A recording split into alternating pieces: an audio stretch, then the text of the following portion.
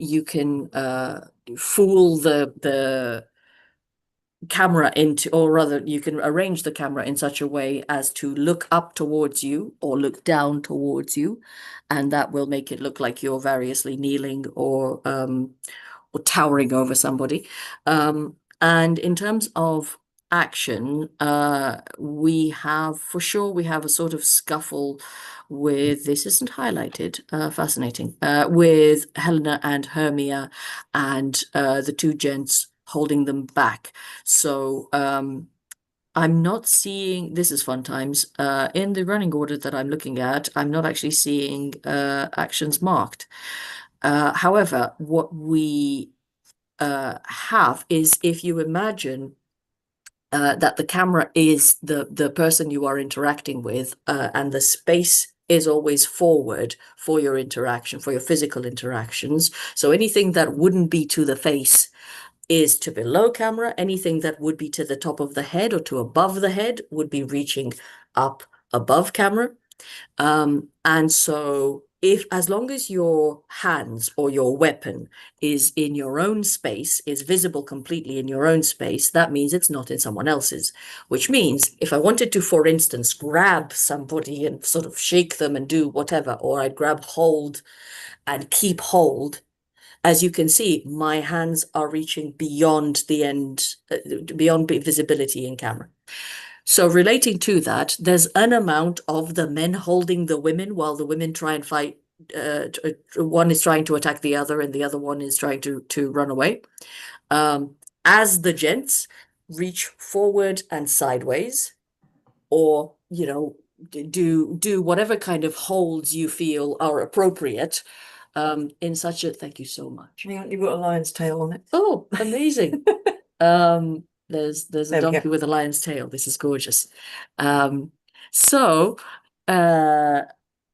if you've got the scene in your, if you can find the scene in your part, we can probably look at that. There's a fair amount of fairy floating. So just find a way of looking supernatural, which might just be existing in a floating state while you're about. This applies, I believe, to peas blossom, cobweb, mustard seed, moth, eglantine. If you're a fairy, exist differently than a real human. And there's some pouring of not pouring, there's some, yes, it is. It's droplets from a flower into people's eyes. The camera is the eye line. So as we've established, that's for the other person. So as the Oberon, what you want to do is have the thing that I'm trying to find an object. Here we go. I've got Uh-huh. a pipette, but Fabulous. I've also got a flower. Which do you think is better?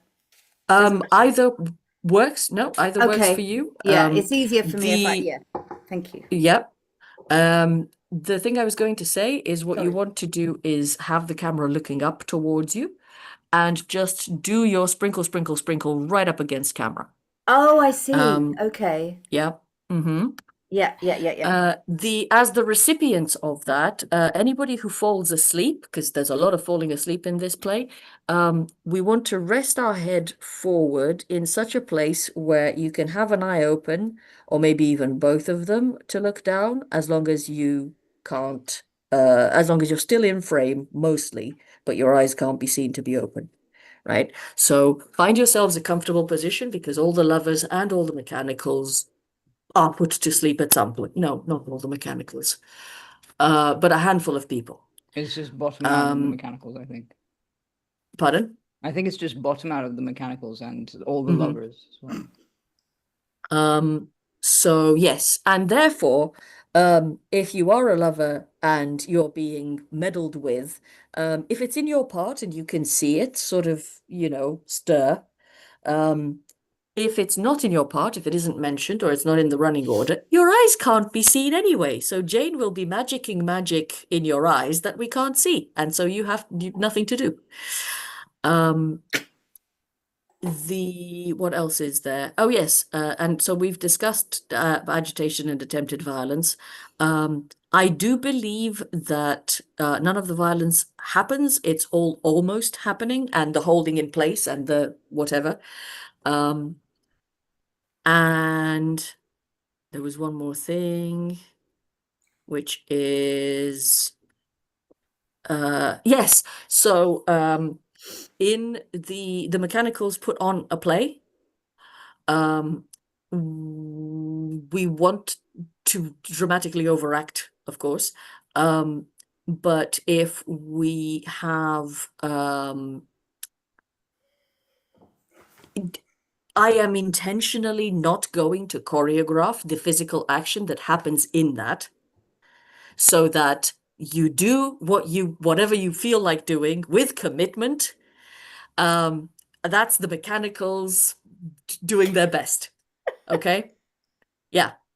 So I just wanted to clarify, because there's some violence in that. There's lion attacks a cloak. Oh, someone must drop a cloak. There's a lion attacking a cloak. There's some suicide. There's a whole bunch of stuff. Okay, so that we're intentionally skipping. Any questions, any other questions in terms of physical actions? Which scene is the holding back? Because I can't find it in. I mean, I'm skimming through the running order, but I'm not entirely sure where that is. I've been doing the same, and I just can't. Lovers quarrel. I think we're just talking lovers quarrel, aren't we? Yes, Yeah, but yeah. which scene number is it? Hang on. I don't know off the top of my head, but I'll have a quick look. I should think. Six. Hang on, I need to get the book script up. Somewhere in 6, 7, 8. Yeah, that's helpful. Because the dropping things into the eye is 5, I believe. Mm. Yeah, 6. Yeah. Dropping things into people's eyes is 6, and so the consequences of that will be 7-ish, 7, 8. Mhm.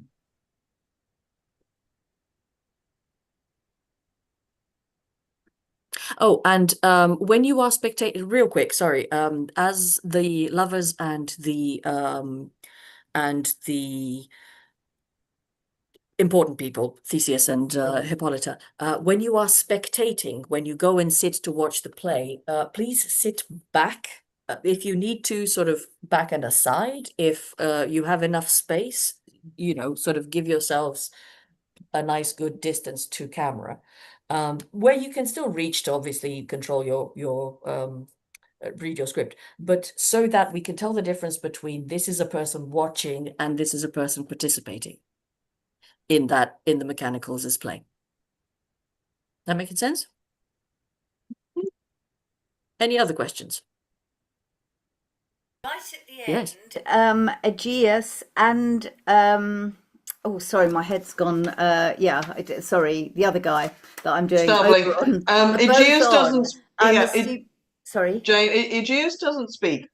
no, exactly. That's what I was going to say. So Oberon basically, carries on. Yeah, there yeah, are occasions when people are on as two characters at once. yeah. So and under those circumstances, you just basically ignore the fact that your non-speaking character is supposed Yeah. to be there. If you have one character who has more lines and one character who just has a couple, then I will read in the couple of lines that you do not speak. Cool. Yeah. Indeed. Just having a bit of toast. You know you get hungry in the middle of the night. How are you I hanging in mean, there, Lizzie? Breakfast. yeah, you're an absolute hero, and I'm you not. deserve more than a piece of toast. Well, I've been snacking. I snacked all the way through Othello, so right. Not a Everybody tragedy. get your names up, and then let's get ourselves together and say hello properly. How did you manage to snack all the way through Othello? Because you were on screen more than any of us. It's a gift. Yeah, this is a lie. It's a This cannot be the lie. truth.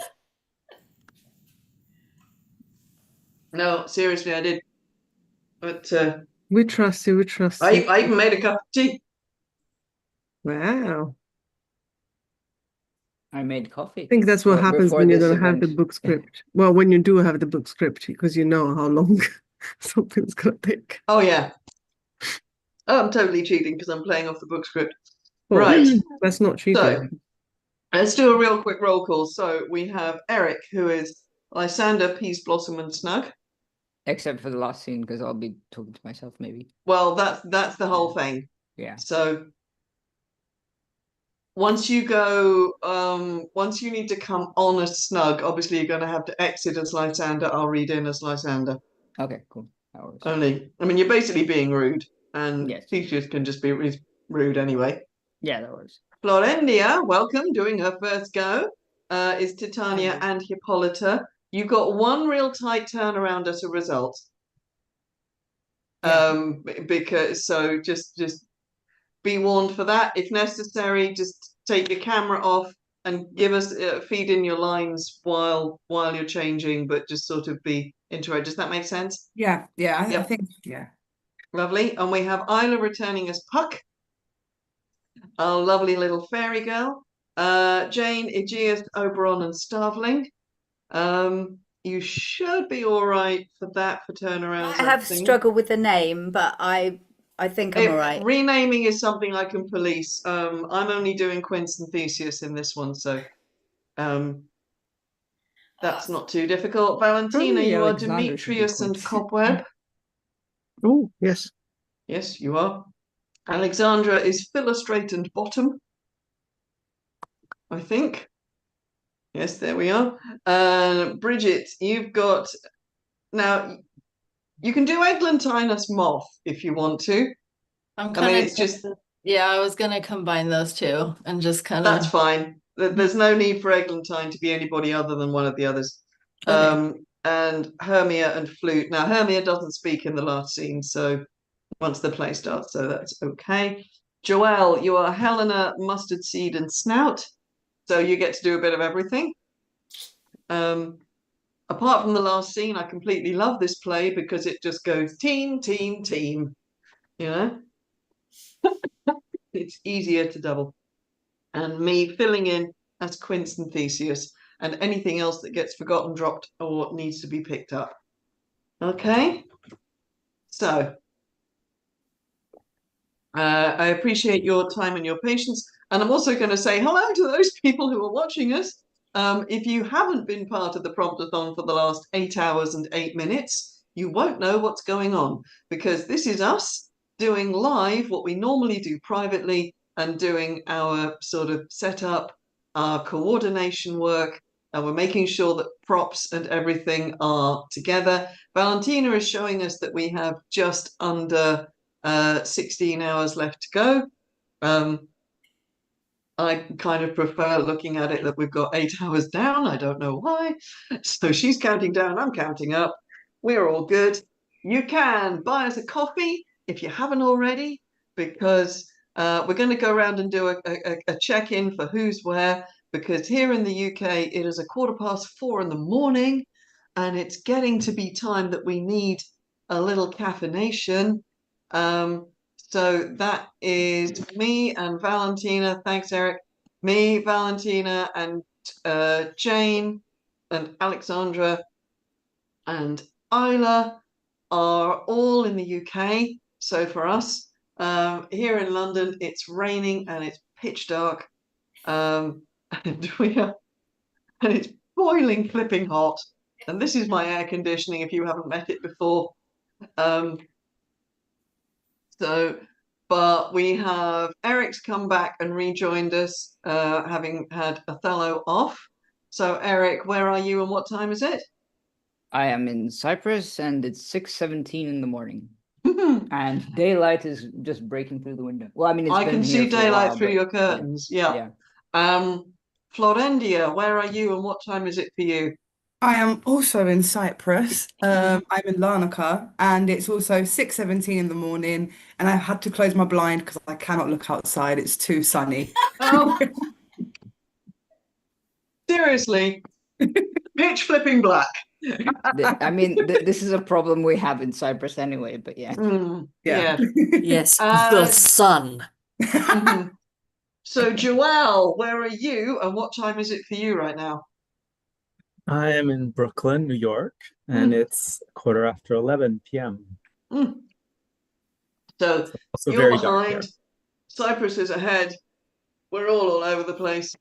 Bridget is in the same sort of, she's also in Brooklyn, right? Yes. It's really funny because we just had Erin on in taking part in Othello, who is also in Brooklyn, but she has gone. They have gone on to continue with the rest of their night, and so now we're swapping to our other Brooklyn contingent. So what it is with Brooklyn, I don't know, but I'm here for it because I love it. Right. Yes, Alexandra wants some sun. Well, we are actually due to have a completely thundery and rainy Sunday. So if anybody wants to start taking bets on us getting an on-cue thunderstorm for King Lear, let's try that one. Okay. All right. So is everybody present and more or less correct? Does everybody have what they need? Is everybody feeling secure and then you know what you've got to do? You ready to play? Is anybody? I don't think we have an awful lot of parting props around, but those of you who go running around in the forest, if you need a flower or a bunch of leaves or something, by all means go nick yourselves one. Is everybody sorted? We're getting there.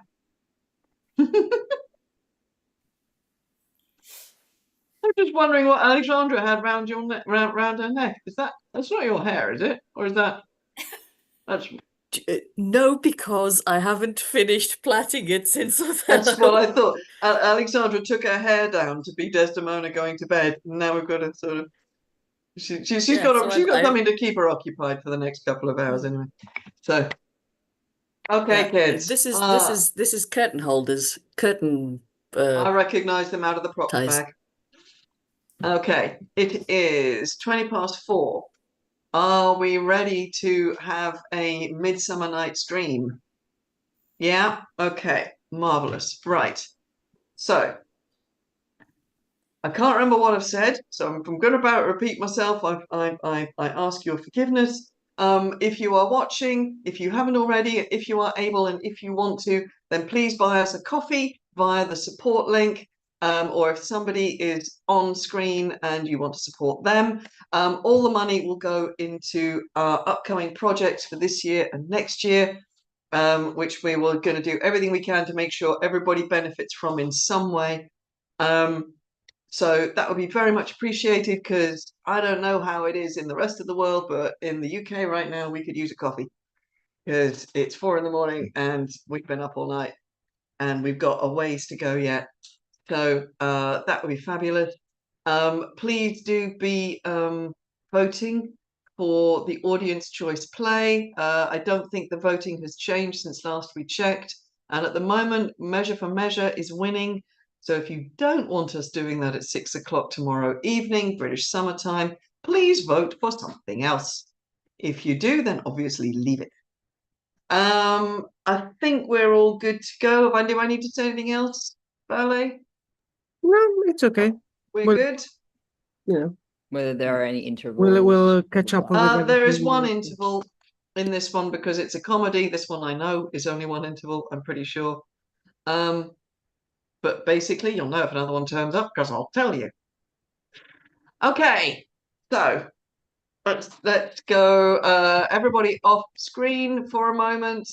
I will do a mini book holder. I just need to find a book holder sort of intro chat because it's not really necessary.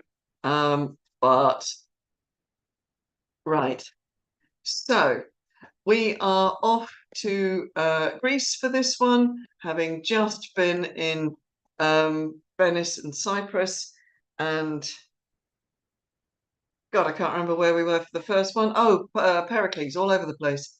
So we're traveling again. We're off to Greece. So we're going to the realm of Duke Theseus, who'd better get his robe on. because he's duking it up right now. And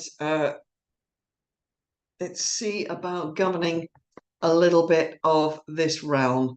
So I'm going to vanish, and then I'm going to come back on.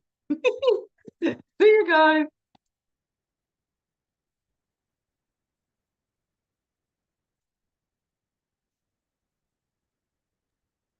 Now, fair Hippolyta, our nuptial hour draws on apace. 4 happy days bring in another moon. But oh, methinks how slow this old moon wanes. She lingers my desires like to a stepdame or dowager, long withering out a young man's revenue. 4 days will quickly steep themselves in nights. 4 nights will quickly dream away the time. And then the moon, like to a silver bow, now bent in heaven, shall behold the night of our solemnities. Illustrate, stir up the Athenian youth to merriments, awake the pert and nimble spirit of mirth, turn melancholy forth to funerals. The pale companion is not for our pomp. Ah, Hippolyta, I wooed thee with my sword and won thy love doing thee injuries, but I will wed thee in another key, with pomp, with triumph, and with revelling. Oh.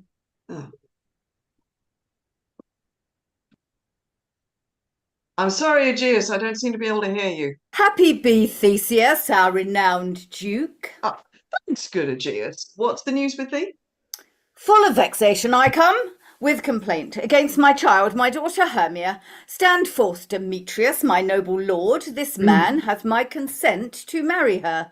Stand forth, Lysander, and my gracious duke. This man hath bewitched the bosom of my child. Thou, Lysander, thou hast given her rhymes, and interchanged love tokens with my child. Thou hast by moonlight at her window sung, with feigning voice, verses of feigning love, and stolen the impression of her fantasy with bracelets of thy hair, rings, gauds, conceits, knacks, trifles, nosegays, sweetmeats, messengers of strong prevailment in unhardened youth.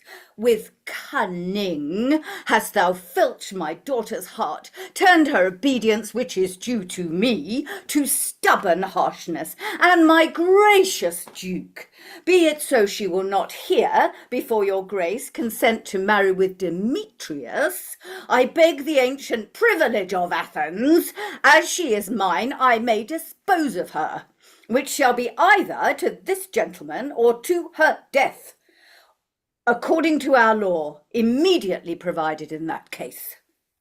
What say you, Hermia? Be advised, fair maid, to you your father should be as a god, one that composed your beauties, yea, and one to whom you are but as a form in wax, by him imprinted, and within his power to leave the figure or disfigure it. Demetrius is a worthy gentleman. So is Lysander. In himself he is, but in this kind, wanting your father's voice, the other must be held the worthier. I would my father looked but with my eyes. Rather, your eyes must with his judgment look. I do entreat your grace to pardon me. I know not by what power I am made bold, nor how it may concern my modesty in such a presence here to plead my thoughts. But I beseech your grace that I may know the worst that may befall me in this case, if I refuse to wed Demetrius. Either to die the death, or to abjure forever the society of men.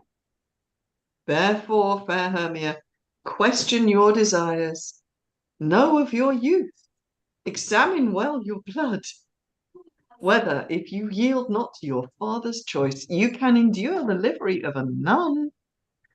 For I to be in shady cloister mewed, to live a barren sister all your life, chanting faint hymns to the cold fruitless moon.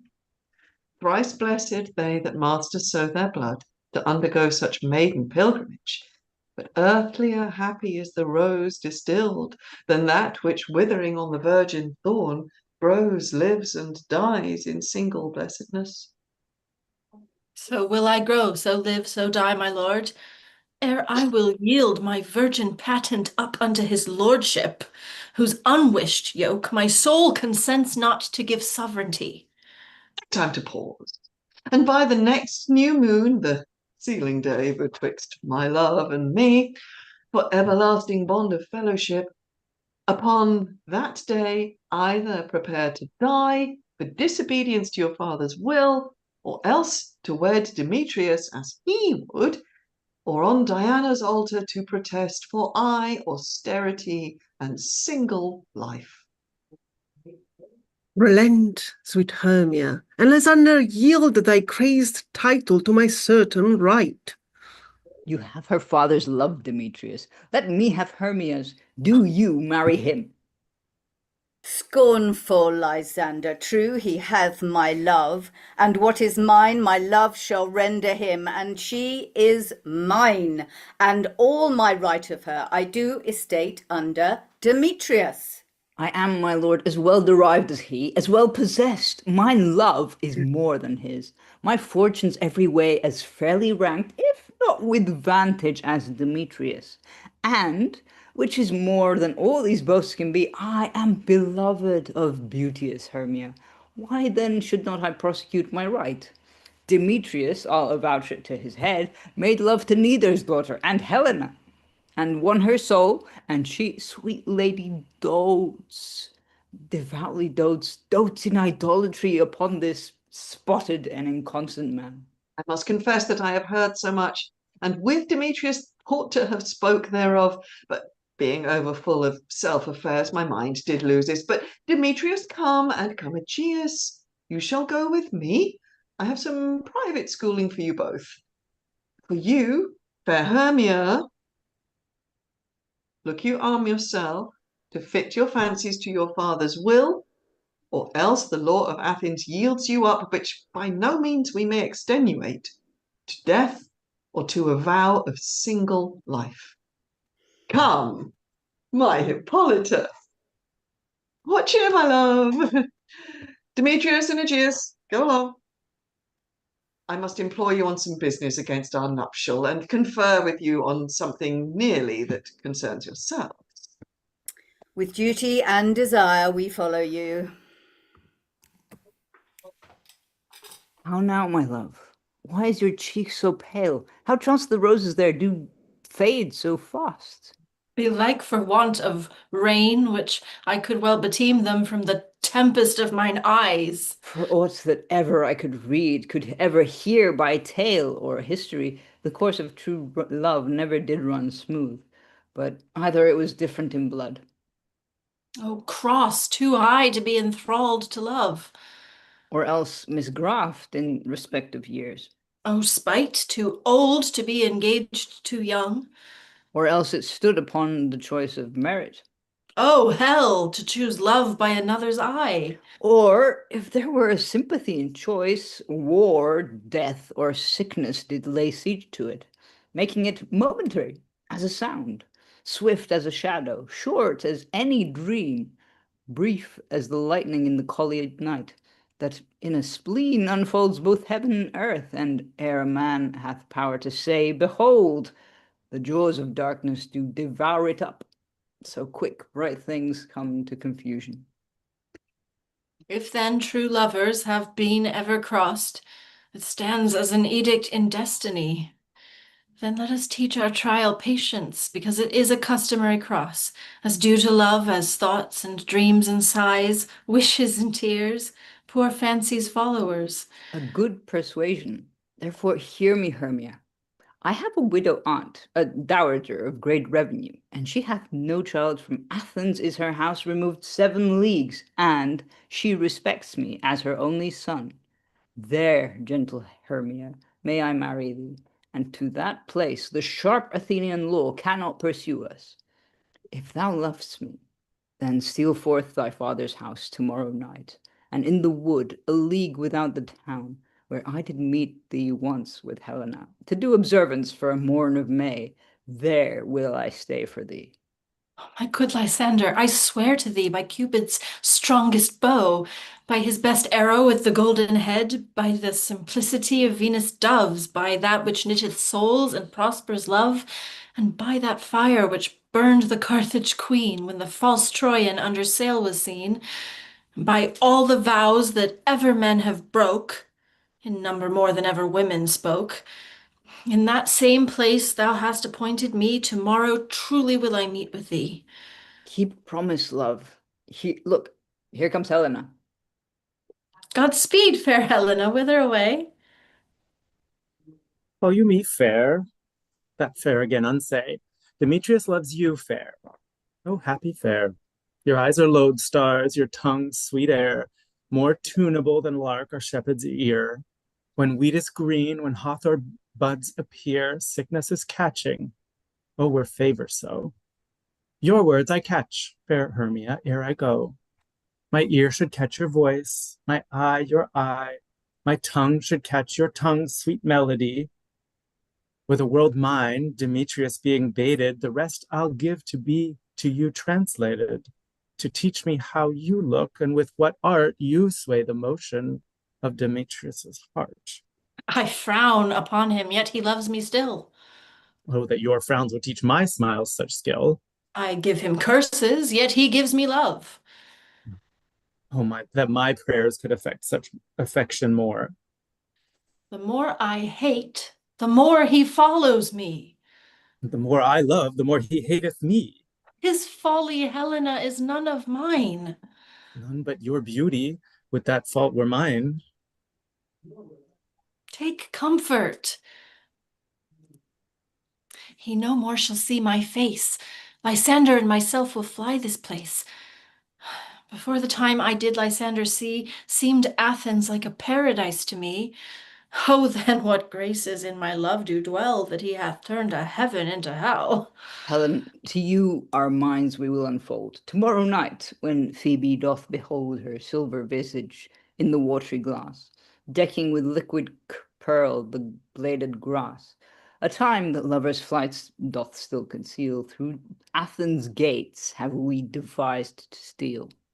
And in the wood, where often you and I upon faint primrose beds were wont to lie, emptying our bosoms of their counsel sweet, there my Lysander and myself shall meet, and thence from Athens turn away our eyes to seek new friends and strange companions.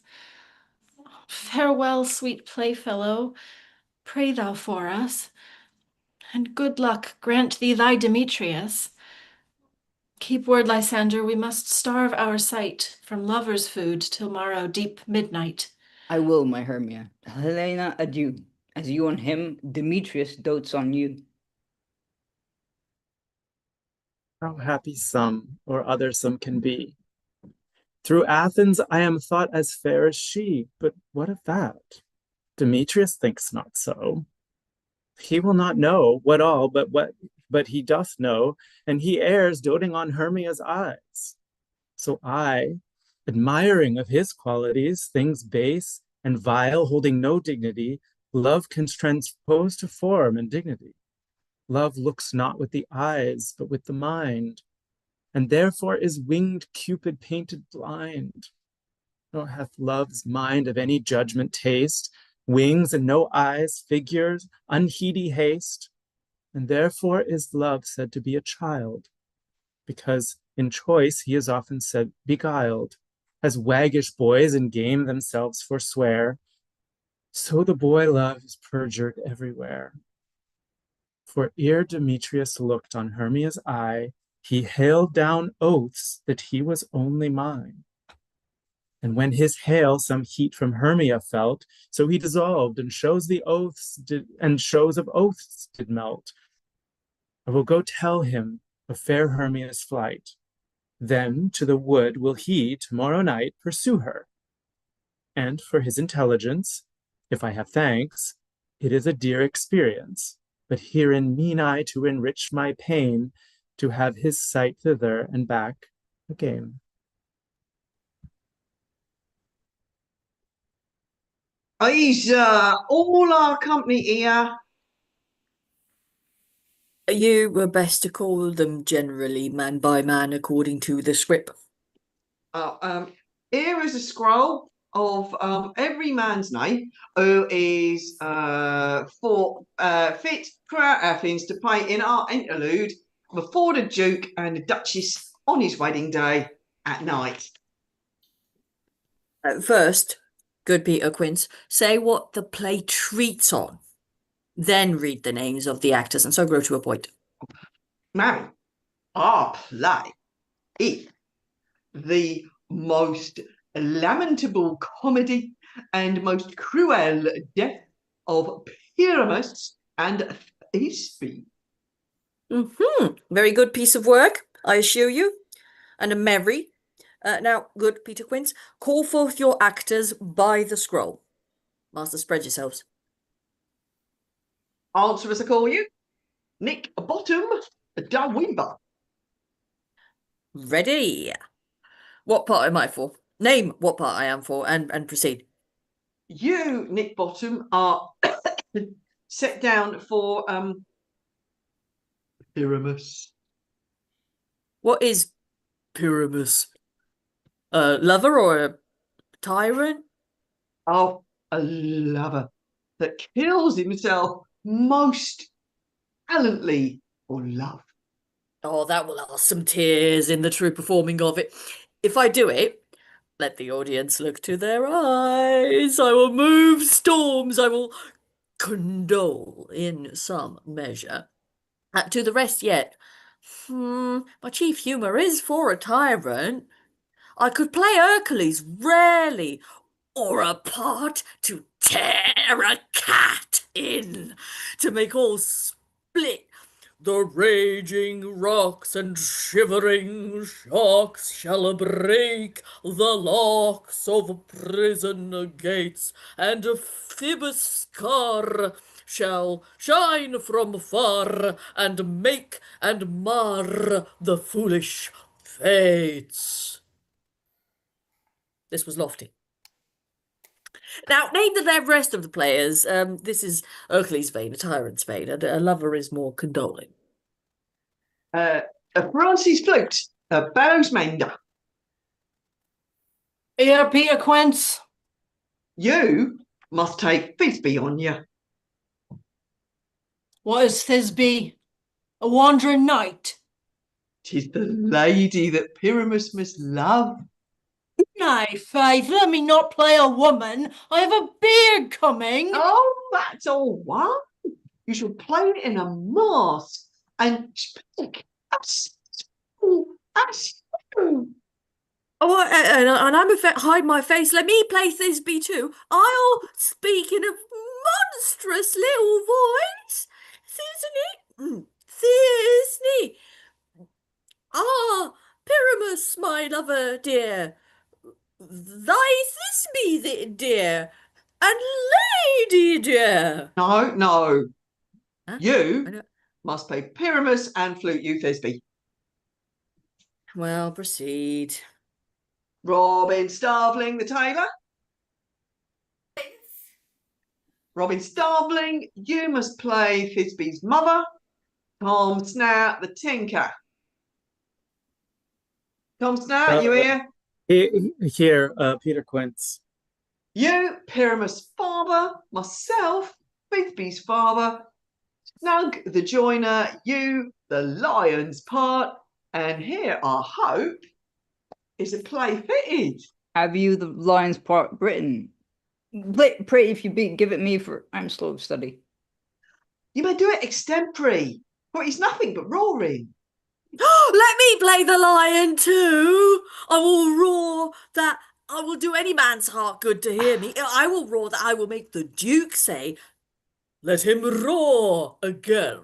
Let him roar again. If you should do it too terribly, you would fright the Duchess and the ladies that they would shrike. That were enough to hang us all.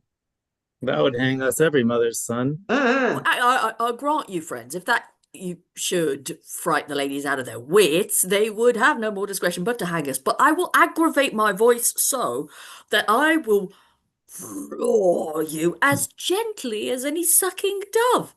I will as 'twere any nightingale. You can play no part but Pyramus. For Pyramus is a sweet-faced man, a proper man, as you shall see in a summer's day.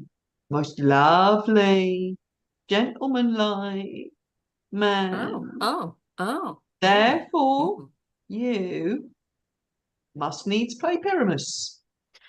Well, I will undertake it. What beard were I best to play it in?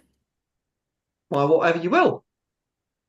I will discharge it in either your straw colour beard, your orange tawny beard, your purple in grain beard, your French crown coloured beard, your perfect yellow.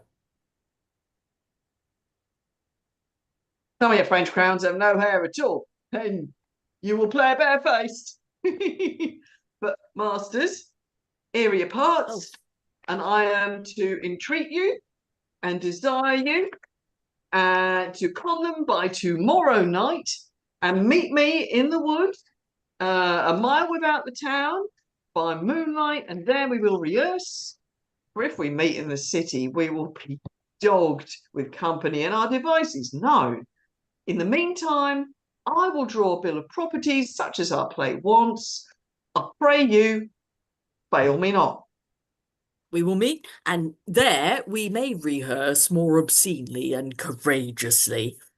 Take pains, be perfect. Adieu. At the Duke's Oak, we meet. Enough. Hold or cut bowstrings.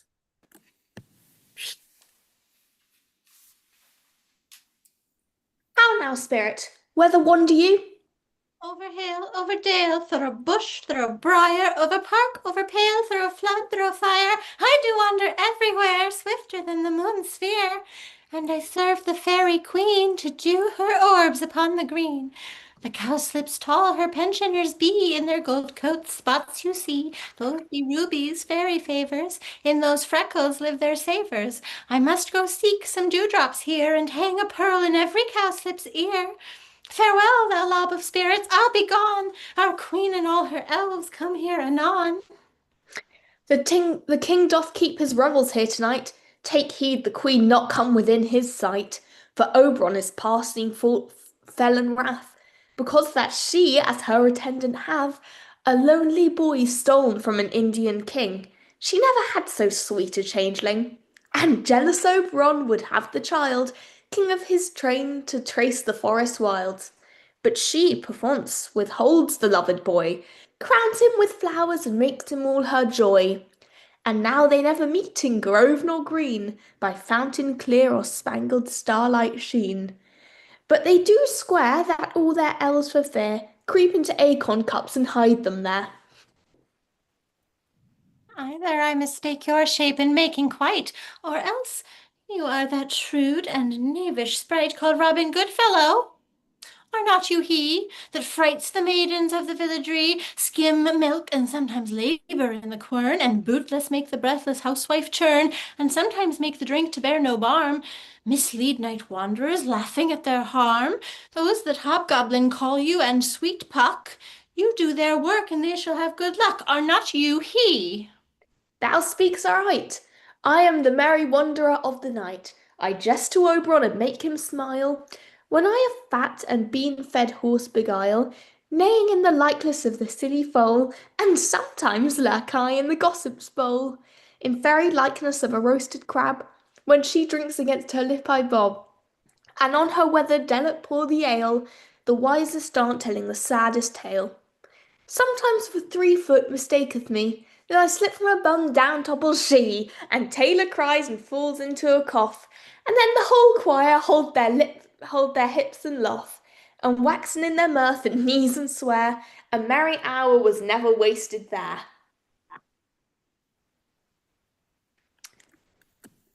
But room, fairy, here comes Oberon. And here my mistress. Would that he were gone. proud, Titania. What? Jealous, Oberon? Fairy, skip hence, I have forsworn his bed and company. Tarry, rash wanton, am I not your lord? Then I must be thy lady, but I know. When thou wast stolen away from fairyland, and in the shape of Corin sat all day, playing on pipes of corn and versing love to amorous Phillida. Why art thou here, come from the farther steep of India, but that forsooth abounds in Amazon, your buskin mistress and your warrior love, to Theseus must be wedded, and you come to give their bed joy and prosperity? How canst thou thus, for shame, Titania, glance at my credit with Hippolyta, knowing I know thy love to Theseus? Didst thou not lead him through the glimmering night from Perigenia, whom he ravished, and make him with fair eagles break his faith with Ariadne and Antiopa? These are the forgeries of jealousy. And never since the middle of summer spring met we on a hill, in dale, forest, or mead, by paved fountain or by rushy brook, or in the beached margin of the sea, to dance our ringlets to the whistling wind. But why, with thou brawls, thou hast disturbed our sport, therefore the winds, piping to us in vain, as in revenge, have sucked up from the sea contagious fogs, which falling in the land hath every petty river made so proud that they hath overborne their continents. The ox hath therefore stretched his yoke in vain, the ploughman lost his sweat, and the green corn hath rotted ere his youth attained a beard. The fold stands empty in the drowned field, and crows are fatted with the Murrian flock. The 9 men's morris is filled up with mud, and the quaint mazes in the wanton green, for lack of tread, are indistinguishable. The human mortals want their winter here. No night is now with him, nor carol blessed. Therefore the moon, the governess of floods, pale in anger, washes all the air. The rheumatic diseases do abound, and though this distemperature we see the seasons alter. Hoard-headed frosts fall in the fresh lap of the crimson rose, and on old hymns chine an icy crown, an odorous chaplet of sweet summer buds is as in mockery set. The spring, the summer, the chiding autumn, angry winter change their wonted liveries, and the mazed world by their increase, who knows not which is which. And this same progeny of evils comes from our debate, from our dissension. We are their parents and original. Do you amend it then? It lies in you. Why should Titania cross her Oberon? I do but beg a little changeling boy to be my henchman. Set your heart at rest. The fairyland buys not the child of me. His mother was a votress of my order. In the spiced Indian night air, by night full often hath she gossiped by my side, and sat with me on Neptune's yellow sands, marking the embarked traders of the flood. When we have laughed to see the sails conceive, and grow big-bellied with the wanton wind, which she, with pretty and with swimming gait, following her womb then rich with my young squire, would imitate, and sail upon the land to fetch me trifles and return again, as from a voyage rich with merchandise. But she, being mortal, of that boy did die, and for her sake I do rear up her boy, and for her sake I will not part with him. How long within this wood intend you stay? Perchance till after Theseus' wedding day. If you will patiently dance in our round and see our moonlight revels, go with us. If not, shun me and I will spare your haunts. Give me that boy, and I will go with thee.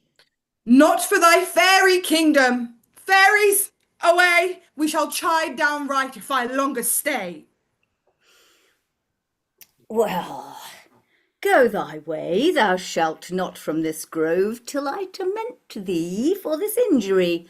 My gentle Puck, come hither, I remember since once I sat on a promontory and heard a mere maid on a dolphin's back uttering such dulcet and harmonious breath that the rude sea grew civil at her song, and certain stars shot madly from their spheres to hear the sea maid's music. I remember. That very time, I say, but thou couldst not, flying between the cold moon and the earth, Cupid all armed, a certain aim he took at a fair vestal, throned by the west, and loosed his love shaft smartly from his bow, as it should pierce 100,000 hearts, but I might see young Cupid's fiery shaft quenched in the chaste beams of the watery moon, and the imperial votress passed on in maiden meditation fancy free. Yet marked I where the bolt of Cupid fell. It fell upon a little western flower, before milk white, now purple with love's wound, and maidens call it love in idleness. Fetch me that flower, the herb I showed thee once.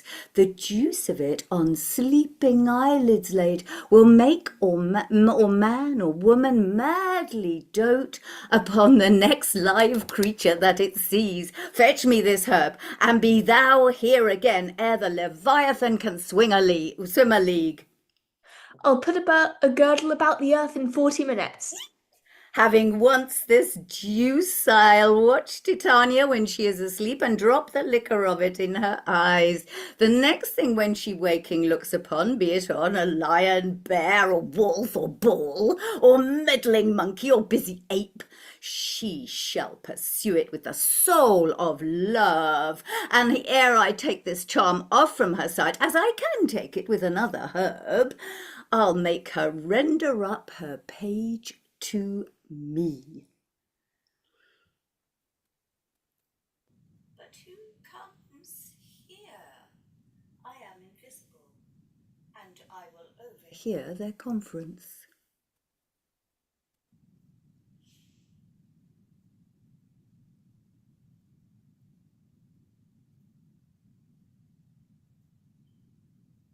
Into Demetrius and Helena.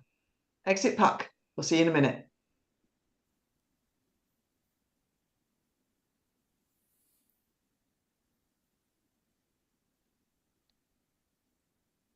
I love thee not, therefore pursue me not. Where is Lysander and fair Hermia?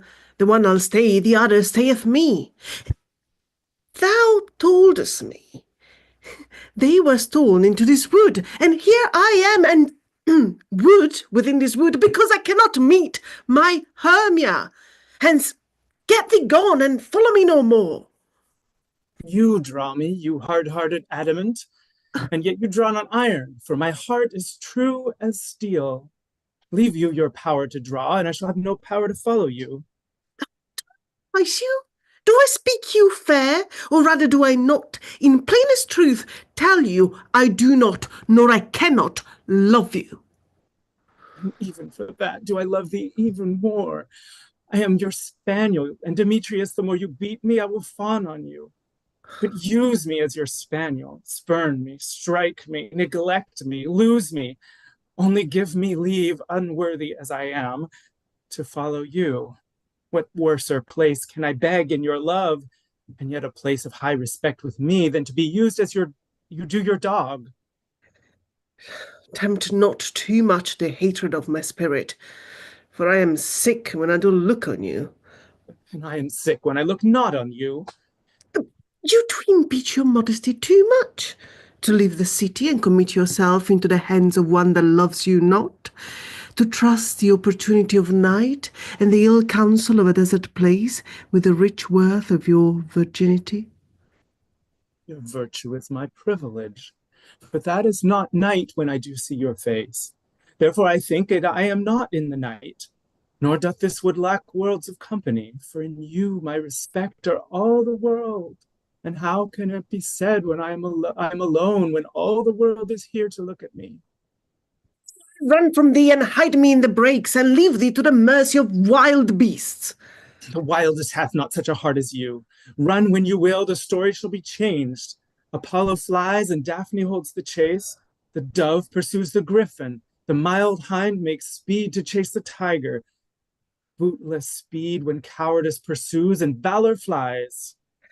I will not stay their questions. Let me go. Or if thou follow me, do not believe, but I shall do thee mischief in the wood.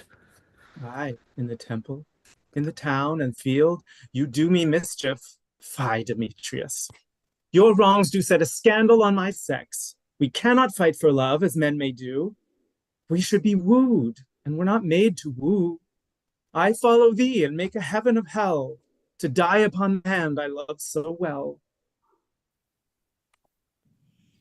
Fare thee well, nymph, ere he do leave this grove, thou shalt fly him, and he shall seek thy love. Oh, hast thou the flower there? Welcome, wanderer. Aye, there it is. I pray thee give it to me. I know a bank where the wild thyme blows, where oxlips and the nodding violet grows, quite over-canopied with luscious woodbine, with sweet musk roses and with eglantine. There sleeps Titania some time of the night, lulled in these flowers with dances and delight. And there the snake throws her enamelled skin weed wide enough to wrap a fairy in. And with the juice of this I'll streak her eyes and make her full of hateful fantasies. Take thou some of it, and seek through this grove. A sweet Athenian lady is in love with a disdainful youth. Anoint his eyes, but do it when the next thing he espies may be the lady. Thou shalt know the man by the Athenian garments he hath on. Effect it with some care, that he may prove more fond on her than she upon her love. And look thou meet me ere the first cock crow. Fear not, my lord, your servant shall do it.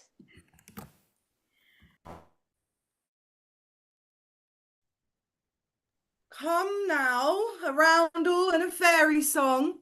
Then, for the third part of a minute hence, some to kill cankers and the musk road buds, some war with rare mice for their leathern wings, to make my small elves coats, and some keep back the clamorous owl that nightly hoots and wonders at our quaint spirits.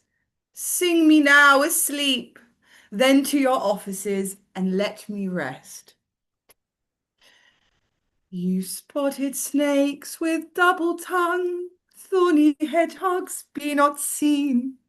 Newts and blindworms do no wrong. Come not near our fairy queen. Philomel with melody, singing your sweet lullaby. La la la la lullaby, la la la la lullaby. Never harm, nor spell nor charm, come, my lovely lady nigh. So good night with lullaby. Weaving spiders, come not here, hence you long-legged spiders, hence. Beetles black, approach not near, worm nor snail, don't know offence. Philomel with melody, singing your sweet lullaby. La la la la lullaby, la la la la lullaby. Never harm, no spell nor charm, come, our lovely lady nigh. So good night with lullaby. Once away, now all is well. One aloof stand sentinel. Oh!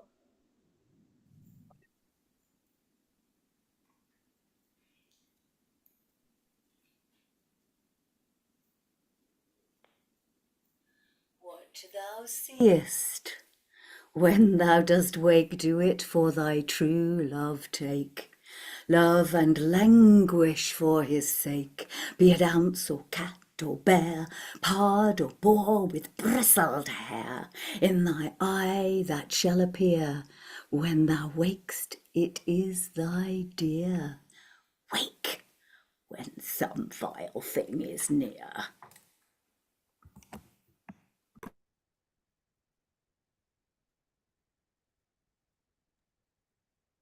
Fair love, You faint with wandering in the woods, and to speak troth, I have forgot our way. Will rest us, Hermia, if you think it good, and tarry for the comfort of day. Be it so, Lysander. Find you out a bed, for I upon this bank will rest my head. One turf shall serve as pillow for us both, one heart, one bed, two bosoms, one troth. Nay, good Lysander, for my sake, my dear, lie further off yet. Do not lie so near. Well, take the sense sweet of my innocence. Love takes the meaning in love's conference. I mean that my heart unto yours is knit, so that but one heart can you make of it. Two bosoms interchanged with an oath, so then two bosoms and a single troth. Then by your side, no bedroom me deny, for lying so, Hermia, I do not lie. Lysander riddles very prettily. Now much beshrew my manners and my pride if Hermia meant to say Lysander lied.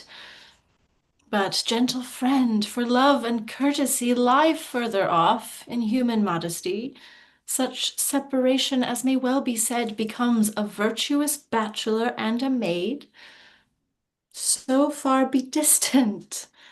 And good night, sweet friend. Thy love ne'er altered till thy sweet life end. Amen. Amen to that fair prayer, say I, and then ends life when I end loyalty. Here is my bed. Sleep, give thee all his rest. With half that wish, the wisher's eyes be pressed.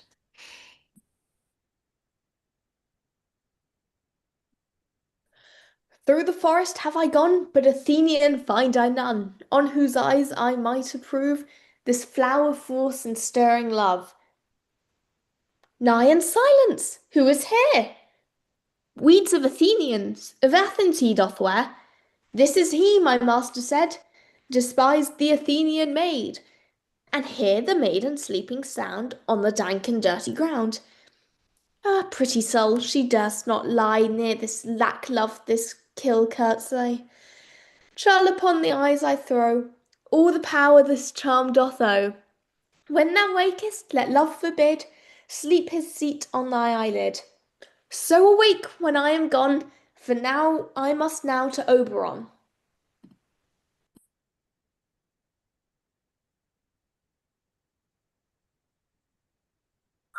Say, though thou kill me, sweet Demetrius. I charge thee, hence, and do not haunt me thus. Oh, wilt thou darkling leave me? Do not so. Stay on thy peril. I alone will go. Oh, I am out of breath in this fond chase, and the more my prayer, the lesser is my grace. Happy is Hermia, wheresoe'er she lies, and she hath blessed and attractive eyes. How came her eyes so bright? Not with salt tears, if so my eyes are oftener washed than hers.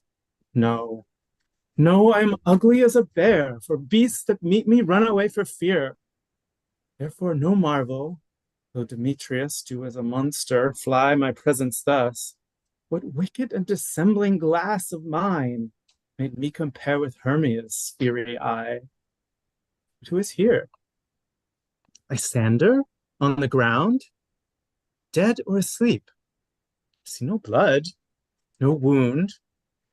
Lysander, if you live, good sir, awake. Oh. And run through fire will I for thy sake.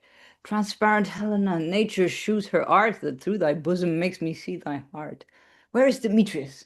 Oh, how fit a word is that vile name to perish on my sword. Do not say so, Lysander. Do not say so not. What though he love your Hermia? Lord, what though? Yet Hermia still loves you. Then be content. Content with Hermia? No, I do repent the tedious minutes with her I have spent. Not Hermia, but Helena now I love. Who will change a raven for a dove? The will of man is by his reason swayed, and reason says you are the worthier maid, and things growing are not ripe until their season. So I, being young, till now not ripe to reason, and touching now the point of humane skill, reason becomes the marshal to my will. and leads me to your eyes, where I o'erlook love stories written in love's richest book. Wherefore was I to this keen mockery born? When at your hands did I deserve this scorn? It's not enough, young man, that I did never, no, nor never can, deserve a sweet look from Demetrius' eye, but you must flout my insufficiency? Good troth, you do me wrong. Good sooth you do. In such disdainful manner me to woo? But fare you well. Perforce I must confess, I thought you lord of more true gentleness. Oh, that a lady of one man refused, should of another therefore be abused. She sees not Hermia. Hermia, sleep thou there, and never mayst thou come Lysander near. For as a surfeit of the sweetest things, the deepest loathing to the stomach brings. Or as the heresies that men do leave are hated most of those that did deceive, so thou, my surfeit and my heresy, of all be hated, but the most of me. And all my powers address your love and might to honor Helen and to be her knight. Ah! Help me, Lysander, help me! Do thy best to pluck this crawling serpent from my breast.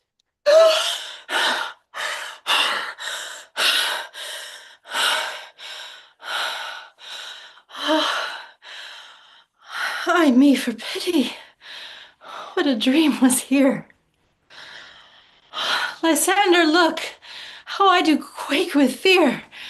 Ah, methought a serpent ate my heart away, and yet sat smiling at his cruel prey. Lysander? What, removed? Lysander, lord? What, out of hearing gone?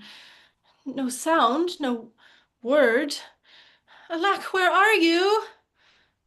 Speak, and if you hear, speak of all loves. I sound almost with fear.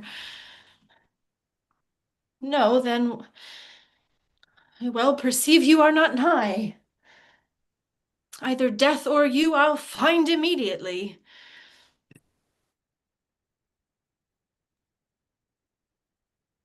Are we all met?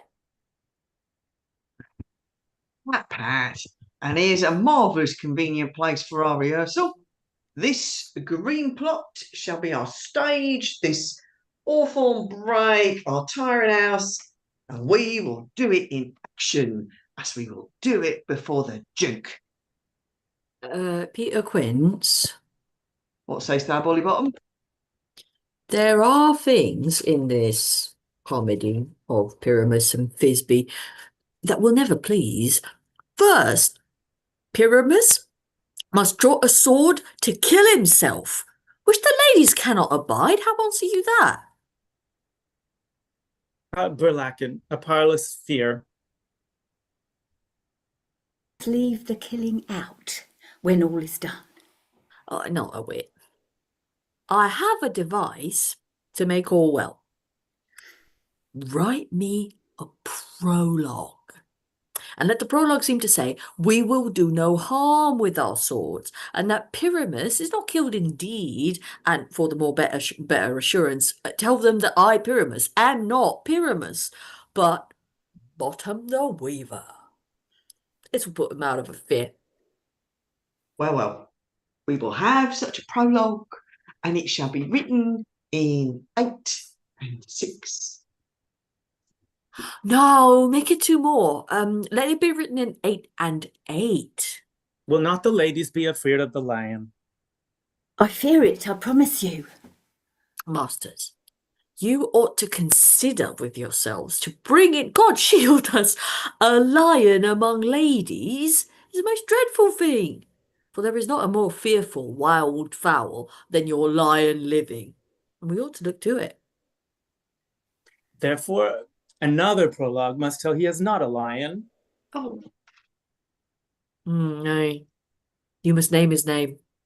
And half his face must be seen through the lion's neck, and he himself must speak through, saying thus, or to the same effect, ladies, or fair ladies, I would wish you, or I would request you, or I would entreat you not to fear, not to tremble. Yeah. My life for yours. If you think I come hither as a lion, it were pity of my life. No, I am no such thing. I am a man, as other men are.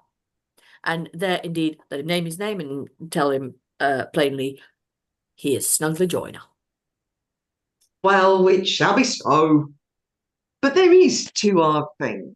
That is to bring the moonlight into the chamber, for Pyramus and Thisbe meet by moonlight. Mm-hmm, mm-hmm, mm-hmm, mm-hmm. Doth the moon shine that night we play our play? A calendar. A calendar. Look in the almanac. Find out moonshine. Find out moonshine. Yes, it doth shine that night. Ah, why then? You leave a casement of the great chamber window where we play open, and the moon may shine in at the casement. Aye, or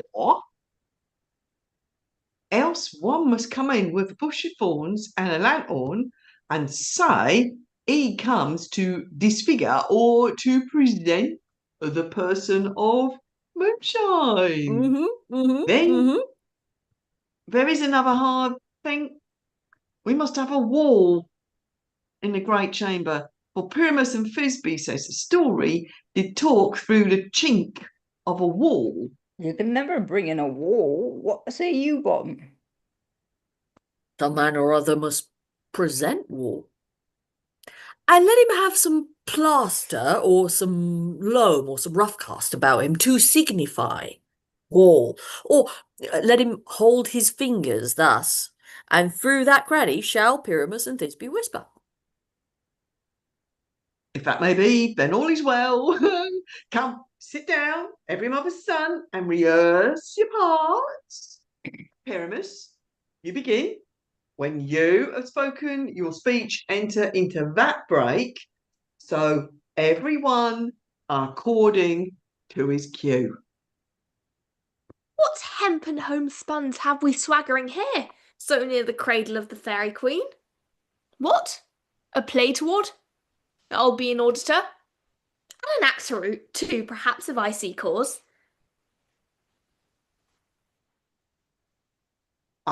Speak, Pyramus, Thisbe, stand forth.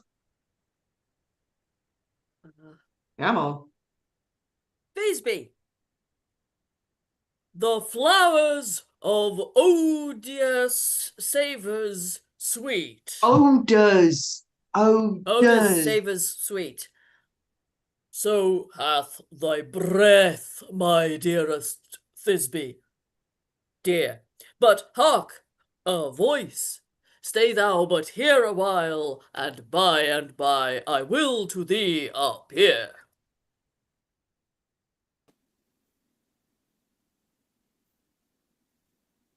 A stranger Pyramus and ear played here. Must I speak now? Aye, marry must you. For you must understand, he goes but to see a noise that he heard, and then he's to come again.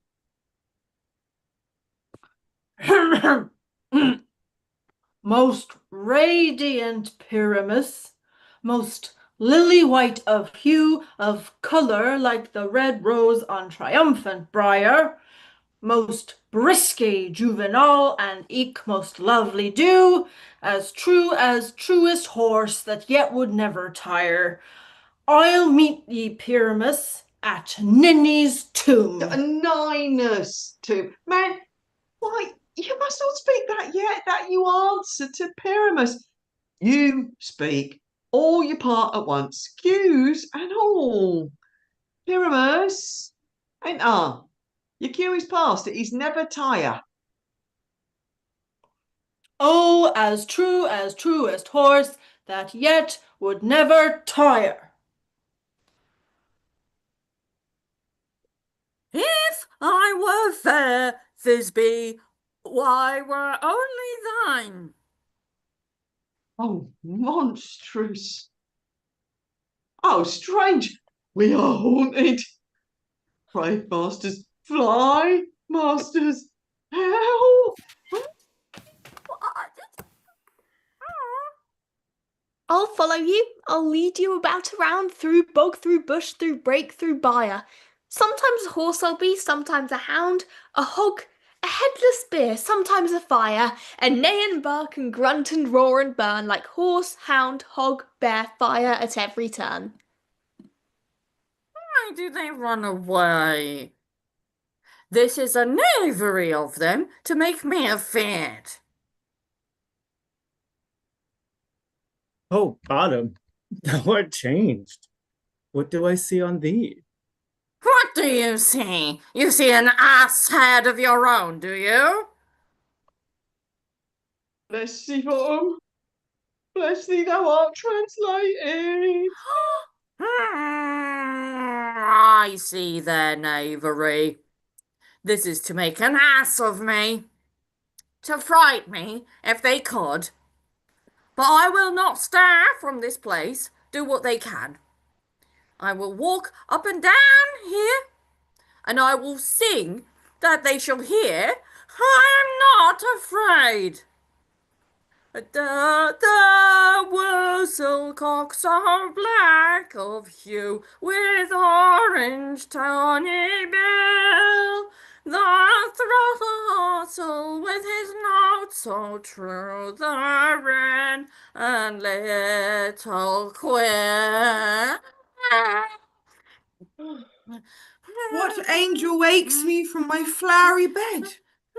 The finch, the sparrow, and the lark, the plain song, cuckoo, crane, whose note full many a man doth mark, and dares not answer.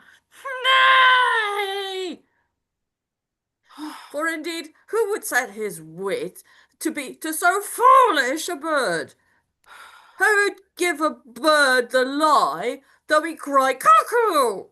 Never so. Oh, I pray thee, gentle mortal, sing again. Ah, mine ears much enamoured of thy note, on the first view to say, to swear, I love thee. So is mine eye enthralled to thy shape, and thy fair virtues perforce doth move me to say, I swear, I love thee. Methinks, mistress, you should have little reason for that. And yet, to say the truth, reason and love keep little company together nowadays. The more the pity that some honest neighbours will not make them friends. Nay, I can gleek upon occasion. Oh, thou art as wise as thou art beautiful. Not so neither. But if I had wit enough to get out of this wood, I have enough to serve mine own turn. Oh, out of this wood do not desire to go. Thou shalt remain here, whether thou wilt or no. I am a spirit of no common rate. The summer still doth tend upon my state, and I do love thee. Therefore go with me. I'll give thee fairies to attend on thee, and they shall fetch the jewels from the deep, and sing while thou on pressed flowers dost sleep, and I will purge thy mortal grossness so that thou shalt like an airy spirit go.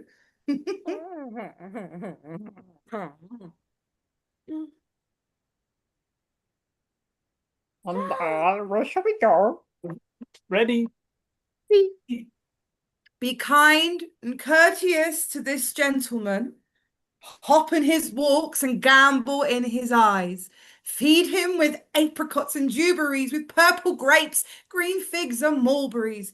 The honey bag still from the humble bees, and for the night tapers crop their waxen thighs, and light them at the fiery glowworm's eyes. To have my love to bed and to arise, and pluck the wings from painted butterflies, to fan the moonbeams from his sleeping eyes, nod to him elves, and do him courtesies. Hail, mortal, hail. Hail. I cry your worship's mercy heartily. I beseech your worship's name. Cobweb.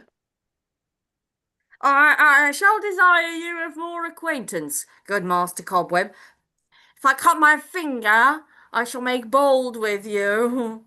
Your name, honest gentleman? Peas Blossom.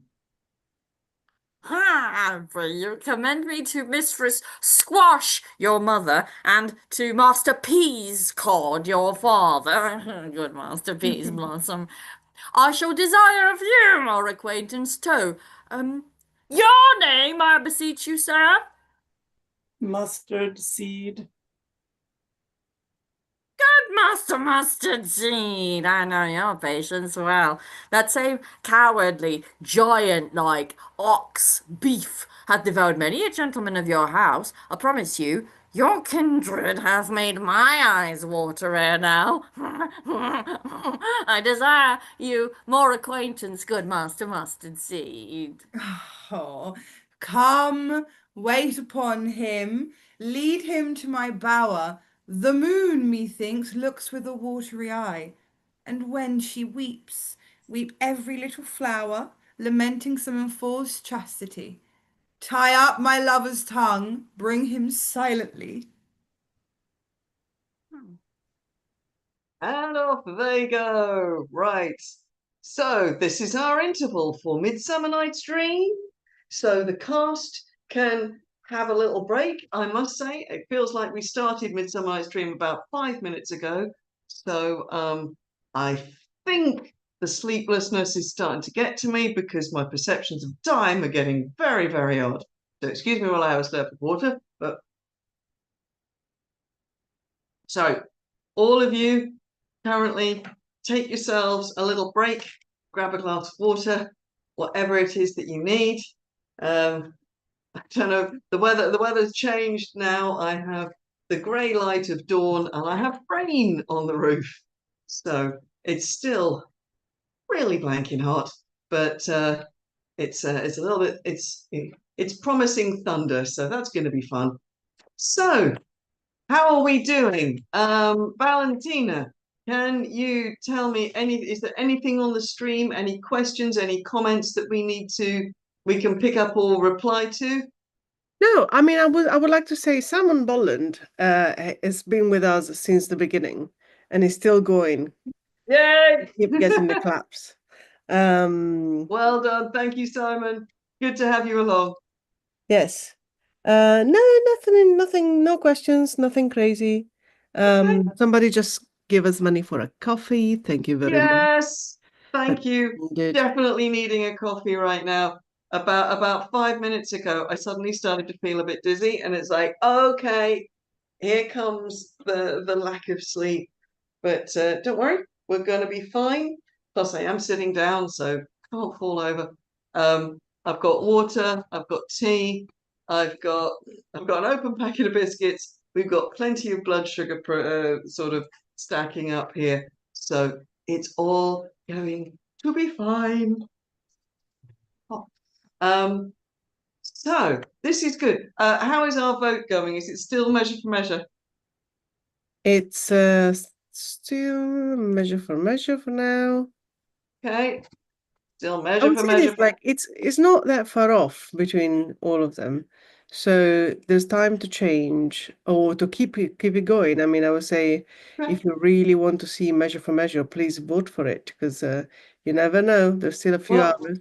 whatever you want to see for our last play, which starts at 6 p.m. Tonight, as it is now, because with the coming of dawn in the UK, I feel like we are launched into the 19th. I'm not sure if our American contingent have got past midnight. They're probably just about past midnight now.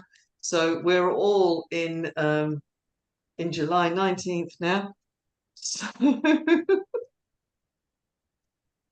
right. So this is good. We are going well. And hope that you are all enjoying yourselves and this particularly crazy adventure that we are having. If you have just dropped in, then hello and welcome. you have missed 9 hours, 20 minutes of Shakespeare done live from Cube Parts only. I should say that anybody watching, if you want to watch back anything that we do today, or if you want to watch something that you haven't seen live and you want to see it again, then the links that we're sending out, I think, should stay live as they normally do after we do a live play. So you should be able to watch then. The Buy Us a Coffee link is also going to stay live. It's probably going to stay live at least until we get to Shakespeare North. So if anybody wants to contribute to that between now and the beginning of August, then the Buy Us a Coffee link is going to stay up. But for tonight, like I said, I could seriously use a large extra shot latte right now because I I think need somebody waking up. heard you because we've got another coffee in. Thank you very much. Thank you. Well, we've got to Yes. get the book holder through. Also, I see this. Ellie is saying good morning from Mallorca. She was watching a few hours ago, and Hello, she's come Ellie. on the other end. So Ellie is a regular member of our company. She's on the team, and she's on holiday in Mallorca, and she's still going to join us for King Lear, which is the next play after this.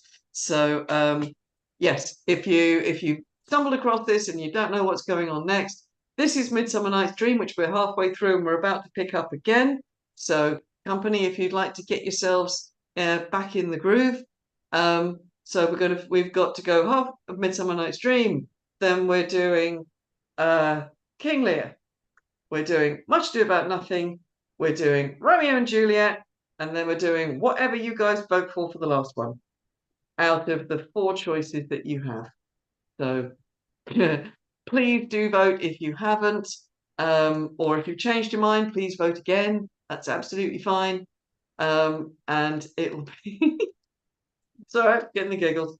I think I am getting a little bit tired, crazy. So I think it's time to go back to the Magic Forest.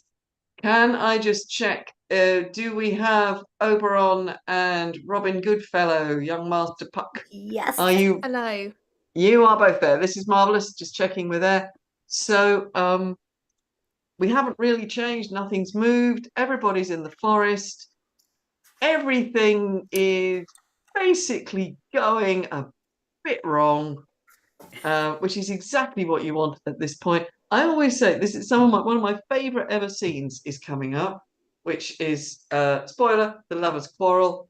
And one of my favorite things about it is it's absolutely hilarious for the audience, and the poor characters have to go through hell.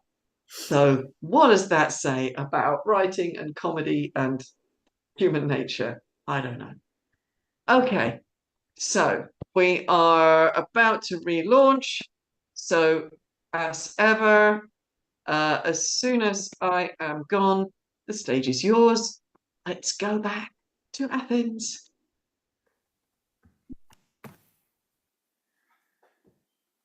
I wonder if Titania be awaked. Then what it was that next came in her eye, which she must dote on in extremity. Here comes my messenger. How now, mad spirit? What night rule now about this haunted grove? My mistress, with a monster, is in love. Near to her close and concentrated bower, while she was in her dull and sleeping hour, a crew of patches, rude mechanicals that work for bread upon Athenian stalls, were met together to rehearse a play intended for the great Theseus's nuptial day. The shallowest thick skin of the barren sort, who Pyramus presented in their sport, forsook his scene and entered in a break, when I did him at this advantage take. An ass's knoll I fixed on his head, and on his thisbe must be answered, and forth my mimic comes when they him spy, as wild geese through the creeping fowler eye, or rust plates coughs many in sort, rising and cawing at the gun's report, sever themselves and madly sweep the sky, So at his sight away his fellows fly. And at our stamp here awe and one falls, he murther cries, and help from Athenian calls. The sense thus weak, lost with their fears thus strong, may senseless things begin to do them wrong.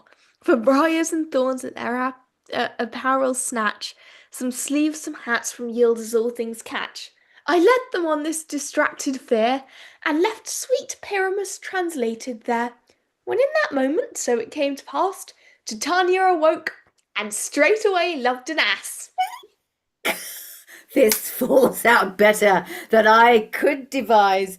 But hast thou yet lacked the Athenian's eyes with the love juice as I bid thee do?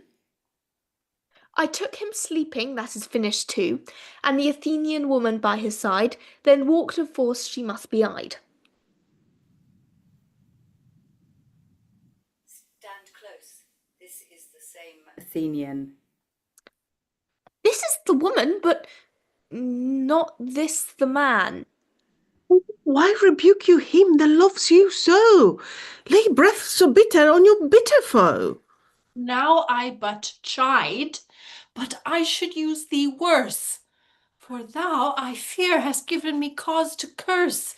If thou hast slain Lysander in his sleep, being o'ershoes in blood, plunge in the deep and kill me too.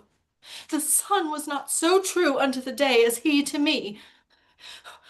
Would he have stolen away from sleeping Hermia? I believe as soon this whole earth may be bored, and that the moon may through the centre creep, and so displease her brother's noontide with the antipodes. It cannot be but thou hast murdered him. So should a murderer look, so dead, so grim. So should a murderer look, and so should I pierce through the heart with your stern cruelty. Yet you, the murderer, looks as bright, as clear as yonder Venus in a glimmering sphere. What's this to my Lysander? Where is he? Oh, good Demetrius, wilt thou give him me? I'd rather give his carcass to my hounds. Out, dog! Out, cur! Thou drivest me past the bounds of maiden's patience. Hast thou slain him, then? Henceforth be never numbered among men. Oh, once tell true, even for my sake. Durst thou looked upon him being awake? And hast thou killed him sleeping? Oh, brave touch! Could not a worm, an adder do so much? An adder did it. For with doubler tongue than thine, thou serpent, never adder stung. Stained your passion on a misprized mood. I am not guilty of Lysander's blood, nor is he dead, for aught that I can tell. Pray thee, tell me then that he is well. And if I could, what should I get there for? A privilege never to see me more. And from thy hated presence part I, see me no more whether he be dead or no. Oh, there is no following her in this fierce vein. Here, therefore, for a while I will remain. So sorrow's heaviness doth heavier grow, for debt that bankrupt slipped doth sorrow owe, which now in some slight measure I will pay. For if his tender, here I make some stay. What hast thou done? Thou hast mistaken quite, and laid the love juice on some true love sight. Of thy misprision must perforce ensue some true love turned, and not a false turned true. Then fatal rules that one man holding troth, a million fail, confounding oath and oath. About the wood go swifter than the wind, and Helena of Athens look thou find, and fancy, oh fancy sick she is, and pale of cheer, with thighs of love that cost the fresh blood dear.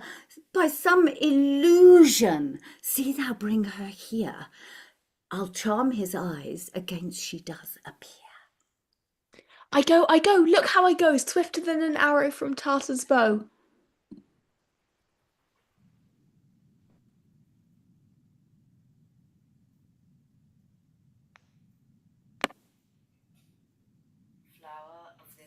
Purple dye hit with Cupid's archery, sink in apple of his eye when his love he doth espy. Let her shine as gloriously as the Venus of the sky. When thou wakest, if she be by, beg of her for remedy. Captain of our fairy band, Helena here's here at hand, and the youth mistook by me, pleading for a lover's fee. Shall we their fond pagans see? Lord, what fools these mortals be! Stand aside, the noise they make will cause Demetrius to awake. Then we'll two at once woo one. That must needs be sport alone, and those things do best please me, they befall preposterously. Why should you think that I should woo in scorn? Scorn and derision never comes in tears. Look, when I vow, I weep, and vows so born in all their nativity, all truth appears. How can these things in me seem scorn to you? Bearing the badge of faith to prove them true. You do advance your cunning more and more. When truth kills truth, O devilish holy fray! These vows are Hermia's. Will you give her o'er? Weigh oath with oath, and you will nothing weigh. Your vows to her and me put in scales will even weigh, and both as light as tails. I had no judgment when to her I swore. Nor none in my mind. Now you give her o'er. Demetrius loves her, and he loves not you. Oh, Helen, goddess, nymph, perfect, divine, to what, my love, shall I compare thine eye? Crystal is muddy. Oh, how ripe in show thy lips! Those kissing cherries tempting grow, that pure congealed white, high Tara's snore, fan with the eastern wind turns to a crow when thou hold'st up thy hand. Oh, let me kiss this princess of pure white, this seal of bliss. Oh, spite! Oh, hell! I see you are all bent to set against me for your merriment. If you were civil and knew courtesy, you would not do me thus much injury. Can you not hate me, as I know you do, but you must join in souls to mock me too? If you are men, as men you are in show, you would not use a gentle lady so, to vow and swear and super praise in parts, when I am sure you hate me in your hearts. You both are rivals and love Hermia, and now both rivals to mock Helena. A trim exploit, a manly enterprise, to conjure tears up in a poor maid's eyes with your derision. None of noble sort would so offend a virgin and extort a poor soul's patience, all to make you sport. You are unkind, Demetrius. Be not so, for you love Hermia. This you know, I know. And here, with all good will and all my heart, in Hermia's love I yield you up my part, and yours of Helena to me bequeath, whom I do love and will do to my death. Never did mockers waste more idle breath. Lysander, keep thy Hermia, I will none. If e'er I loved her, all that love is gone. My heart to her but as a guest wise sojourned, and now to Helen it is home returned, there to remain. It is not so. Oh, disparage not the faith thou dost not know, lest to thy peril thou abide it dear. Look where thy love comes, yonder is thy dear. Dark night, that from the eye his function takes, the ear more quick of apprehension makes. Wherein it doth impair the seeing sense, it pays the hearing double recompense. Thou art not by mine eye, Lysander, found. Mine ear, I thank it, brought me to that sound. Why unkindly didst thou leave me so? Why should he stay whom love doth press to go? What love could press Lysander from my side? Lysander's love that would not let him bide, fair Helena, who more engilds the night than all yon fiery oes and eyes of night. Light, why seek'st thou me? Could not this make thee know the hate I bear thee, make me leave thee so? You speak not as you think, it cannot be. Oh, she is one of this confederacy. Now I perceive they have all conjoined, all three, to fashion this false sport in spite of me. Injurious Hermia, most ungrateful maid, have you conspired? Have you with these contrived to bait me with this foul derision? Is all the counsel that we two have shared, the sisters' vows, the hours that we have spent, when we have chid the hasty-footed time for parting us, oh, is all forgot? All school days friendship, childhood innocence?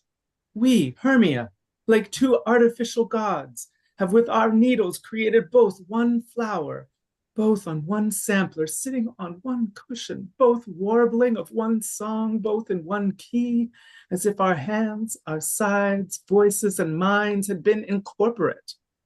So we grew together like a double cherry, seeming parted, but yet in a union in partition. Two lovely berries molded on one stem with two seeming bodies, but one heart.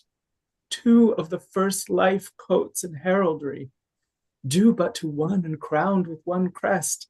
And will you rent our ancient love asunder to join with men in scorning your poor friend?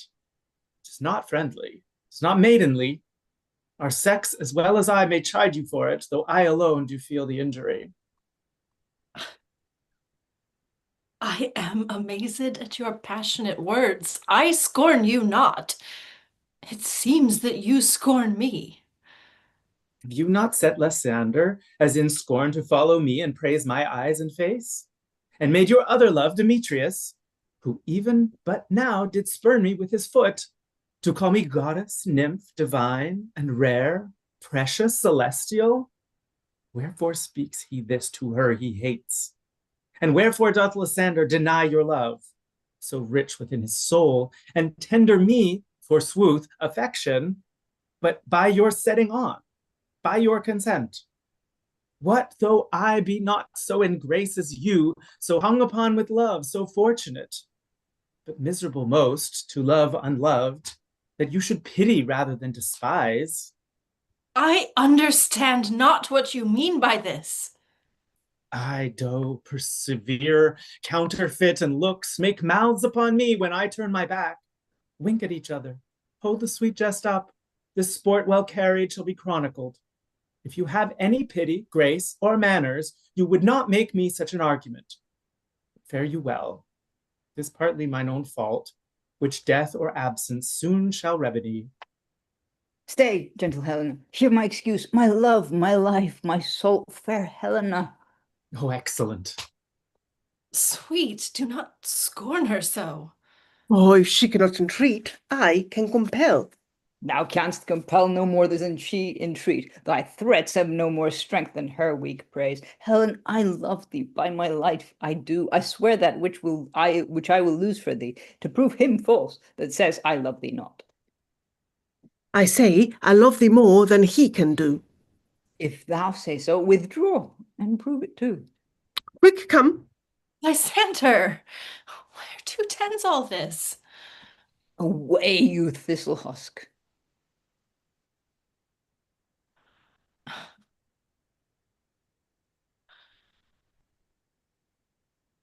No, sir. Oh, no, Theme. sir. Seem to break loose. Take on as you would follow, but yet come not. You are a tame man. Go.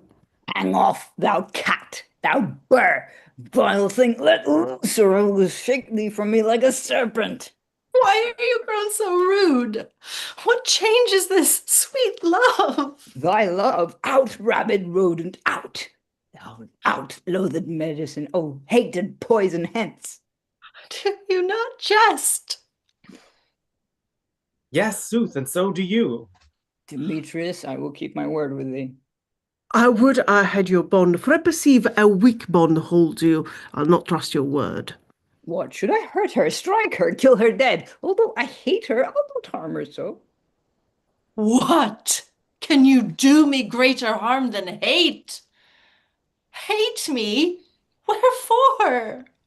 Oh me, what news, my love? Am not I Hermia? Are not you Lysander? I am as fair now as I was erewhile. Since night you loved me, yet since night you left me. Why then you left me? Oh, the gods forbid, in earnest shall I say. Aye, by my life, and never did desire to see thee more. Therefore, be out of hope, out of question, out of doubt. Be certain nothing truer, 'tis no jest that I do hate thee and love Helena. You thief of love! What, have you come by night and stolen my love's heart from him? Mine faith, have you no modesty, no maiden shame, no touch of bashfulness?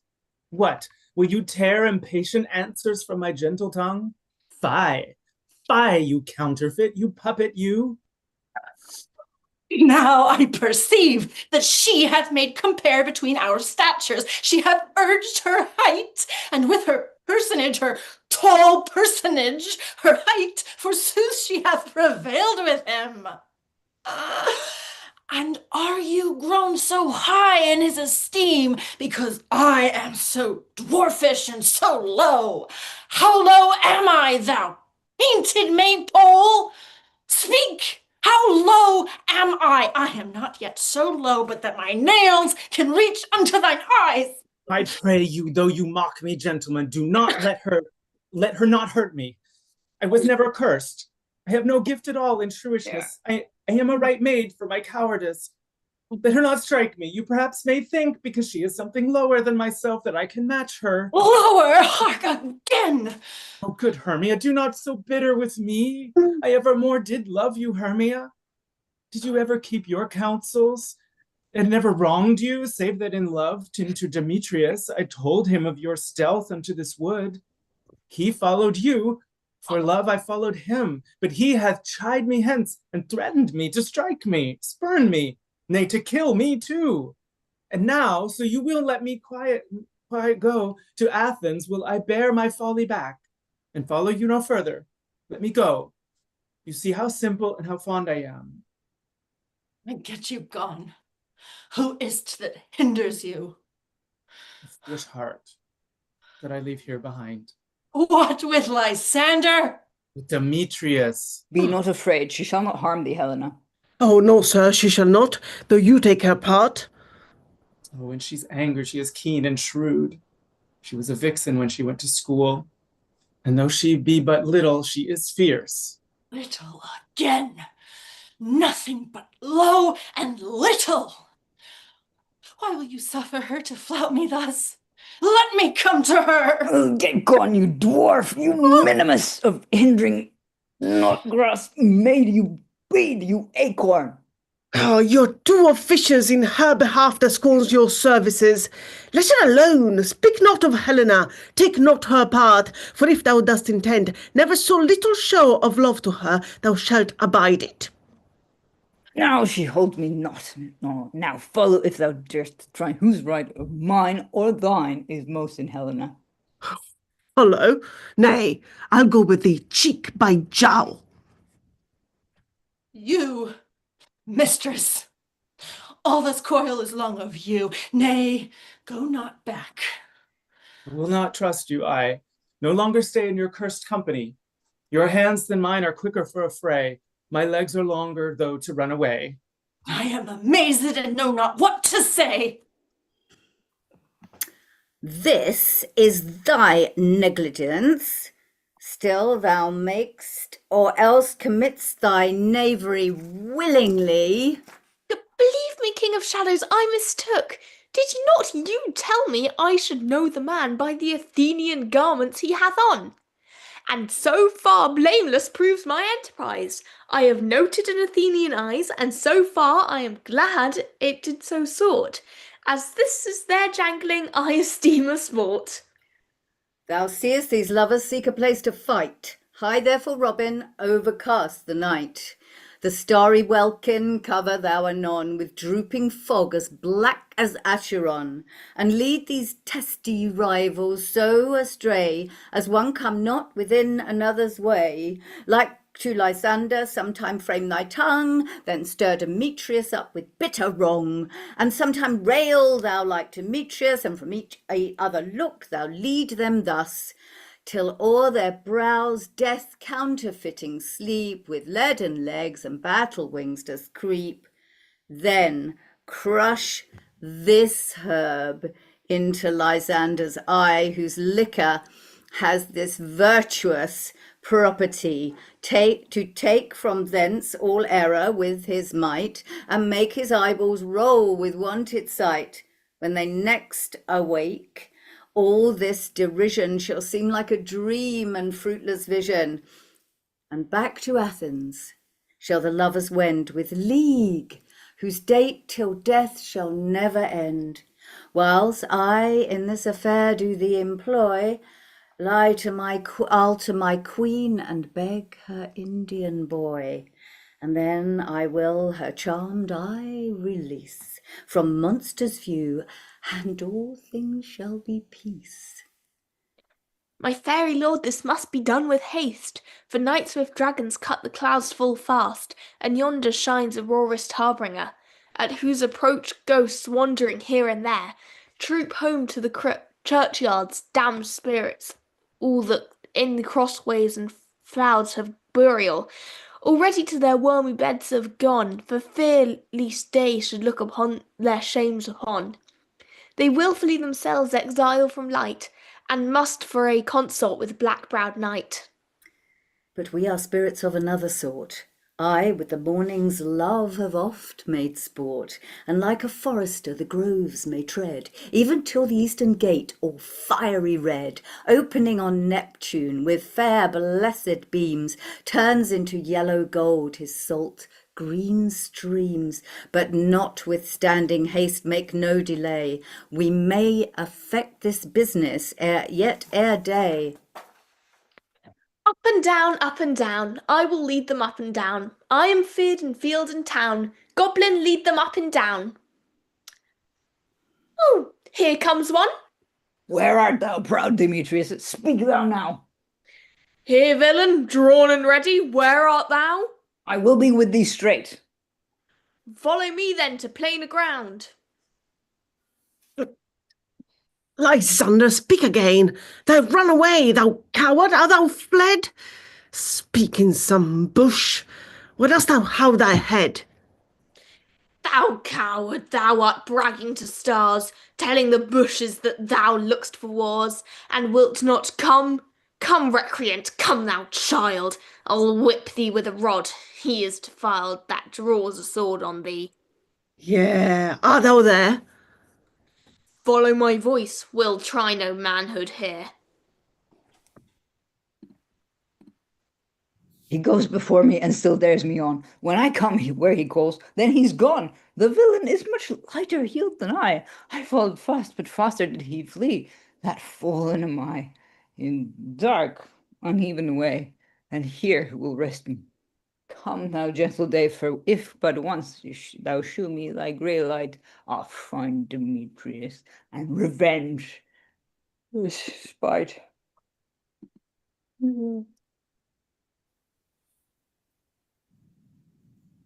ho, ho, coward! Why comest thou not? Abide me if thou darest, for well I wot thou runst before me, shifting every place, and dost not stand nor look me in the face. Where art thou? Come hither, I am here.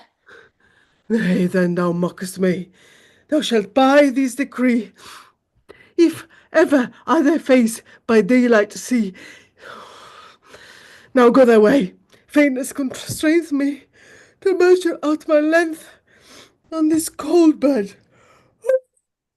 My days approach. Look, to be visited.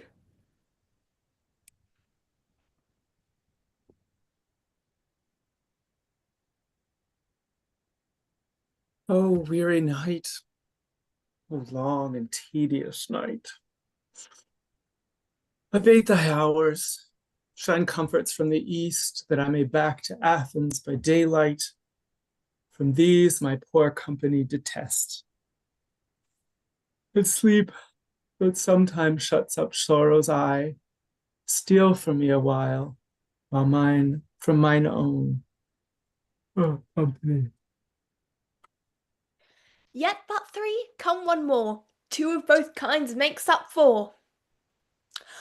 Here she comes, cast and sad, Cupid, the knavish lad, thus to make poor females mad. Never so weary, never so in woe, bedabbled with the dew and torn with briars. I can no further crawl, no further go. My legs can keep no pace with my desires. Here will I rest me till the break of day. Heaven shield Lysander, they mean a fray.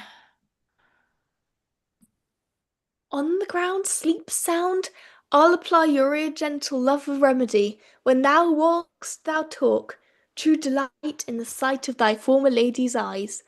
And the country proverb known, every man shall take his own, in your walking shall be shown.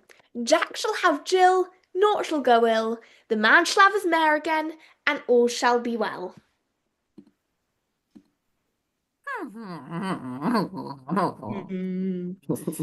Come, sit thee down upon this flowery bed, while I thy amiable cheeks do coy, and stick musk rose in thy sleek smooth head, and kiss thy fairy large ears, my gentle joy.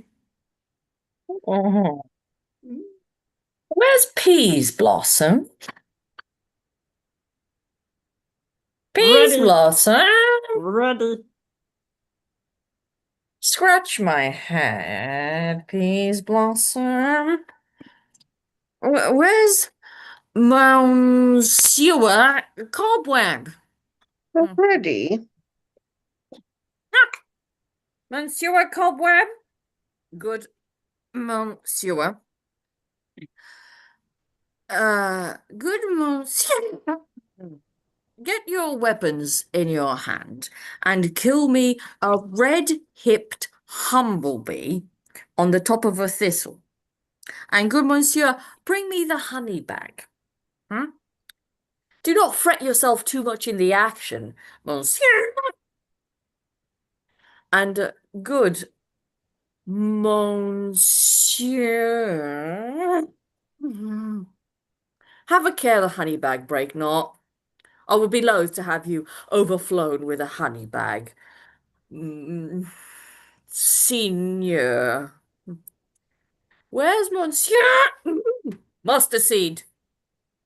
Ready, what's your will? Nothing, good Monsieur. But to help cavalry Cobweb to scratch. I must to the barber's, Monsieur. For methinks I am marvellous hairy about the face. Yeah. And I am such a tender ass. If my hair do but tickle me, I must scratch. What, wilt thou hear some music, my sweet love? I have a reasonable good ear in music. Let us have the tongs and the bongs. Say, sweet love, what thou desirest to eat? Truly, a peck of provender. I could munch your good dry oats. Methinks I have a great desire to a bottle of hay. Good hay. Sweet hay hath no fellow. I have a venturous fairy that shall seek the squirrel's hoard and fetch thee new nuts. I'd rather have a handful or two of dried peas. But I pray you, Let none of your people stir me. I have an exposition of sleep come upon me. Sleep thou, and I will wind thee in my arms. Fairies, be gone, and be always away. So doth the woodbine, the sweet honeysuckle, gently entwist. The female ivy so enrings the barky fingers of the elm. Oh, how I love thee! How I dote on thee! Welcome, good Robin. Seest thou this sweet sight? Her dotage now I do begin to pity. For meeting her of late behind the wood, seeking sweet savours, for this hateful fool, I did upbraid her and fall out with her. For she his hairy temples then hath rounded with coronet of fresh and fragrant flowers, and that same dew which sometime on the buds was wont to swell like round and orient pearls, stood now within the pretty floweret's eyes like tears that did their own disgrace bewail, when I had at my pleasure taunted her, and she in mild terms begged my patience. I then did ask of her her changeling child, which straight she gave me, and her fairy sent to bear him to my bower in fairyland. And now I have the boy, I will undo this hateful imperfection of her eyes. And gentle Puck, take this transformed scalp from off the head of this Athenian swain, that he awaking when the other do, may all to Athens back again repair, and think no more of this night's accidents, but as the fierce vexation of dream. But first I will release the fairy queen. Be thou as thou wast wont to be, see as thou was wont to see. Dian's bud or Cupid's flower hath such force and blessed power. Now my Titania, wake you, my sweet queen.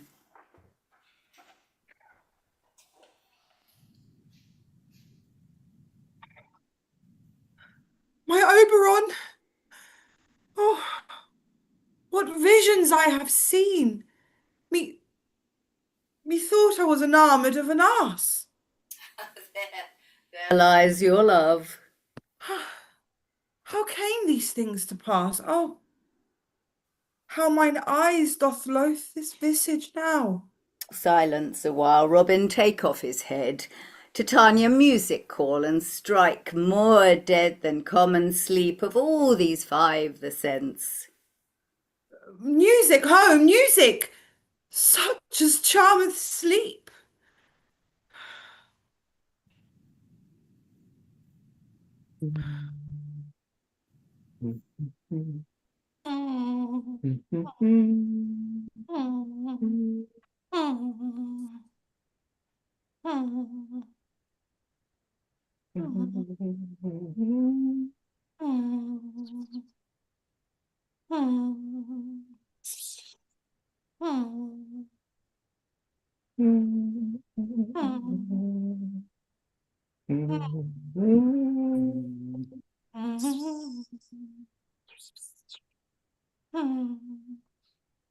When thou wake,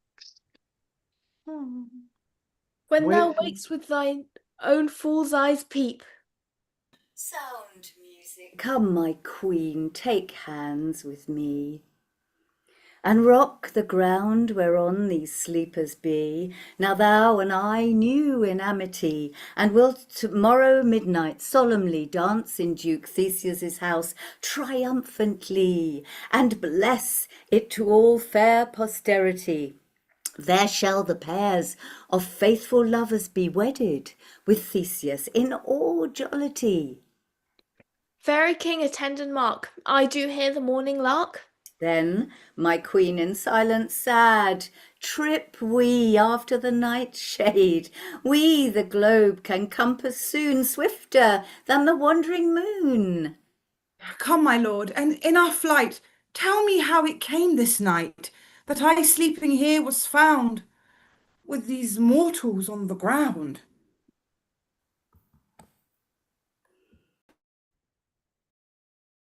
Go, one of you, find out the forester. And now our observation is performed, and since we have the wayward of the day, my love shall hear the music of my hounds. Uncouple in the western valley, let 'em go. Dispatch, I say, and find the forester. We will, fair queen, up to the mountain's top, and mark the musical confusion of hounds and echo in conjunction.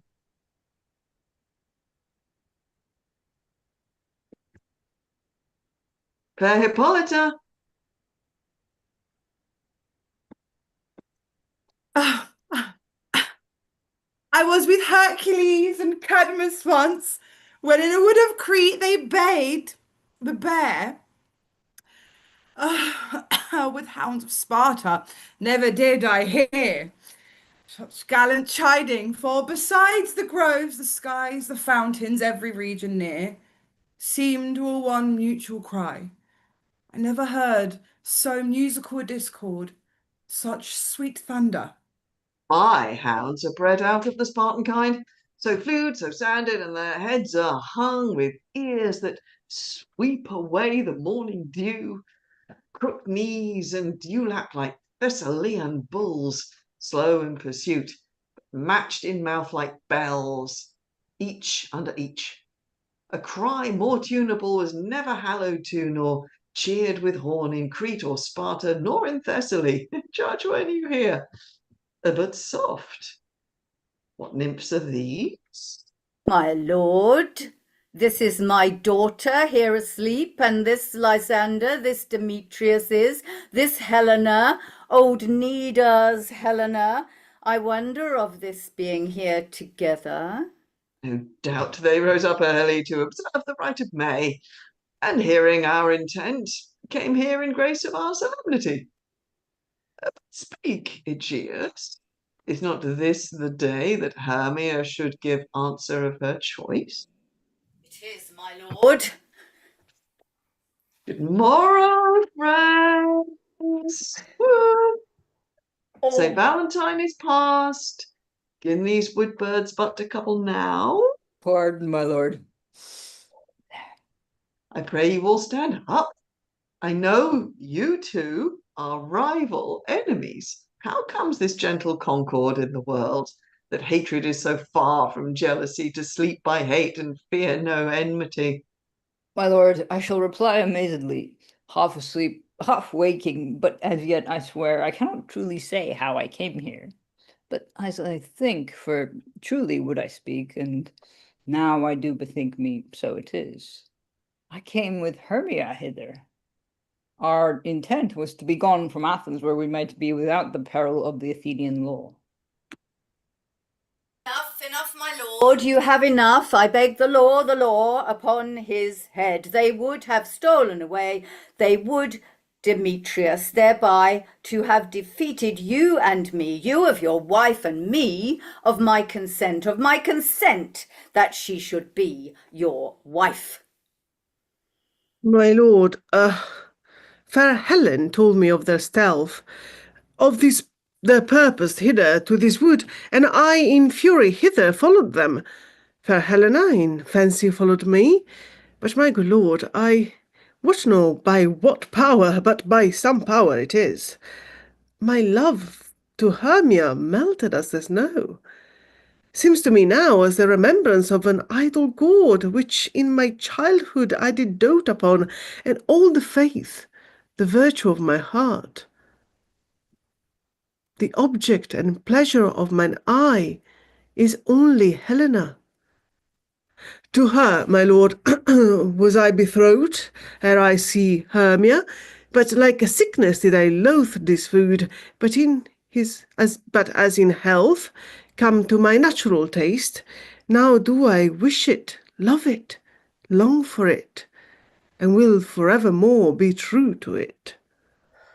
Fair lovers, you are fortunately met. Of this discourse we shall hear more anon. Aegeus, I will overbear your will, for in the temple by and by with us, these couples shall eternally be knit. And for the morning now is Something worn, our purposed hunting shall be set aside. Away with us to Athens, 3 and 3. We'll hold a feast in great solemnity. Come, Hippolyta.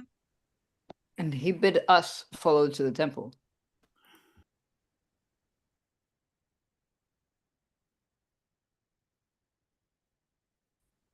These things seem small. Seem small and undistinguishable, like far-off mountains turned into clouds.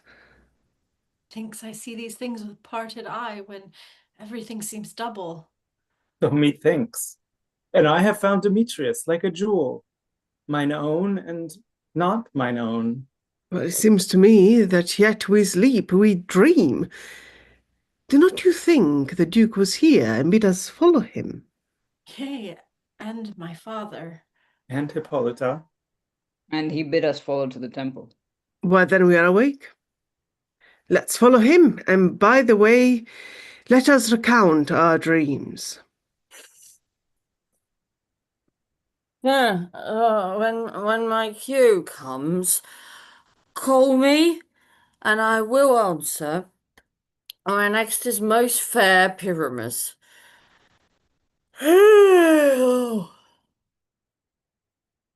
Peter, Quince, flute the bellows mender, snout the tinker, starveling. God's my life, stolen hence and left me asleep. I've had a most rare vision. I had a dream. Past the wit of man to say what dream I had. Man is but an ass if he goes about to expound this dream. Methought I was... There's no man can tell what. Methought I was, and methought I had... But man is but a patched fool if he will offer to say what methought I had. The eye of man hath not heard, the ear of man hath not seen. Man's hand is not able to taste, his tongue to conceive, nor his heart to report what my dream was. I will get Peter Quince to write a ballad of this dream. It shall be called Bottom's Dream, because it hath no bottom. And I will sing it in the latter end of a play before the Duke. Peradventure, to make it the more gracious, I shall sing it at her death. Ha!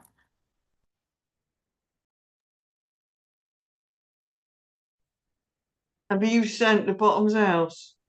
Is he come home yet? Cannot be heard of. Out of doubt, he is transported. If he come not, then the play is marred. It goes not forward, doth it?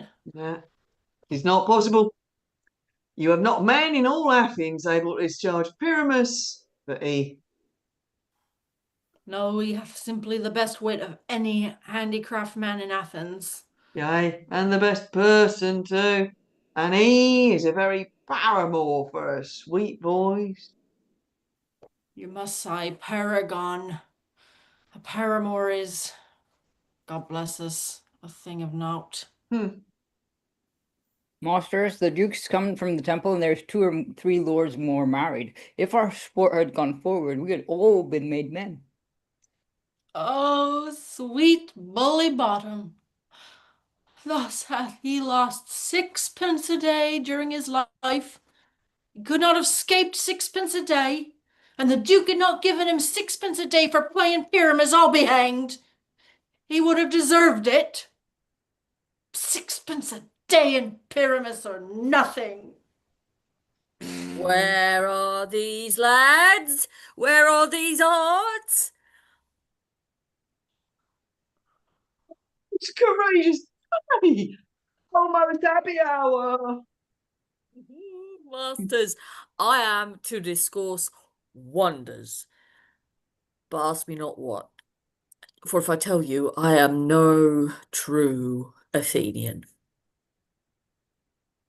I will tell you everything as it fell out. Let us hear, sweet bottom. Oh, not a word of me. All that I will tell you is that the Duke hath dined. Get your apparel together, good strings to your beards, new ribbons to your pumps. Meet presently at the palace. Every man look o'er his part. For the short and the long is play is preferred. In any case, let Thisbe have clean linen, and let not him that plays the lion pare his nails, for they shall hang out for the lion's claws. And most dear actors, eat no onions, no garlic, for we are to utter sweet breath. And I do not doubt, but to hear them say it is a sweet comedy. No more words. Go away. Go away. 'Tis strange, my Theseus, that these lovers speak of. I never may believe these. More strange than true. I never may believe these antique fables nor these fairy toys. Lovers and madmen have such seething brains, such shaping fantasies that apprehend more than cool reason ever apprehends. The lunatic, the lover, and the poet are of imagination all compact. Oh dear, oh dear. One sees more devils than vast hell can hold. That is the madman. The lover, all as frantic, sees Helen's beauty in a brow of granite. The poet's eye in a fine frenzy rolling doth glance from heaven to earth, from earth to heaven, as imagination bodes bodies forth the forms of things unknown. Poet's pen turns them into shapes and gives air to nothing, a local habitation and a name.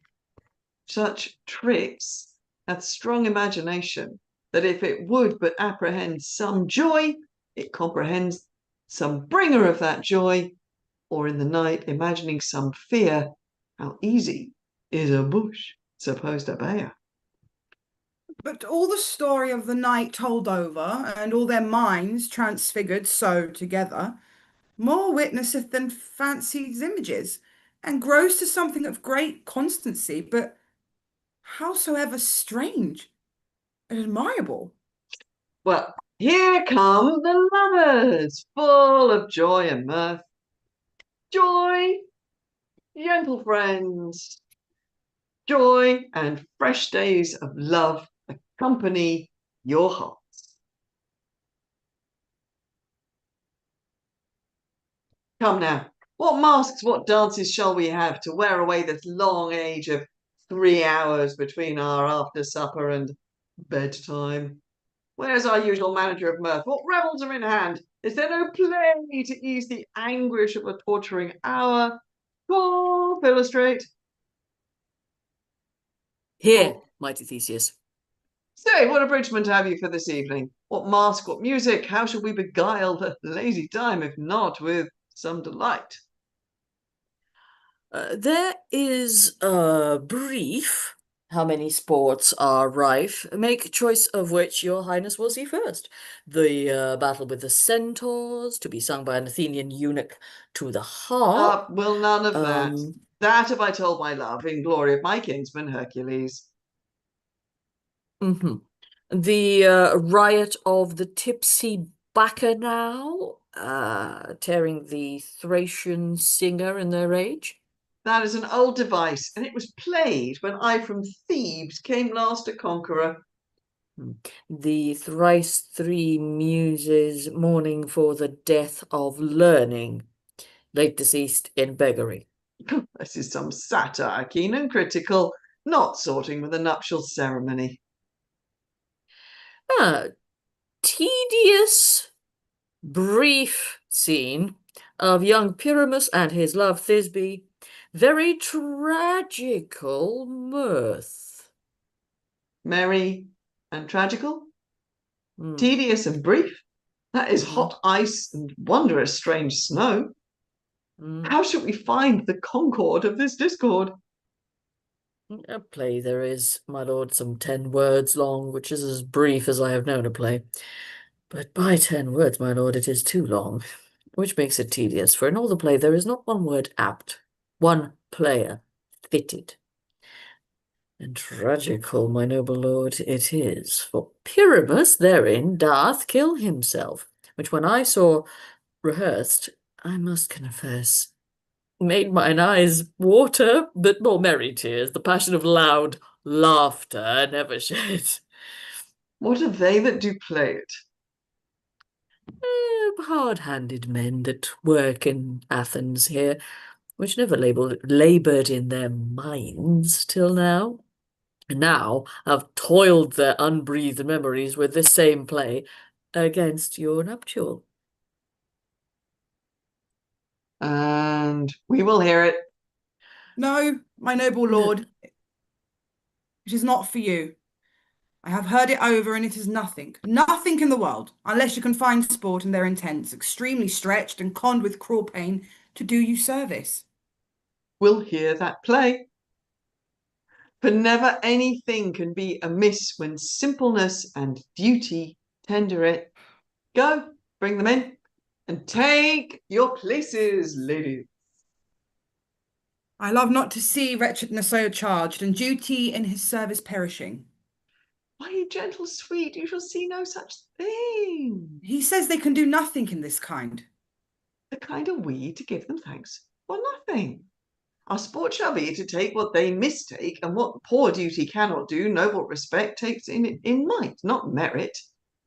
Where I have come, great clerks of purpose said, to greet me with premeditated welcomes, where I have seen them shiver and look pale, make periods in the midst of sentences, throttle their practised accent in their fears, and in conclusion dumbly have broke off, not paying me a welcome. Trust me, sweet, out of this silence yet I picked a welcome, and in the modesty of fearful duty I read as much as from the rattling tongue of saucy and audacious eloquence. Love, therefore, and tongue-tied simplicity in least speak most to my capacity.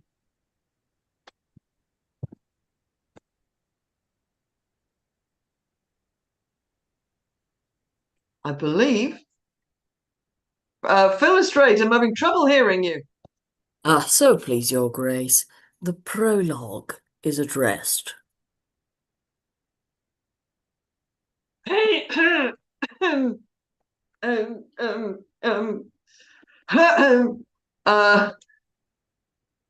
we offend, it is with our goodwill. That you should think we come not to offend, but with goodwill. To show our simple skill, that is the true beginning of our end.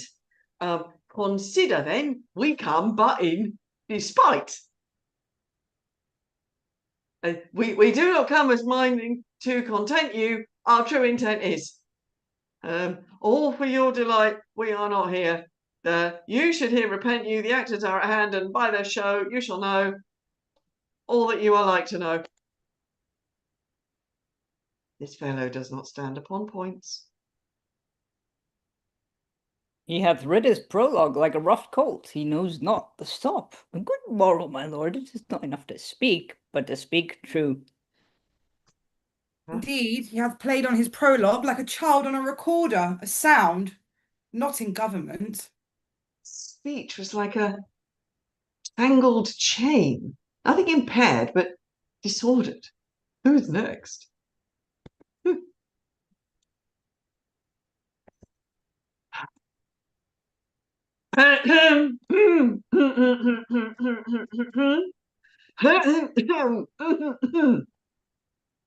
Gentles, perchance you wonder at this show, but wonder on till truth make all things plain. This man is Pyramus, if you would know. This beauteous lady Thisbe is certain.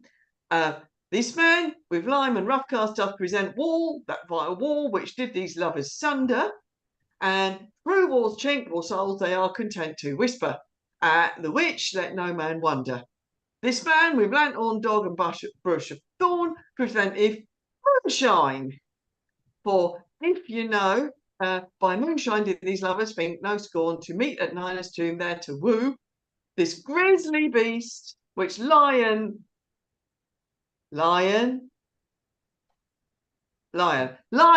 height by name. The trusty Thisbe coming first by night did scare away, or rather did affright, as she fled, her mantle she did fall, which lion vile with bloody mouth did stain. Along comes Pyramus, sweet youth and tall, he finds his Thisbe's mantle slain, whereat with blade of bloody brainful blade, he bravely broached his boiling bloody breast, and Thisbe, tarrying in mulberry shade, his dagger drew and died. For all the rest, let lion, moonshine, wall, and lovers twain at large discourse, while here they do remain. I wonder if the lion be to speak. Oh, no wonder, my lord. One lion may, when many asses do.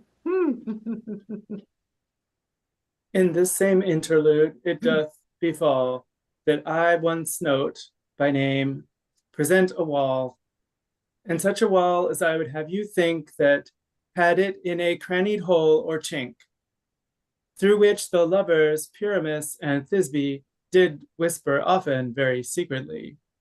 This loam, this rough cast, and this stone doth show that I am that same wall, the truth is so. And this the cranny is, right and sinister, through which the fearful lovers are to whisper. Would you desire Lyman Hare to speak better? Oh, it is the wittiest petition that ever I heard discourse, my lord. Pyramus draws near the wall. Silence.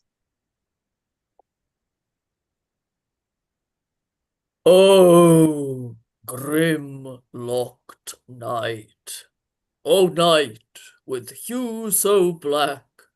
Oh, night, whichever art when day is not. Oh, night, alack, alack, alack. I fear my Thisbe's promise is forgot. And thou, O wall, O sweet and lovely wall, that stands between her father's ground and mine, thou wall, O sweet and lovely wall, show me thy chink to blink through with mine eyne. Thanks, courteous wall. Jove shield thee well for this. But what see I? No Thisbe do I see. Oh, wicked wall!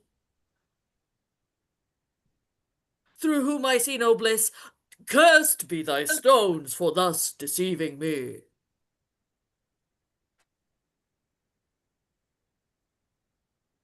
The wall, methinks, being sensible, should curse again.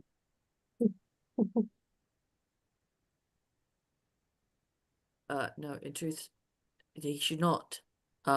Deceiving me is Thisbe's cue. She is to enter, and I am to spy her through the wall. You shall see it will fall. But as I told you, yonder she comes.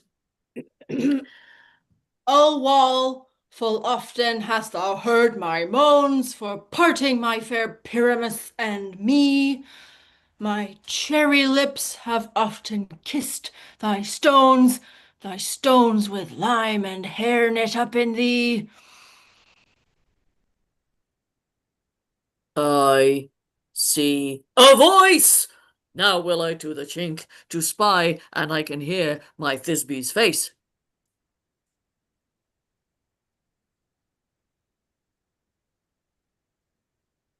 Thisbe? My love thou art, my love I think. Think what thou wilt, I am thy lover's grace, and like Lymander am I trusty still. And like Helen till the fates me kill. Not Shaphalus to Procrus was so true. As Shaphalus to Procrus, I to you. Oh, kiss me, through the hole of this vile wall.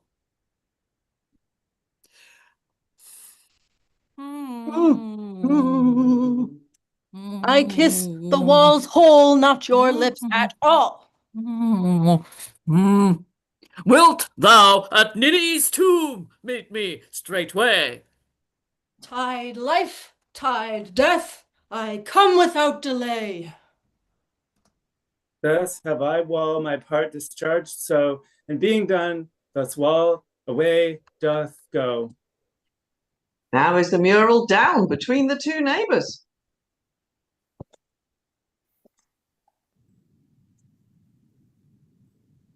There's no remedy when walls are so wilful to leave without warning.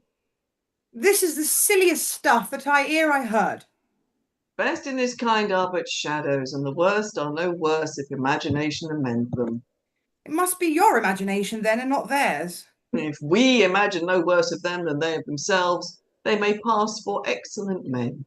Ah, here come two noble beasts, a man and a lion.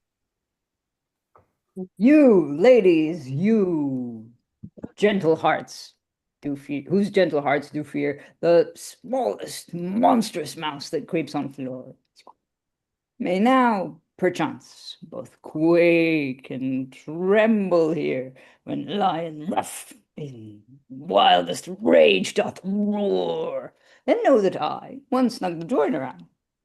A lion foul, nor else no lion's dam. For if I should as lion come in strife into this place, 'twere pity of my life.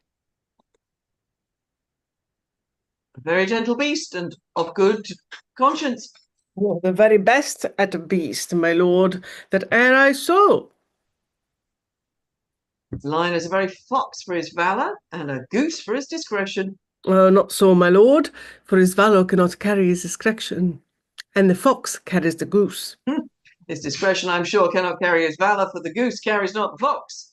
It is well, leave it to his discretion, and let us hearken to the moon. This lantern does the horned moon present. Well, he should have worn the horns on his head. He is no crescent, his horns are invisible within the circumference. This lantern does the horned moon present. Myself, the man its moon does seem to be. This is the greatest error of all the rest. The man should be put into the lantern. How else is the man in the moon?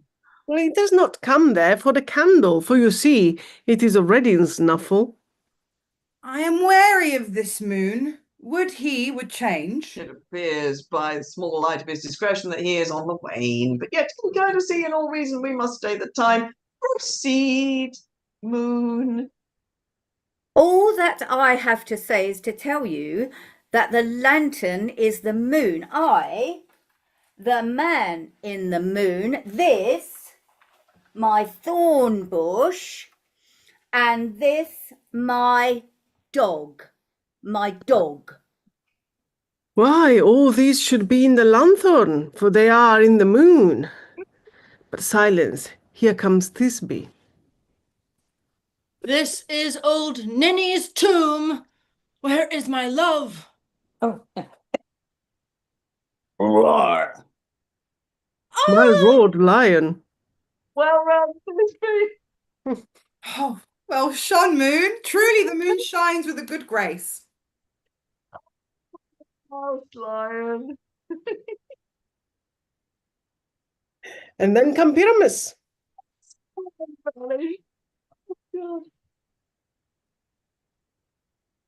Not I, but an ace for him, for he is but one.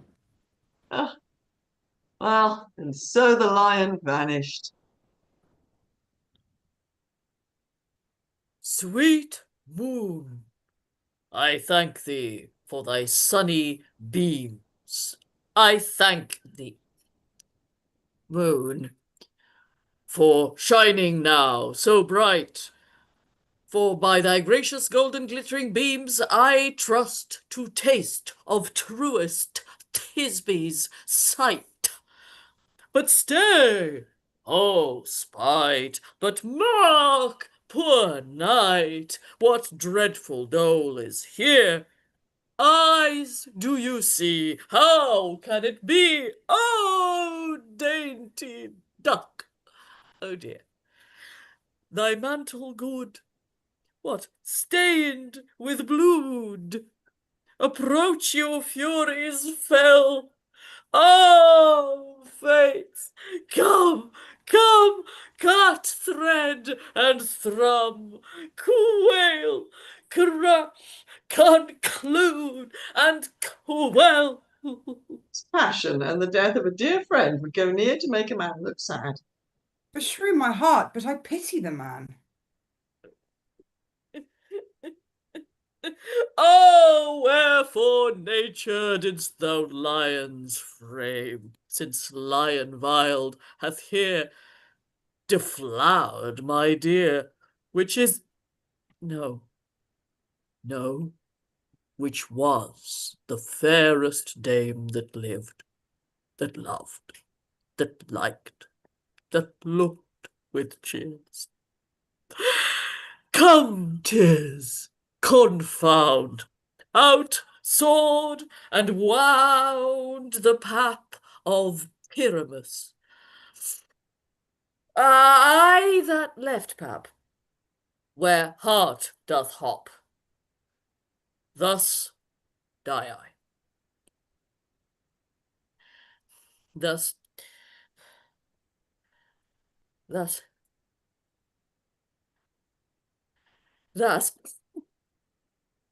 Ah! Now I am dead. Now I am fled. My soul is in the sky. Tongue, lose thy light. Moon, take thy flight. Now, die, die, die, die, die! Oh, not I, but an ace for him, for he is but one. Less than an ace man, but he's dead, he is nothing. But with the help of his surgeon, he might yet recover and prove an ass.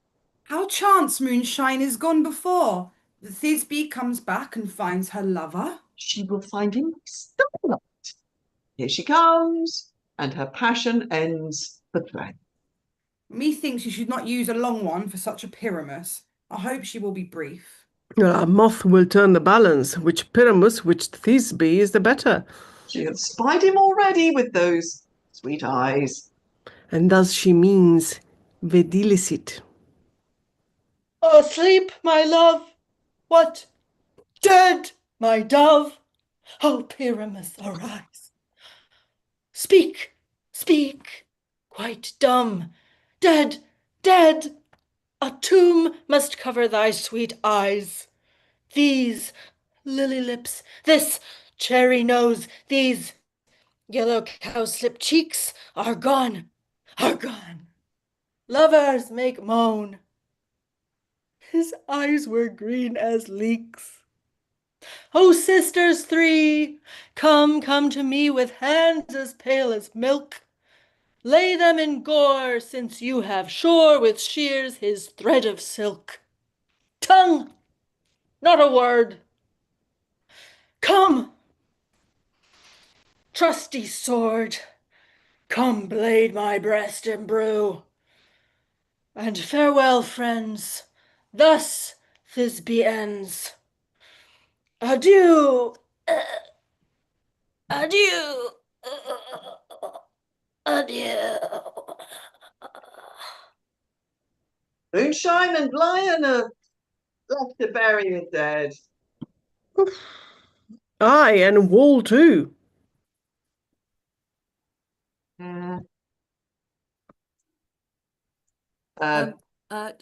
No, I assure you, the wall is down that parted their fathers. So please you. Will it please you to see the epilogue? No epilogue, I pray you, for your play needs no excuse, never excuse. When the players are all dead, there is no need for one to be blamed. And truly, it is very notably discharged. Let your epilogue alone. The iron tongue of midnight hath told 12. Lovers to bed. It is almost fairy time. I fear we shall outsleep the coming morn, as much as we this night have overwatched.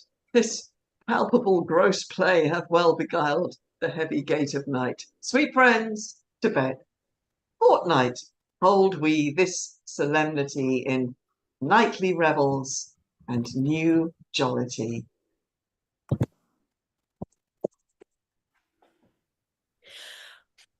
Now the hungry lion roars, whilst the heaviest ploughman snores.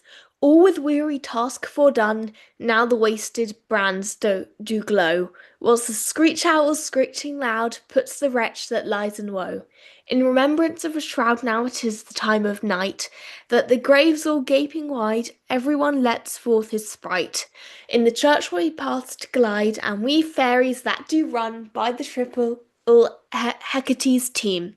From the presence of the sun, following darkness like a dream. Now a frolic, not a mouse, shall disturb this hallowed house. I am sent with broom before to sweep the dust behind the door. Enter, king and queen of the fairies with their train. We will sing and bless this place. Behind the door. Through the house give glimmering light by the dead and drowsy fire. Every elf and fairy sprite hop as light as bird from briar, and this ditty after me sing and dance it trippingly. First rehearse the song by rote, to each word a warbling note. Hand in hand with fairy grace will we sing and bless this place. Now until the break of day, through this house each fairy stray. To the best bride bed will we, which by us shall blessed be, and the issue there create ever shall be fortunate. So shall all the couples three ever true in loving be, and the blots of nature's hand shall not in their issue stand. Never mole, hair, lip, nor scar, nor mark prodigious such as are despised in their nativity shall upon their children be. With the field dew consecrate, every fairy take his gate, and each several chamber bless, and it ever shall in safety rest. And the owner of it's blessed, trip away, make no stay, meet me all by break of day.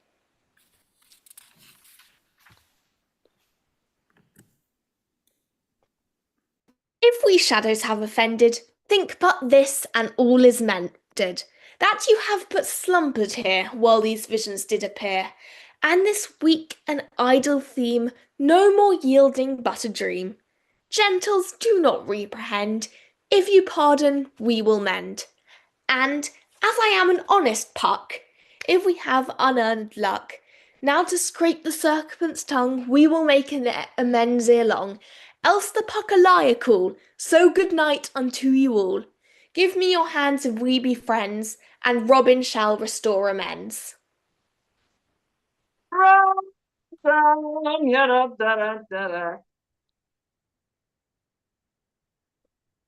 Well done, Isla. Very well pucked. Thank you. Jolly good fellow, that Robin.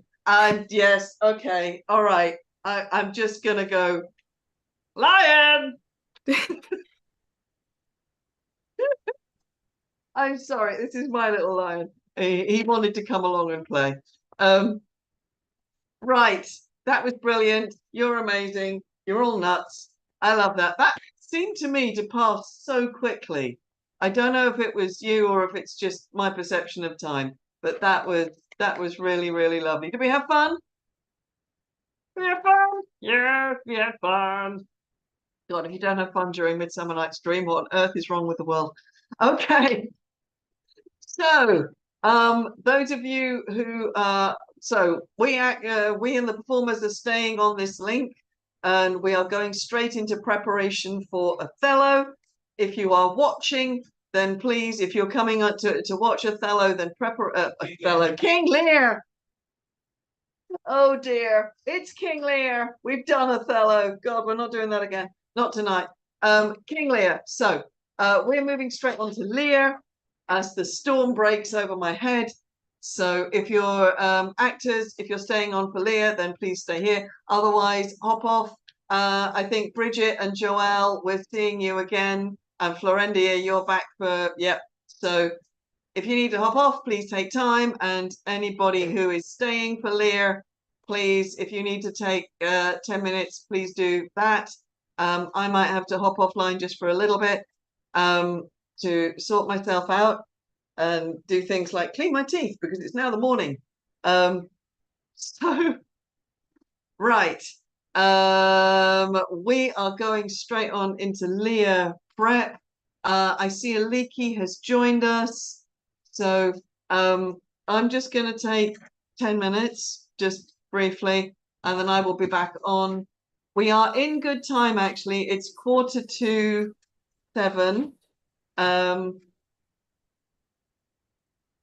On my official schedule, we're not starting King Lear till past, so we're actually okay. I thought we were late, but we're not. So we're about 7 minutes ahead, which is impressive. Remarkable. Go us. Yes. Yes. It's fine. We shall use them wisely. There shall be violence. Yes. So so I think probably you'll find that the King Lear class will start joining. Well, obviously Aliki is with us already, and we have our people who are off for a quick recover. So yeah, there should be more people joining, but just in a very little while. And Eric is starting to look like a very violent fairy down there. That's fun. And I don't think you can hear, but I don't know if you can see the rain on the roof. That this is what I'm currently sitting under. It is quite scary. Pushkin keeps asking to go out and then going, well, I'm not going out in that. Good morning. Hello. Just for a little bit of contrast, this is where I am. Oh, yeah. We've had a couple of players in Cyprus who had to close their curtains at the start of Midsummer Night's Dream against the sunrise, and we had pitch black, and it's made it to grey and raining. We have it's been like, let's see it again, Majesty. Right, I'm going to hop off. I'll be back shortly.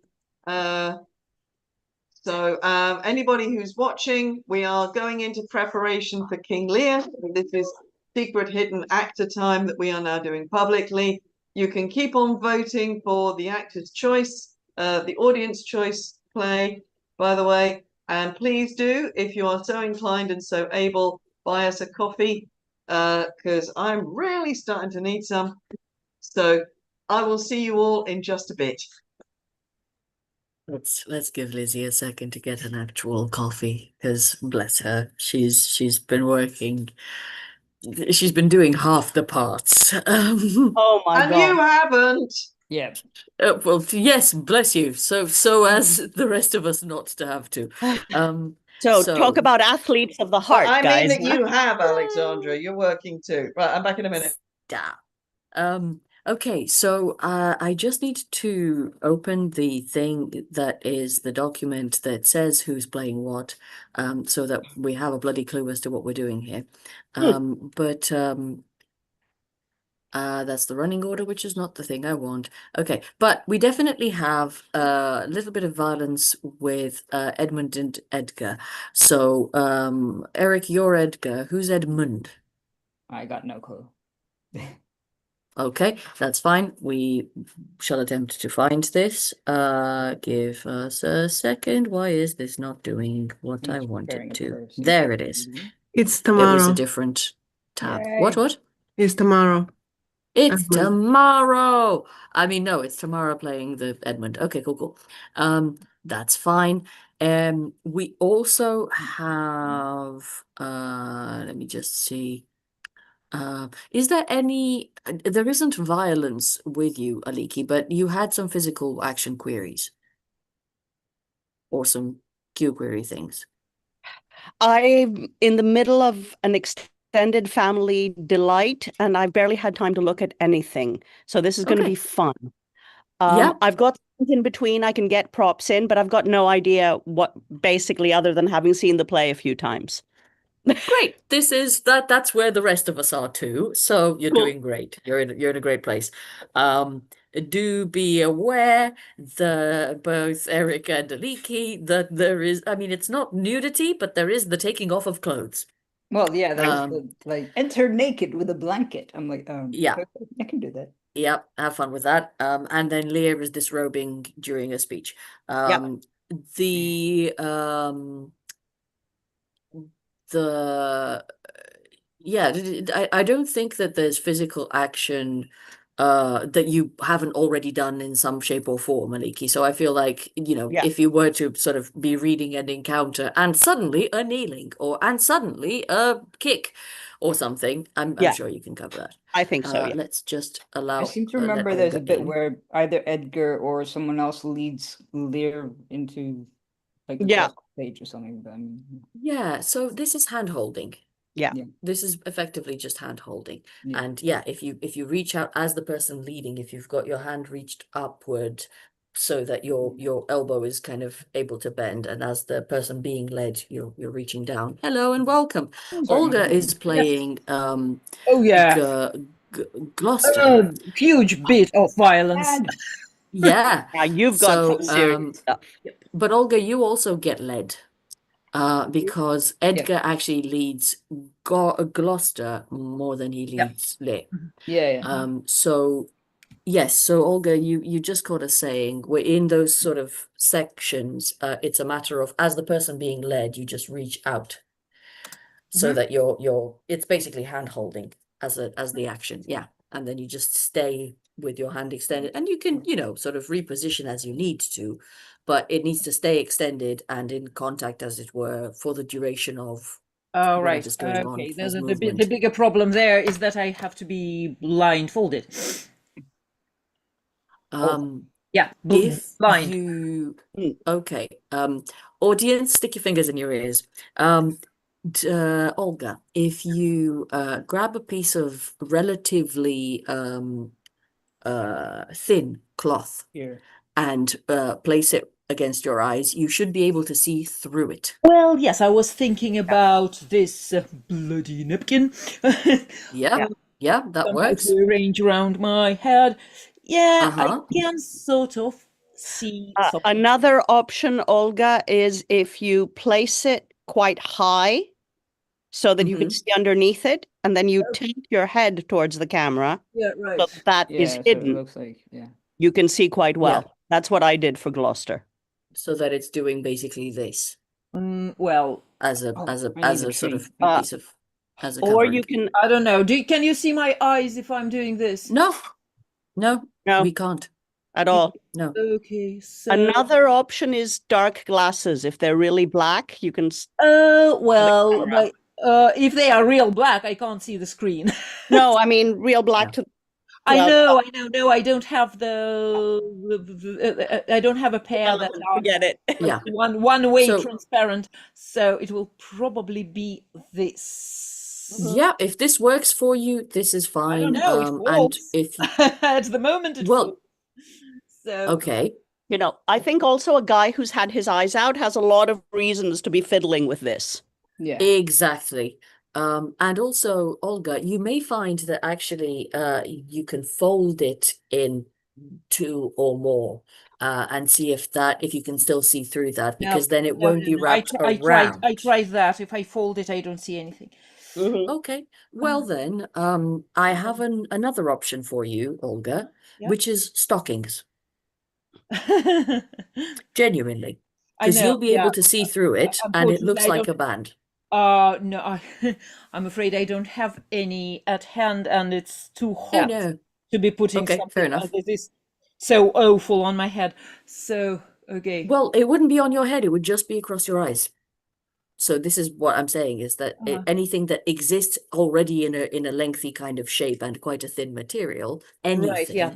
you could Well, I got use the as a idea, thing. but I don't think I have a stocking at hand. Okay, well, So whatever works yeah. for you. let's stick with this. Absolutely anything that works for you. Yeah, and if you tilt your head, we cannot see it. We cannot see your eyes. So yeah, you can. So you do what you need to do. Okay. Yeah. Okay, so whatever I now- do, yeah, whichever way I'm trying to go, either this or that. Yeah. Sort of works. Because again, being, having his sight severely limited by whatever damage has been done to his eyes, he would be trying to catch some sort of shade, some sort of frame of Well, actually, whatever he he's able won't, because his to eyes see. are completely taken out. Yeah, gouge. Well, Yeah. yeah. But if it were just damage to the eye, he probably could see some light. But Exactly, text and explicitly with your says eyes, I close. see. Yeah. Well, I was going to say with your eyes covered, we won't actually be able to tell how damaged they are. So yeah, no, it's fine. You're right. It is in the script. yeah. Okay, so that's happened. We've talked about leading. We've talked about Yeah, we it's don't so have hot. Tamara yet, do we? Do we have a Well. Tamara with us? Okay, do we have Not yet. the abusers to go to proceed to this big piece of violence?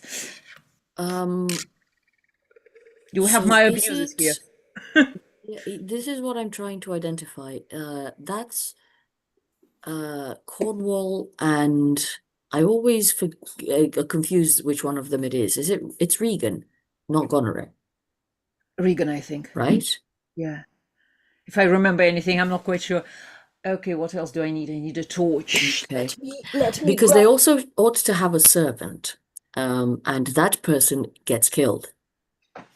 So we need that person about. Right. My options Okay. for a torch when I enter with a torch is either this or that. I didn't see the this, but Well, no, that's it's a yeah, that works. That Is works thi- fine, and so does this the is candle. better, Either one of them works. or it's just We have an Ellie. Uh-huh. Yeah, either one of them works, genuinely. Okay. Hello and welcome, Ellie. I'm looking for whom you're playing. Are you by any chance a servant in the or a stand buyer in the Blinding of Gloucester? Yes. That's you, is it? Good. Yeah. You enjoyed that Cornwall. way too much. I'm Cornwall, and You're Cornwall. and I'm a knight as well. So I will. Ah, okay. So Nice to meet you. as Cornwall, you're doing the plucking of the eyes. I think the thing that would be easiest for all of us and also for people's stomachs at this time of day, is actually, Olga, if you are able to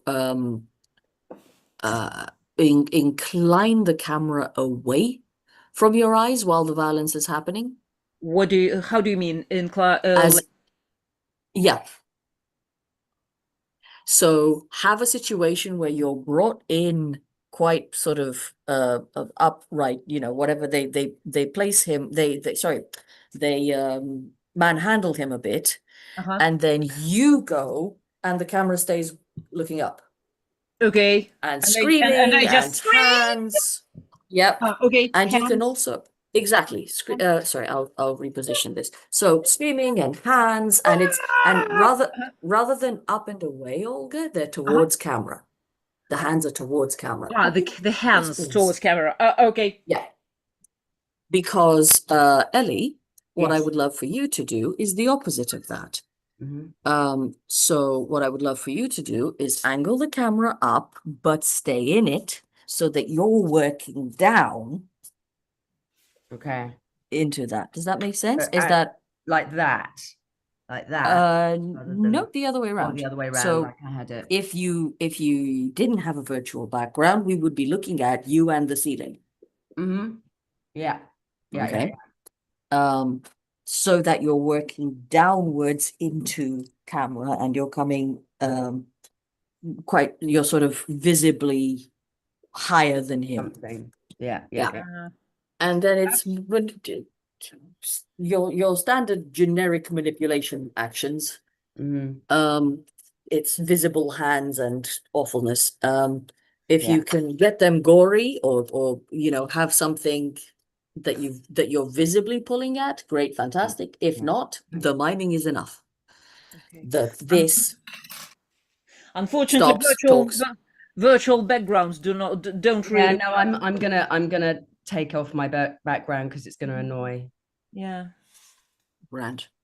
And then what we need to do is figure out who draws a weapon, because you also kill a servant who tries to intervene. Mm-hmm. Yes. And I don't know who is playing that person, because they don't seem to be labeled servant. They're labeled with a name.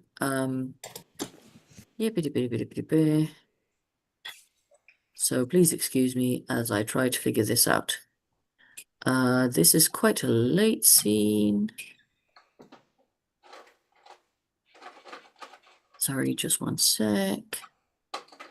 Oh, I've just remembered this is a show with thunders in it. One trigger. No, thank you. Right, okay. So, we're on to scene 11. Holton is the servant, I do believe. Is he? 11. Yes. Cornwall Holton. Yes. Okay, good. Sorry, folks. So, that is Isla. Hello. Welcome. Let's get you killed. Right. Now, if you have a look at your versions of it's Regan. Excellent. Who's Regan? Regan is Iris. Do we have Iris? Well, crepe, which is to say pancake. Okay. So the Isla, the binding to a chair is action in front of you. If you've got something that you can show us as bindings, it can be a belt, or it can be a bit of string or rope or something. It can be a curtain tie. It can be, whatever it is. But the idea would be that you get given the order, you pick up the thing you're going to tie with, and then you do visible binding action in front. Okay. Oh, what And do I then do you're done. meanwhile? Will that work? What do I do when she's tying me? I think that's when. So no, that's not when you're held by the chair. Yes, Olga, if you're seated and just sort of compressing yourself, yeah, that's enough. Yeah. Okay. I will still have to somehow reach to my mouse to move the text if I need, but yeah, okay, something So like that's the thing. You could either sit laterally if that helps you, or you can sit closer to camera. Right. Because Sure. having all of that struggle right here in space means that I can now grab hold of the monitor and move it away as well. Okay, Alexandra, if that works, yeah. Yeah? Yep, good. Okay, got it. Great. Okay, so that's the binding. We shall get to the carrying of corpse in a second. Thank you. So the putting out of eyes we've discussed. What is this and take the chance of anger? Is that Holton drawing a weapon? Who draws? How does Cornwall get wounded? Holton bids him hold and I think threatens him, Okay. as I recall it. I'll go and have a look in just a moment. Well, they have some sort of confrontation. So if you guys could have a look at that in your parts, because according to the running order, and I believe the text, Cornwall gets wounded. Yes. Because spoiler alert, he doesn't make it to the end of the play. So here's what's going to happen. Isla, you are going to when you do the thing when you say, all right, stop it now. What you're going to do is you're going to reach forward like Okay. you're taking Cornwall's sword. So you're going to reach forward and pull a sword. Okay. Yeah? Mhm. Cornwall, you're going to not have a sword. Okay, perfect. Okay? So what's going to happen is you have been doing this entire thing with a sword at your side. The servant pulls the sword off you. There's a moment of what? You're going to grab for it, scuffle, scuffle, scuffle, ow, but then you're left with the weapon. Okay? So, Isla, what happens for you is you reach, you get the sword, you say the things that you are saying, Yes. and then try and keep this this threat really close to camera, if you can. So that as Ellie reaches forward to try and take it off you, you can then go and lose it right up against the camera without us ever having to deal with whose hand is that and takes it away and whatever. That makes sense? Yeah. So we've drawn his sword. We've gone, don't be a dick. Don't be a dick. Stop it, stop it. Oh, and then you show us the empty hands. Okay. Crap. And then Cornwall, what you're doing is empty-handed, reach, come back with a sword, stick it in him. So I do come back with a sword. Text is now in the chat for that entire sequence. It begins with one eye going Thank out. you so much. And it ends with, I think, Holton dying. And so by that point, Cornwall is wounded. You have that in the chat now. One more tiny question, even before the eye business. How do we deal with pulling the beard? Well, unless you're going to be wearing a beard, it should be a metaphorical beard. Yes. Yeah. So it's just going to be reach forward, pluck. And we react like we've been pulled by the beard. So Yeah. it's just this. Okay. I would do that, but instead of forehead first, chin first. Because it's the chin that's been pulled. Yeah. Yes. Okay. Good. Just a, what was just I a going to small say? point, Yes. but I'm in a hotel room, so the only sword I have is most excellent. I've got this at some point, so it's the only one I'll have as well. So yeah, excellent. Yep. Right. I was going to say, Isla is most likely to be able to find a butter knife. Of all the options, that's exactly the one that she's most likely to find. And it's the safest. So this is good. Okay, so to recap, with the script now on the side, what we have is Regan says, once I will mock another, the other two inciting Cornwall to go for the second attack, at which point, instead of that, Holton,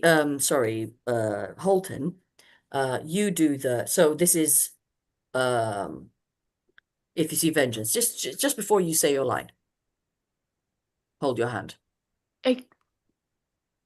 So if you see right, that one, yeah. Yeah. So you go, reach, pull out, hold your hand. Hold your hand. Etc., etc. How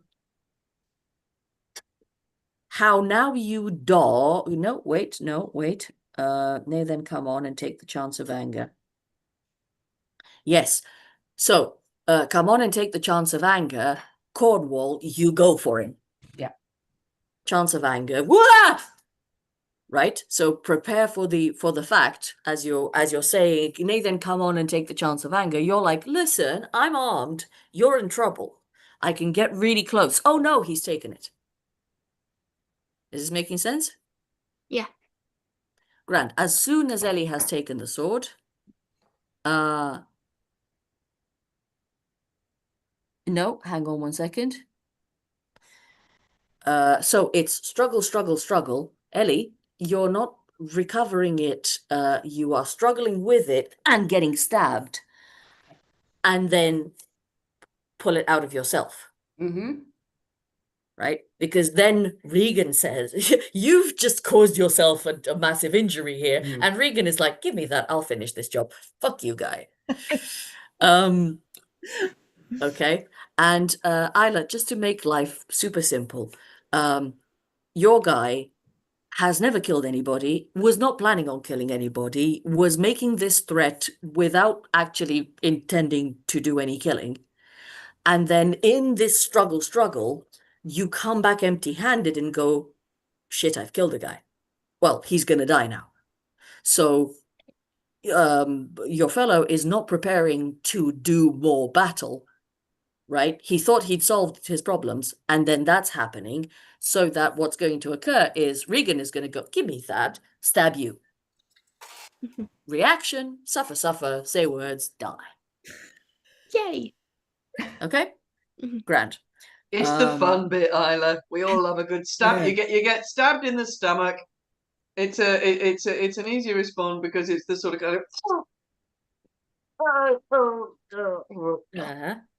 you know. Okay. Do we I think let's wait to run that when we have tomorrow, if that's okay. Or do we want to run it and I'll stand in? I Because think I actually also tomorrow's have bit to- is bit is very I am simple. here, you know. Oh, good, you're here. Okay, let's do this then. I've been Let's waiting. okay, great. Let's do some Gloucester situation. Alexandra hasn't slept. We got to be nice to her. I've been feeding her and It's making her fine. coffee. It's also I'm the one who has been admitting people into the virtual room, but do I look at the names? So anyway, hi. We're in, I don't know the scene number, but it's 11. 11. It's the blinding of Gloucester. Ah. So Number we're 11. looking at scene 11. I have You're no Regan. clue for scene 11 other than coming in and leaving. Well, good. I'm so glad we're finding this out now. Regan would have both lines and action in 11, quite significant amounts. I'm going to notify somebody who can do something about that. It is in the running order, but also tomorrow we'll need the lines. Wait, I'm not Regan. Iris is Regan. Oh, that explains it then. Hello. Hi, Iris. Hi. Okay, that answers that question. So you need Iris. Yay! Hi, Iris. Let's do some killing. So is it? Hello, Are we welcome looking at back. Let's do stops this. or what sequence are we looking at? I can No, find you the no. lines. It wasn't the lines. It was the person. I got the person wrong. So we have the right okay. person now. I'll shut up then. Okay. So hey, Iris, let's do some killing. What I need you to do is go to the bit where Regan says, "Give me thy knife," or something, thy sword. My sword. Yes. Okay, so you find that one, and basically all it is you're going to reach forward towards camera, come back with a sword in your hand, and then do a stabbity stab. Feel free to do more than one. Okay. Okay. You're also welcome to do them in sort of psycho grip. It's totally up to you. Okay, so let's walk and talk this. It's in the chat. I'm just going to repeat it so that everybody knows what we're looking at. And since we have people, oh crap, I was about to do something else. Since we have the people here, let's go from the bit that's in the chat, which is the putting out of the first eye. So at this hold the chair, aggressors, we're just going to reach forward, and victim, you're going to move the camera discreetly away. Okay. Just let me find this moment in my script. It's Sure. Holton binds Gloucester to a chair. No, it's Later. Hold the chair. Cornwall puts out Gloucester's left eye. It's just before. It's just as the first eye gets put out. Okay, see it. Yes. Okay, great. So we'll go from there. So I'm already sort of there on the chair. Tied. And what I need is to discreetly do this. Yeah, that's the one. And then. Great. And then it's your lines. He that will think to live till he be old, give me some help, oh cruel, oh you gods! One side will mock another, the other too. If you see vengeance.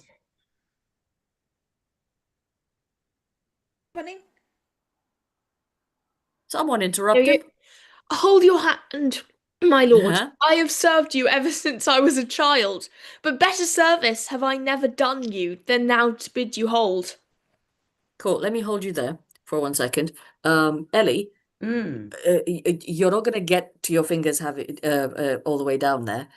You're going to go for, ooh, I'm just, okay then. Okay. Well, if that's what you want, here it comes until the sword is gone, so that we never see your hands leave your space, and we know for a fact you don't have a weapon also. Okay. If that makes sense. And Isla, if you are able to be visible and audible, I mean, you will be visible because you'll be in the scene already and have your mic already on. Give us a really clear reach forward, pull the knife. Like that. Yeah, that's it. Yeah. I think you mean me, right? No, I mean Isla. Okay. Isla pulls the knife away first. They Okay. kill each other, and Okay. then you intervene and do some more killing. Okay. Okay. Can we please go from nay if you seek vengeance? If you see vengeance. If you see vengeance. Hold your hand, my lord. I have served you ever since I was a child, but better service have I never done you than now to bid you to hold. How now, you dog? If you did wear a beard upon your chin, I'd shake it on this quarrel. What do you mean? My villain? Nay, then come on and we'll take the chance of anger. Not yet, Iris. Yeah. This is Ellie. So this is what I was saying, Ellie. We want your hands away from it's not in there doing terribleness. It's up here with you. What the hell are you doing? Right. Hands forward, struggle, struggle, struggle. Ow. Right. Okay. Okay. From my villain? My villain? Nay, then come on and we'll take the chance of anger. Go for it. Empty-handed, go for it. So, Ellie, this is you reaching in, struggle, struggle, struggle, come back. There you go. And then I have. Great, and you're. Yeah. Yes, but also you've been stabbed.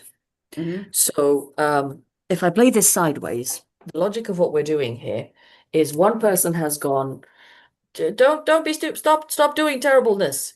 And another person has gone, give me that. No, yes, no, yes, ow! They dead. Yeah. I heard them. That's the logic.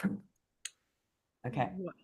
Okay. As far as I see, there's quite a good bit of dialogue and business happening after the taking out of my eyes. So is there some point where I'm allowed to stop struggling and, I don't know, pass out? So while all of this is happening, Olga, while this bit is occurring, you're not struggling, you're suffering because you've had an eye taken out, but you don't know the second one's going to go. Right. Exactly. Okay. So you're I'm there just making noises. Yeah. So you're there suffering and making noises. But it's this sort of 3 or 4, 5 lines. It's between two eyes. Between the 2 eyes, yeah. Right. Okay. So I'm suffering between the 2 eyes. Then there's more struggle happening when he on the second one. On the second one. Then there's some dialogue, and I never bring my camera down during this dialogue. I will still be talking right here. Is that okay? It's your choice. You could bind your eyes or grab a piece of something so that you're doing that. I won't see the dialogue then. Camera back. Okay. Well, okay. If I exactly, it's the cloth. If I manage to see my dialogue like this and keep talking, can you see my eyes like this? No. All dark and comfortless. And it would. Where's my it would son make and sense.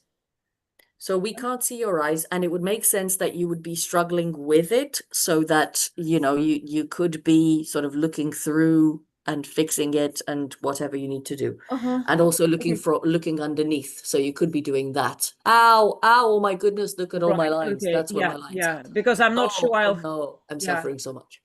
I'm not sure I will have time to fix it properly. But if No, holding it is okay, That's totally. fine.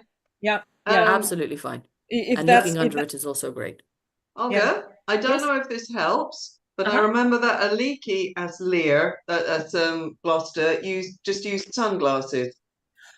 We discussed it already. No, Okay, unfortunately, it won't help. You will see my eyes through my sunglasses. fair dues. Then I'll shut Uh-huh. up. You guys carry on. It's okay. Great. Mm. Okay, we haven't actually got to the bit where we were running the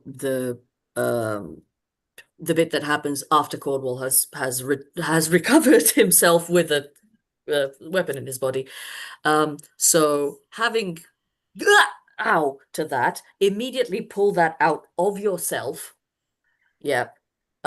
And give us the fact that you're injured more importantly than this being here, so that when she goes, give me the knife, you just have it taken away. It's just yanked down. Yeah, that's it. Because you're preoccupied with, ow, I'm dying, dude. Okay? Grand. Let's run that bit so that we can kill Isla and get through this. So please can we go from... Oh, sure. Let's go from nay, then come on and take the chance of anger. So, Isla's got the knife. Nay, then come on and we'll take the chance of anger.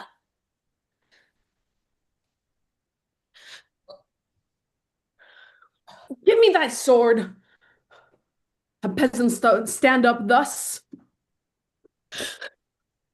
Nice. Very nice. Good.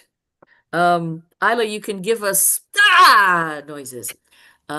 Yes, you can absolutely suffer. And then as you die, so you're saying words, just sort of melt off the side and take your camera out. Okay.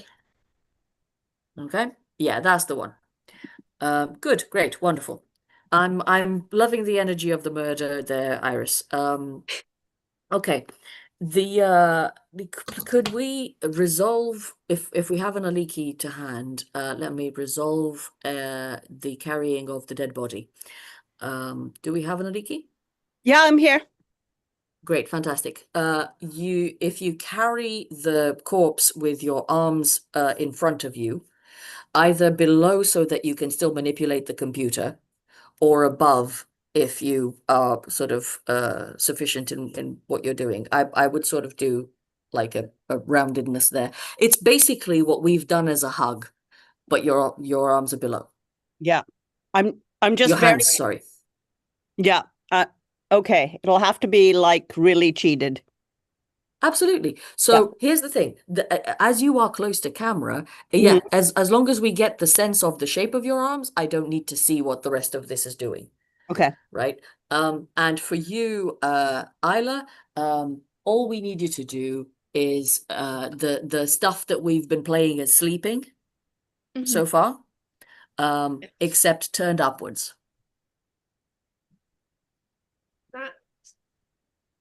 Yeah, if you can lie down on something, that's even better. perfect. That's great. Yeah. If it's at all possible, if it would be at all possible for your head to be slightly closer to camera, that would be, or the camera to be closer to your head as you're lying down. Great, but not from above. So from the side as you had it. There we go. Yeah, so that we're getting the sense of this occurring as opposed to the sense of this occurring. Yeah, there we go. Because the thing that worked really well was that we got a laterality from you. So we got an understanding that he's carrying her from sort of underarm and underlegs kind of thing. There we go. Yeah. Great. And you can absolutely lie down on the cushions and the pillows. Like, don't, make yourself hold yourself up. Good. We've carried a corpse. The Edgar and what's his name? Edmund. Please. The script, it just says bastard. Oh, I love this. I love this so much. Well, you are. No, I'm kidding. I mean, well, not. I mean, Yeah. wait, hang on. Yeah. I'm confused. Shakespeare has, hey audience, or posterity, Shakespeare has 4 characters that are described as bastard, or indeed titled as such, and I believe Valentina has played all of them. Okay, Yeah. so Queen of this murder situation, well, sorry, not a murder, this duel situation. I mean, also murder because I have to be mortally wounded. No? Yeah.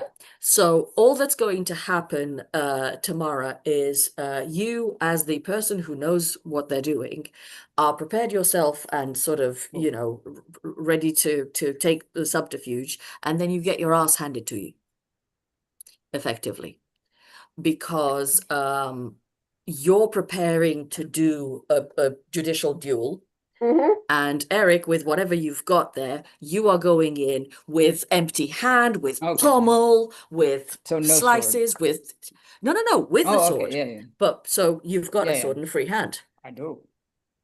Yeah. I have So what I'm saying is, it is a spoon is perfectly fine. But what I'm saying is, it isn't a ching ching parry Yeah, parry it's not do the stuff traditional that. one, yeah.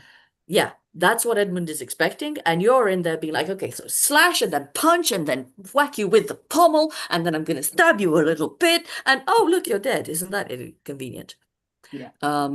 And Tamara, what I would love from you to do is have your stance of preparation really look like you know what you're doing, and then have a couple of avoidances, start taking strikes, look completely gone, and be dead. Look completely discombobulated. So like you give us a journey of, I know what I'm doing. I wasn't expecting this. Ow, the pain, the death, the speech.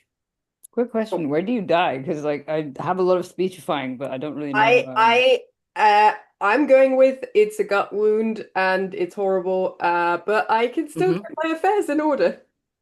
Yeah. Yeah. No, because like I've got Edgar and Edmund and Edgar fight. Someone says, "Shall I stop it? Hold it, sir." Fight stops. So I don't know if you die during that. I No, have to he be does a mortally lot of wounded at that speeching. point. Yeah, because I get taken off stage and I die off stage conveniently. That's it. An ignoble death. So he is deathly wounded and does a lot of speeching. Okay, yeah, that makes sense. Okay, good. I am very sorry. She says, holding a spoon.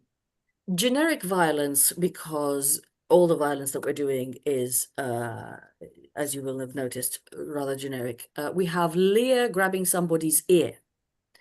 That's nice, Tamara. I'm enjoying this. Lear grabbing somebody's ear, just reach forward to sort of beside camera or above camera. Yeah, nice and high. That's a good one. That's a good one. Great. And just give us exactly, so we can't see the hand. Who is the person receiving this ear grab? I think that's me. It is me. Oswald. Yeah, I think that's Hello me. and welcome. Okay, great. So, Tom, what you're going to need to do is, as you are, is be somewhere nice and close to camera where your head is nice and big on that. And then you can reach your own hand across, opposite hand, and basically go, Wah! So Okay. this way, Tom, this way. Oh, right, underneath. Yeah. Right. That's it. So if Hold you're on. If Lear is doing it from above and I'm going from below. No, so Lear is going to the level that is the camera level, which is eye level, which is also where the ear is. Oh, okay. Okay. Right. Yeah. Okay. There we go. Yeah. Are you doing this right-handed? Me? Both of you. You I'm seem to be, Aliki seems I'm to be doing it right-handed. right-handed. Okay. Great. So right hand to left ear. Yeah, that's the one. Okay. And then what you want to do is pull yourself, instead of down or away, as you would in reality, you'd try to move away. Yeah, instead of that, pull yourself to camera. To camera. Okay. Yep. Because what that does is it makes the bits less distinguishable. Okay. Cool. And then you do what you do and you say what you say, and then you get released and have an opinion about it. Right. Okay? Okay. Grand. That's an ear pull. The Oswald and Edgar fight. is you will at some point draw your sword. Oswald draws first, I believe. Unless I'm wrong, in which case, oh well. I think that's right. Probably. Yep. And what we want from hang on one second. Who says no matter for your foins? Who says that? Who gives the cue for the action? FOYNES. It's not me, I think. I don't think it's me. No, that's okay. Lizzie's looking it up in the book. It's an Edgar no, line. that's me. Yeah, I was Great. like, Okay, it's just that's fine. rustic speak. So I'm like, okay, Great. yeah. Okay. So what he's done is he's drawn a sword, right? What you're going to do is draw your own sword. Sorry, Tom, we haven't discussed this with you. Yes, when you draw a weapon, present the entire object into the screen, so that we can, rather than it being sort of partly lost and that looks like it's actually harming somebody, as long as we can see the full object, it looks like it's in your hand and in your space. Fantastic. Eric, what you're going to do is, so if Tom, you do exactly as you did in your preparation, great. Eric, what you're going to do is draw, strike down, strike down again. Okay, so 2 strikes. And Tom, what we've got there is we had a preparation. He struck the weapon out of our hand first. Yep. And then give us a big shocked face and a struck reaction. And you're done. And then I pilfer his pockets. Okay. Yeah. Sometimes. Okay. All right. Cool. So just run that for me. The Oswald draws. Show us that weapon. Beautiful. Keep it there for a while. Eric, you've got some lines as Edgar, and then you draw, strike, strike. Well, yeah. No matter for your foins. Oh. No. Oh. Yeah. Great. So watch for each other, please. Yeah. Because what we're needing to do, Tom, is synchronize with what Eric is giving us. All right. Okay. So it's actually a lot slower than you think. That's the first strike. We've dropped the sword. Okay. And then second. That's the second strike. Ow. Death. It's about that pace. Yeah. Okay. Yeah. I must be very efficient considering I've never done this before. Yeah. It's listen, you've got a lot riding on you, and therefore you're being, you're expedient. I have no purpose. Okay. Cool. Let's run that one more time, and then I think that's all our violence. She'll pick your teeth, sir. No, come no matter your foins. Draw, strike. Ooh. Cool. Take another second, Eric, before you do your second attack, so that we've gone draw, preparation, strike, so when you've preparation, seen I've dropped my strike. knife, then you can have the second attack. Yeah. Okay. Okay. That works. Grand. And it's past 7:30. Right. Ah, look, I have a dragon. You have Sorry, a I'm just dragon. very This happy. is gorgeous. No, this is excellent. Yeah. Okay. Do we have any other considerations, questions, concerns? For the pilfering, well, I meant to frisk his pockets after the death, but I'm just guessing that it's like down. Yep, just below. Coming up. Dig, pull things out from below. Maybe it's because I'm on my second cup of tea, but did I miss the stocks stuff that I have to be part of? Stocks is also general action in space. So I was selling this to some people before about binding, where if you are that person, you're basically going, hey, look, here's an object. I'm gonna do stuff with it until, okay, you look a bit tied up. I'm done. Empty-handed. Similarly, if you have what I believe what Dewi is using as Kent is Handcuffs. Handcuffs. I was about to say manacles. Handcuffs. So if you have that's okay. So if you don't, that's fine. Just any bit of metal so that it looks like you've got some sort of chain situation. Any bit of really quickly, here it is, and then just agitation, agitation. Okay. They're going around my ankles anyway, so I mean, although I've got some, I'm going to try contrive ways to sort of not show them, kind of make them seen but not on, if you see what I mean. Han, I think you need to wash your face. Thank you. No worries. Okay. While we're here, do we have everybody present? I'm definitely not here. Okay.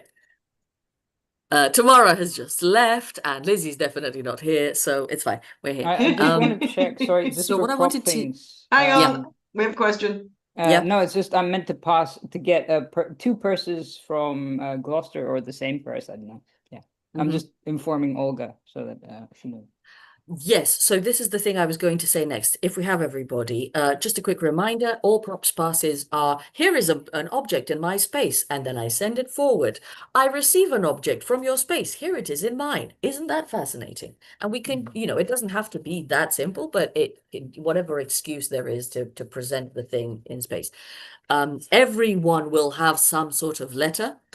A lot of people are going to have money. Most probably a money bag, which is a sock, unless you actually have a bag of that shape and color. It can also be a the sleeve. second after I give money, I also give something that I explain to be a precious stone. So I've got a little pouch like this. If who's receiving it, my son. Yeah. So Eric, it is a second pouch. Eric. Pouch, yeah, if you just receive it in your hand. Yeah. Good. And a reminder that, yeah, exactly. Anything where we actually don't have a prop will be like, oh, look, what an object I've received. Oh, how fascinating this is. It's totally money, my dudes. Okay. What else was there? Yes, so there might be, I think I may have misremembered, or they might not be noted. There might be some slaps or some smaller bits of violence. I think one of the two sisters strikes someone at some point, I think. So if that happens, please be right-handed and just sweep in front of the camera. And as the victim, turn towards your personal human right. And then that solves all our problems. It's a sweep out here. It's not a great big swing, because most of the time we wouldn't be able to read that whole thing. So it's just that kind of reach. It's very small to camera, but if you do it with agitation, that works. And as the recipient, we turn towards our right. Ooh, I got slapped without expecting it in the previous play, so this is on my mind. Any other queries? Can I just ask if you can hear the aircon in this hotel room? Nope, can't hear a thing. Can't hear a thing. Fantastic. No. Good old Similarly, the pounding rain at this end is blocked out. Okay. And the cicadas at this end? No cicadas, tragically. That's what I was about to ask as well. No cicadas. No. And you can't hear, I was going to say, you probably can occasionally hear me on Alexandra and Alexandra on me, because we communicate. It's unstoppable, but it's just about far enough that it's not been a problem up to this point. How's everybody doing? Great. Regarding sounds, just a warning that violence may provoke dog barking. That's fine. Violence can provoke dog bark. Regarding sounds, if anybody's expecting anything in the way of a fanfare or a drum or anything, Valentine has gone for a sleep. So we do not have sound cues. So please do not wait for them on this particular round of expectation. So my apologies for that. But we are very good at people going, oh, did you hear that trumpet? So we've proved that. I mean, we did it in Pericles and everything. So yeah, Tamara, you're not allowed to yawn. No Yeah, yawning. and it's fine. For the storm, I will go actually outside so that you can hear the real storm when that scene comes in. I'm not really promising this, but yeah. But you I could try opening the back door, then you could hear it. It's actually gone quiet just at the moment. It's gone hotter. And Right. also, Zoom will take it out. Yeah, Zoom takes it out. So that's fine. That's what Zoom does. Okay. Deep breath. How's everybody feeling from a place of calmness and centeredness? I don't know what you mean. Oh, well, you see, maybe that's part of our problem. Basically, how are we doing? Does anybody have a question that they still want to ask or an issue that they need to have addressed? Yes. Go Hang on. on, sorry, me. Because I'm Burgundy. There's a super quick change in scene. I will rename you. Thank you. That's fine. I mean, it'll take a few moments reaction, but I will. I was going to say, if anybody, anybody who's been made to do wicked quick changes by me, and in any point in the last 4 years or so, 5 years, and feels like it's about time I had a taste of my own medicine, all you've got to do is watch the last 3 plays, right? Particularly watch Othello, where I achieved being 4 people at once. So, not very well at one point, I will say. It was the world's fastest patch and fix of how do I say the least possible lines and give the right cues and still get it to make sense. And anybody watching, yes, this is kind of what we do to each other. Right. Okay. So if there are renamings, don't worry about it. I'll cover it.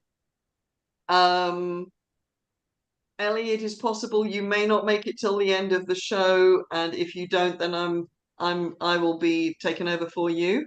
Is that right? That's still correct?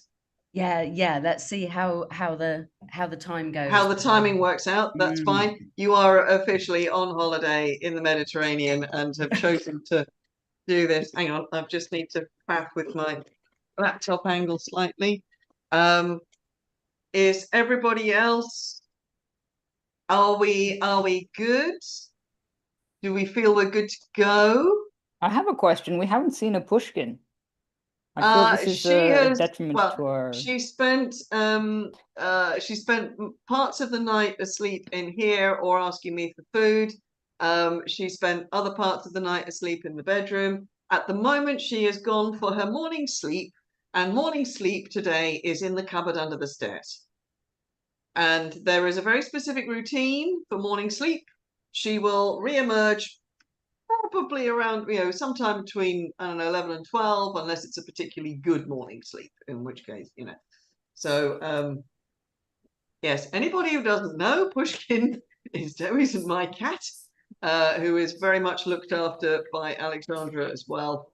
So this is, that's what's going on. So she's been around. She is always supremely unimpressed by Shakespeare, which I think is an excellent thing and a very good sign. So, and the reason we haven't seen her is because we are not worthy. No, we are never worthy. But she has been around, ignoring us wonderfully.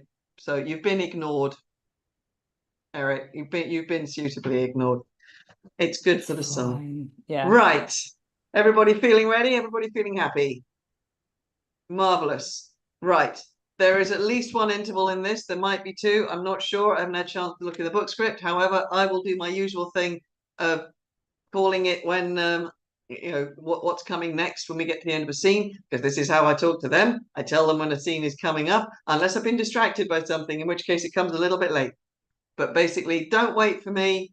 Just go ahead and rock on through. You're all old hands now. I'm just looking at the screen. So I haven't seen Eugenia yet as part of the promptathon. I haven't seen Ellie, and I haven't seen Tamara, but you guys, and I haven't seen Aliki, but you all very much know what you're doing. So let us bring ourselves to order. It is 7:45. It is time to get going on King. Well, it's 7:45 in the UK. So it's 7:45 for me, for Tamara. Are you in London at the moment? Yep. So for me, Tamara, for Dewi, for Tom, for Eugenia, and for Alexandra, it is 7:45 in the morning. Aliki, where are you and what time is it where you are? I'm in the Cycladic Islands in Greece, and it's 9:45. Okay, Eric, where are you? I'm still in Cyprus. I haven't moved. I mean, I know I did like magical stuff before, but I'm I still know, here. I Yeah. know, but in And, case other people haven't seen that, don't know where you are, darling. Oh yeah, I'm in Cyprus in Nicosia, and it's 9:45. 9:45. Okay, Olga. Same time zone, but much further north, Moscow. So Okay. 9:45. It's 9:45 where you are. And Iris. I'm also in Greece, in Aegina Island. It's also 9:45. Okay, Ellie. Majorca, 9:45. 9:45. Right, so it's 7:45, it's 9:45, and it's 9:45. So we're being nice and kind of Europe into the Mediterranean at the moment, with a sort of reaching further north to Olga and Moscow, which is rather lovely. I think our Americans have all gone for a nap now because it's the middle of their night. We've got Joelle and Bridget coming back for the next one, so so we support that. Okay, so wonderful, wonderful cast. Please take yourselves off to the virtual tiring house. I will have a very quick housekeeping chat because I don't know if people are watching who've been watching for a while, or if new people are joining. So I'm just going to say really, really quickly, hello, welcome, thank you for joining us. This is the 4th play on the trot that we've done as part of our promptathon. We are up to 11 hours and 42 minutes of non-stop Shakespeare since we went live. And we've got plenty more to do. So if you are so inclined, could you please at some point buy us a coffee using the Ko-fi link online? So if anything is particularly good or bad or frightening or moving or funny or something, and you think, that's worth another coffee, if you would click the link, then we would be very grateful. If that doesn't happen, then we just hope you have a fantastic time. Anyway, all money donated is going into company projects for this year and next year.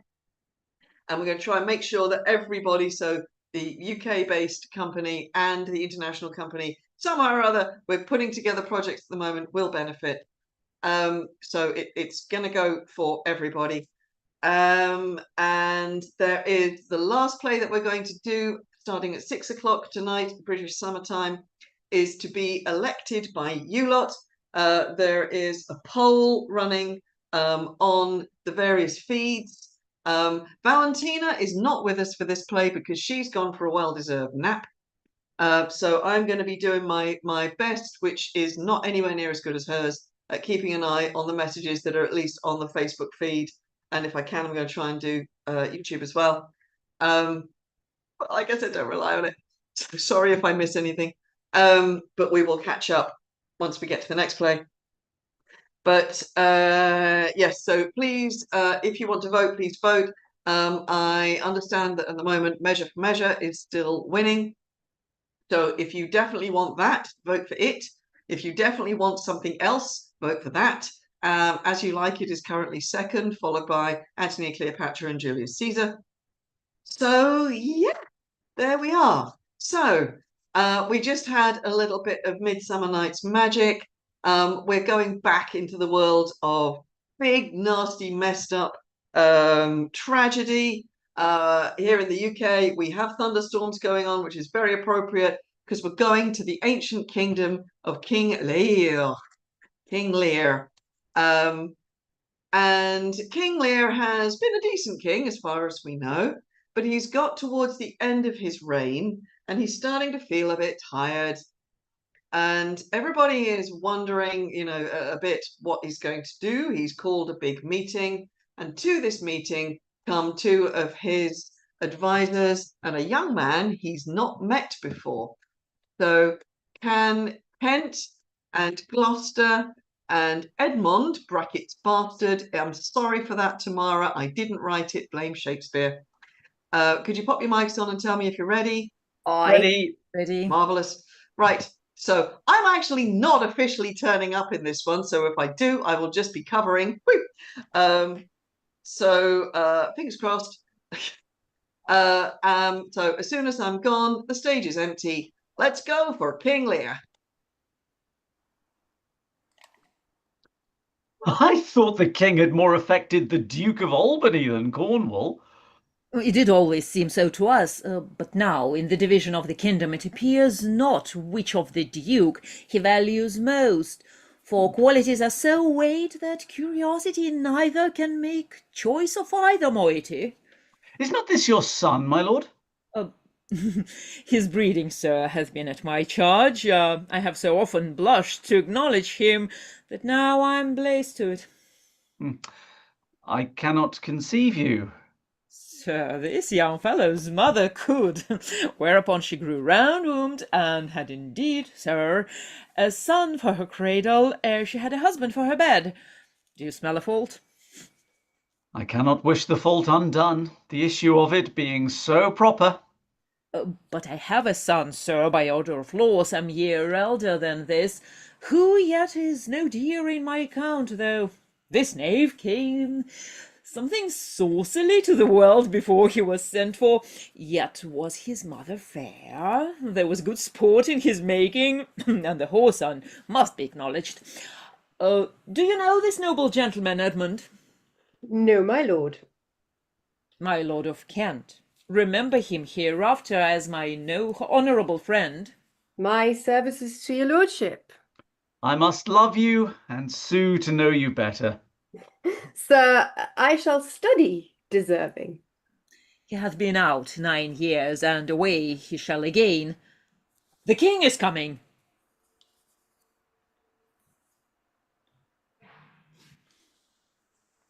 Attend the lords of France and Burgundy, Gloucester. I shall, my lord. Meantime, we shall express our darker purpose. Give me the map there. Know that we have divided in 3 our kingdom, and 'tis our fast intent to shake all cares and business from our age, conferring them on younger strengths, while we unburthened crawl towards death.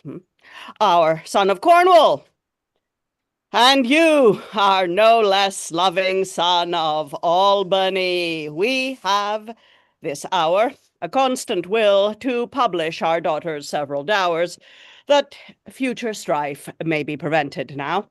The princes, France and Burgundy, great rivals in our youngest daughter's love, long in our court, have made their amorous sojourn, and here are to be answered. Tell me, my daughters, since now we will divest us both of rule, interest of territory, cares of state, which of you shall we say doth love us most, that we our largest bounty may extend where nature doth with merit challenge? Goneril, our eldest, speak first.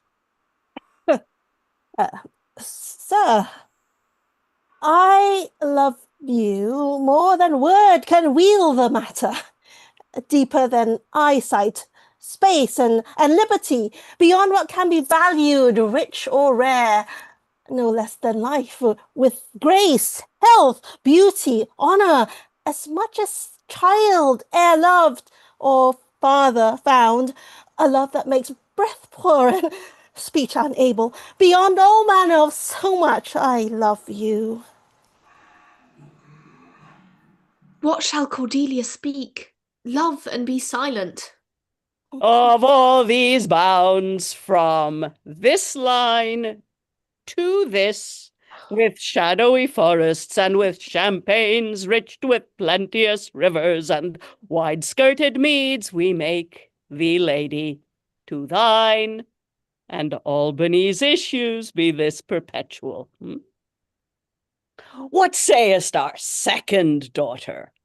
Our dearest Regan, wife of Cornwall. I am made of that self-metal as my sister, and prides me at her worth.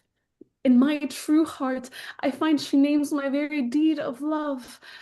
Only she comes too short, that I profess myself an enemy to all other joys, which the most precious square of sense professes, and find I am alone felicitate in your dear highness' love. Then poor Cordelia, and yet not so, since I am sure my love's more ponderous than my tongue. To thee and thine heredity ever remain this ample third of our fair kingdom, no less in space, validity, and pleasure than that conferred on Goneril. Now, our joy, though last and least, to whose young love the vines of France and milk of Burgundy strive to be interest, what can you say to draw a third more opulent than your sisters? Speak. Nothing, my lord. Nothing. Nothing. Nothing will come of nothing. Speak again. Unhappy that I am. I cannot heave my heart into my mouth. I love your majesty according to my bond, no more nor less. How? Cordelia, mend your speech a little, lest you may mar your fortunes. Good my lord, you have begot me, bred me, loved me. I return those duties back as are right fit. Obey you, love you, and most honour you. Why have my sister's husband if they say they love you all? Happily when I shall wed, that the Lord whose hand must take my plight shall carry half my love with him, half my care and duty. Sure I shall never marry like my sisters. Goes thy heart with this?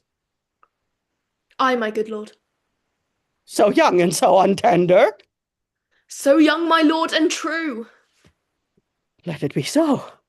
Thy truth then be thy dower. For by the sacred radiance of the sun, the mysteries of Hecate and the night, by all the operation of the orbs, from whom we do exist and cease to be, here I disclaim all my paternal care, propinquity, and property of blood, and as a stranger to my heart and me, hold thee from this forever. The barbarous Scythian, or he that makes his generation messes to gorge his appetite, shall to my bosom be as well neighboured, pitied, and relieved as thou, my sometime daughter. Good my lord, my liege. Be scant! Come not between the dragon and his wrath. I loved her most, and thought to set my rest on her kind nursery. Hence, and avoid my sight. So be my grave my peace, as here I give her father's heart from her. Call France! Who stirs? Call Burgundy, Cornwall, and Albany, with my 2 daughters. Dowers, digest the third. Let pride, which she calls plainness, marry her. I do invest you jointly with my power, preeminence, and all the large effects that troop with majesty. Ourself by monthly course, with reservation of 100 knights, by you to be sustained, shall our abode make with you, by due turn. Only we shall retain the name, and the addition of a king, the sway, revenue, execution of the rest, beloved sons, be yours. Which, to confirm, this coronet, part between you. Royal Lear, whom I have ever honoured as my king, loved as my father, as my master, followed, as my great patron, thought on in prayers.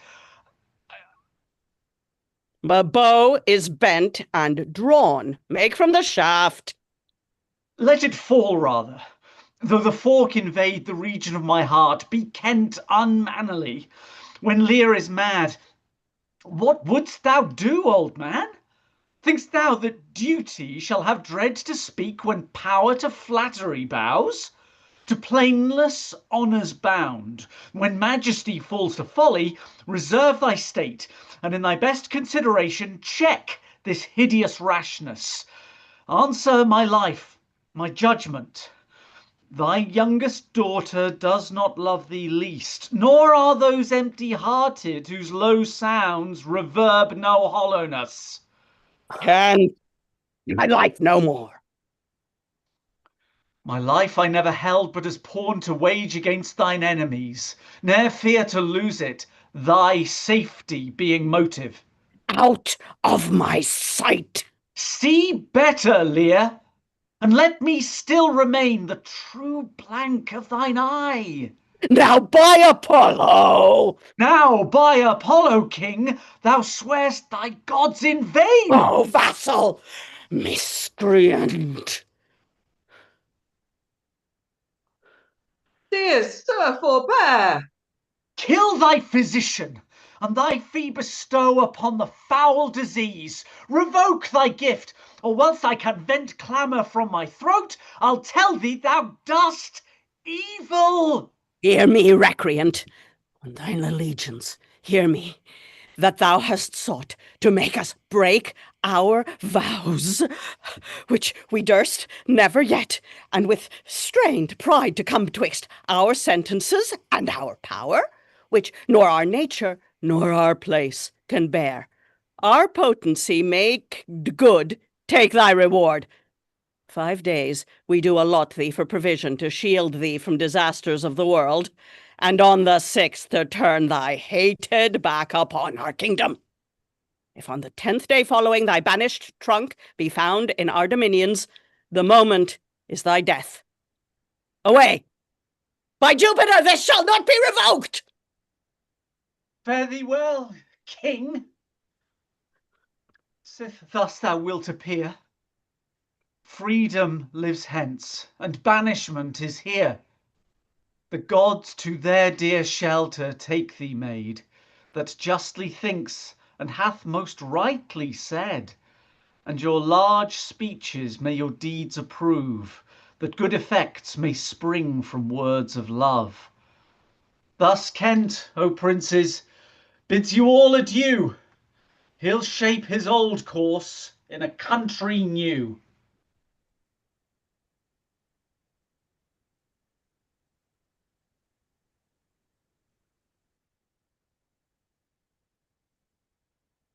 My lord of Burgundy? Yes, Monson Burgundy, my noble lord. My lord of Burgundy, we first address towards you, who with this king hath rivalled for our daughter. What in the least will you require in present dower with her, or cease your quest of love? Most royal majesty, I crave no more than hath your highness offered, nor will you tender less. Right noble Burgundy. When she was dear to us, we did hold her so, but now her price is fallen. Sir, there she stands. If aught within that little seeming substance, or all of it, with our displeasure, pierced, pieced, and nothing more, may fitly like your grace, she's there, and she's yours. I know no answer.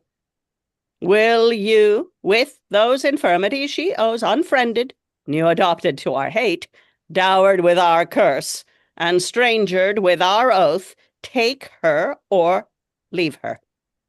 Pardon me, royal sir, election makes not up in such conditions. Then leave her, sir, for by the power that made me, I tell you all her wealth. For you, great king, I would not from your love make such a stray to match you where I hate. Therefore beseech you to avert your liking a more worthier way than on a wretch, whom nature is ashamed almost to acknowledge hers. This is most strange, that she whom, even but now, was your object, the argument of your praise, balm of your age, the best, the dearest, should in this trice of time commit a thing so monstrous, to dismantle so many folds of favour. Sure, her offence must be of such unnatural degree that monsters it. or your forevouched affection fall into taint, which to believe of her must be a faith that reason without miracle should never plant in me. I yet beseech your majesty, if for I want that glib and oily art to speak and purpose not, since what I will intend ill do before I speak, that you make known. It is no vicious blot, mirth, or foulness, no unchaste action or dishonourable step that have deprived me of your grace and favour. But even for want of that, for which I am richer, a still soliciting eye and such a tongue that I am glad I have not, though not to have it have lost me in your liking. Better thou hadst not been born than not have pleased me better. Is it but this? A tardiness in nature, which often leaves the history unspoke that it intends to do? My lord of Burgundy, what say you to the lady? Love's not love when it is mingled with regards that stands aloof from the entire point. Will you have her? She is herself a dowry. Royal King, give but that portion which yourself proposed, and here I take Cordelia by the hand, Duchess of Burgundy.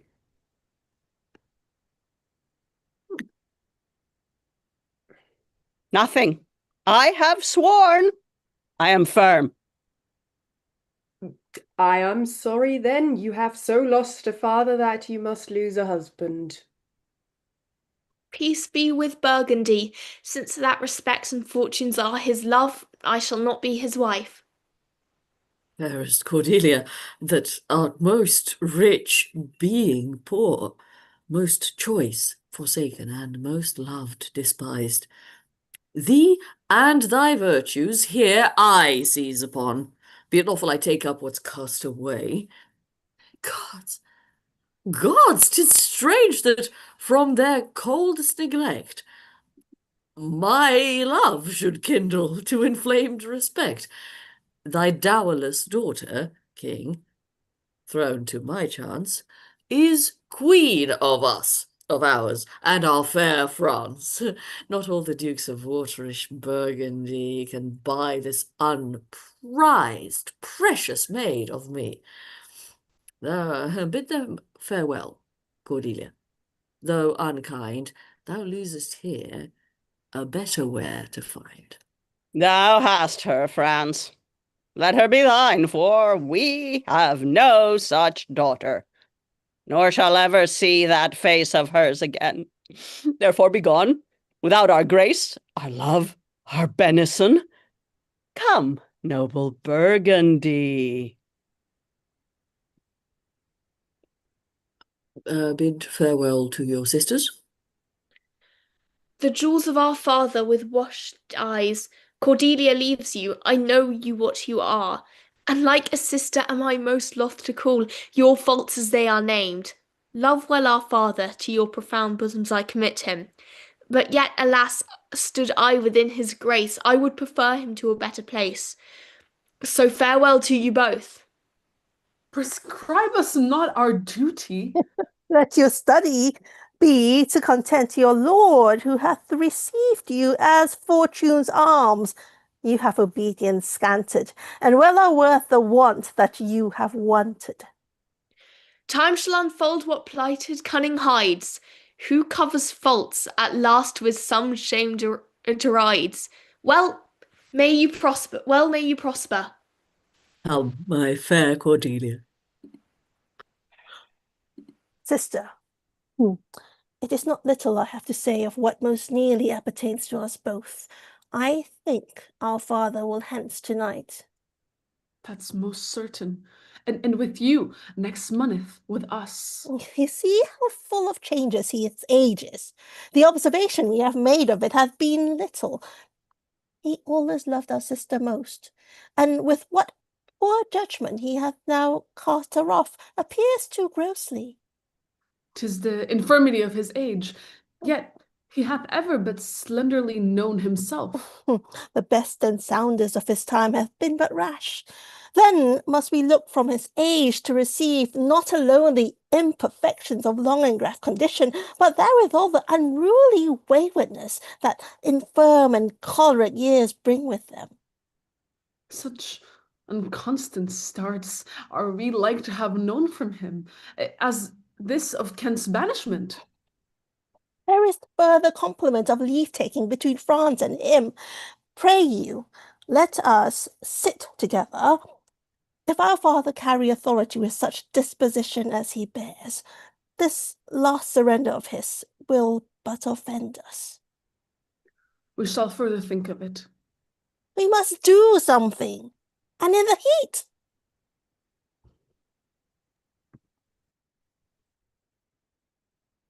Thou, nature, art my goddess. To thy law my services are bound. Wherefore should I stand in the plague of custom and permit the curiosity of nations to deprive me?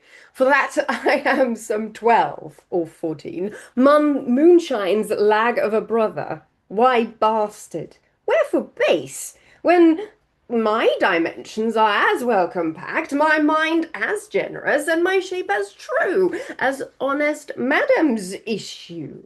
Why brand they us with baseness, bastardy, base? Who, in the lusty stealth of nature, take more composition and fierce quality than doth within a dull, stale, tired bed, go to the creating a whole tribe of thoughts got tween asleep and wake. Well, then, legitimate Edgar, I must have your land. Our father's love is to the bastard Edmund, as to the legitimate, fine word, legitimate. Well, my legitimate, if this letter speed and my invention thrive, Edmund the base shall to the legitimate. I grow, I prosper. Now, God, stand up for bastard. Kent banished thus, and France and Colla parted, and the king gone tonight, prescribed his power confined to exhibition, all this done upon the gad. Edmund, how now? What news? So please your lordship not. Why so earnestly seek you to put up that letter?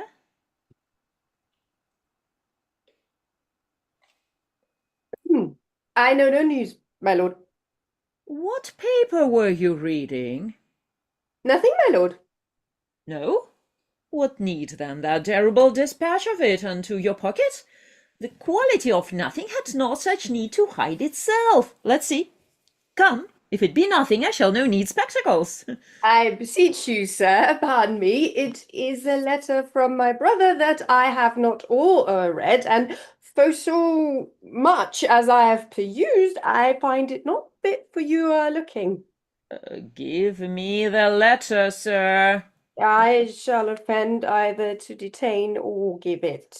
The contents, as in part I understand them, are to blame. Let's see. Let's see. I hope for my brother's justification he wrote this, but as an essay or taste of my virtue.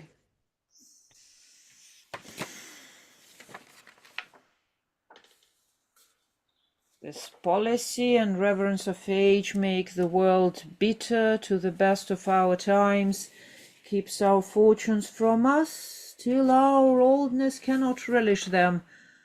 I begin to find an idle and fond bondage in the oppression of old tyranny, who sways not as it hath power, but as it is suffered.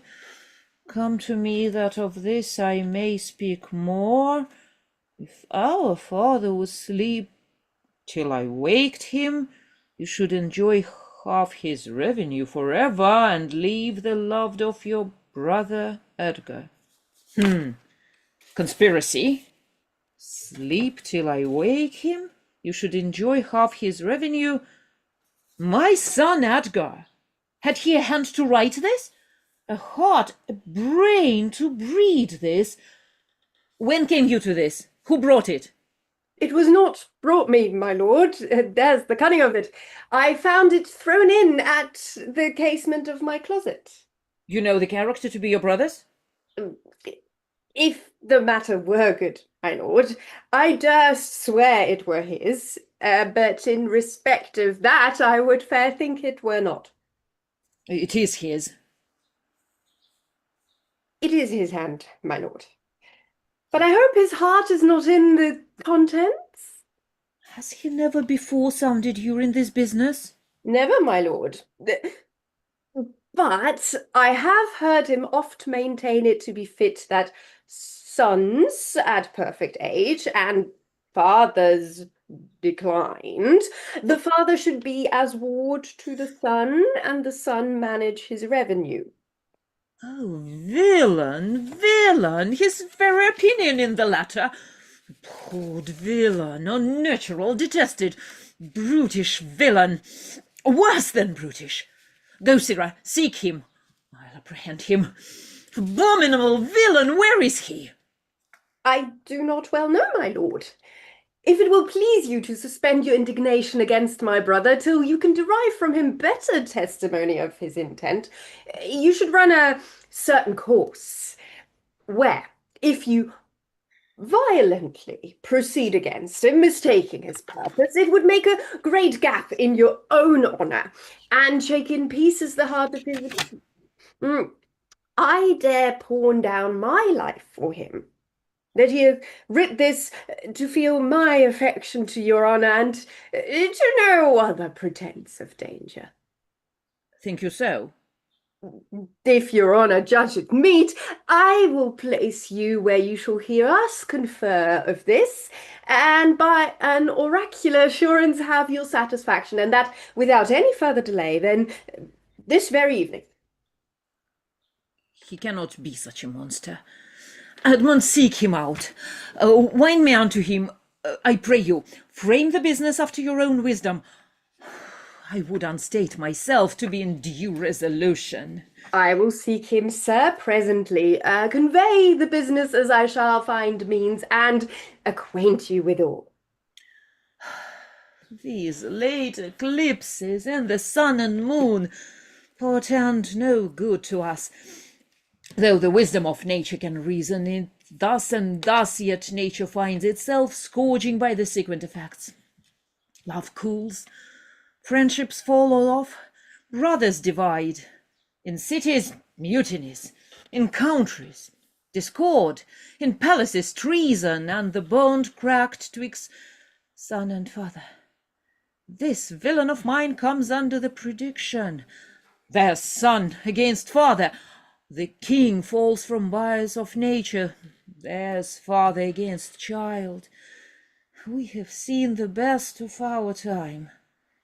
Machinations, hollowness, treachery, and all ruinous disorders follow us disquietly to our graves. Find out this villain, Edmund. Shall lose thee nothing, do it carefully, and the noble and true-hearted can't banish his offence, honesty. 'Tis strange. This is the excellent foppery of the world, that when we are sick in fortune, often the surfeits of our own behaviour we make guilty of our disasters. The sun, the moon, the stars, as if we were villains on necessity. Fools by heavenly compulsion, knaves, thieves, and treachers by spherical predominance, drunkards, liars, and adulterers by an enforced obedience of planetary influence, and all that we are evil in by a divine thrusting on. An admirable evasion of whoremaster man to lay his goatish disposition on the charge of a star. My father compounded with my mother under the dragon's tail, and my nativity was under Ursa Major, so that it follows I am rough and lecherous. I should have been that I am, had the maidenless star in the firmament twinkled on my bastardizing.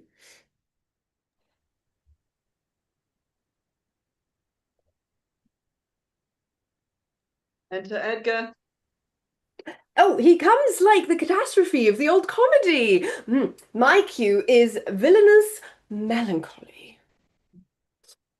With a sigh. Like Tom of Bedlam. How these eclipses do portend these divisions. Me. How now, brother Edmund? What serious contemplations are you in? I'm thinking, brother, of a prediction I read this other day that would follow these eclipses. Do you busy yourself with that?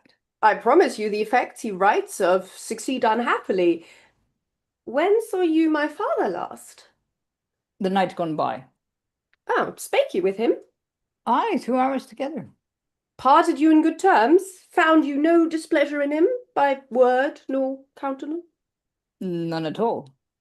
Bethink yourself wherein you may have offended him, and at my entreaty forbear his presence, and in some little time hath qualified the heat of his displeasure, which at this instant so rageth in him that with the mischief of your person it would scarcely allay. Some villain hath done me wrong. That's my fear. I pray you have a continent forbearance till the speed of his rage goes slower, and as I say, retire with me to my lodging, from whence I will fitly bring you to hear my lord speak. Pray ye go. There's my key. If you do stir abroad, go armed. Armed, brother? Brother, I advise you to the best. I am no honest man, if there be any good meaning toward you. I've told you what I have seen and heard. But thank you. Nothing like the image and horror of it. Now pray you away.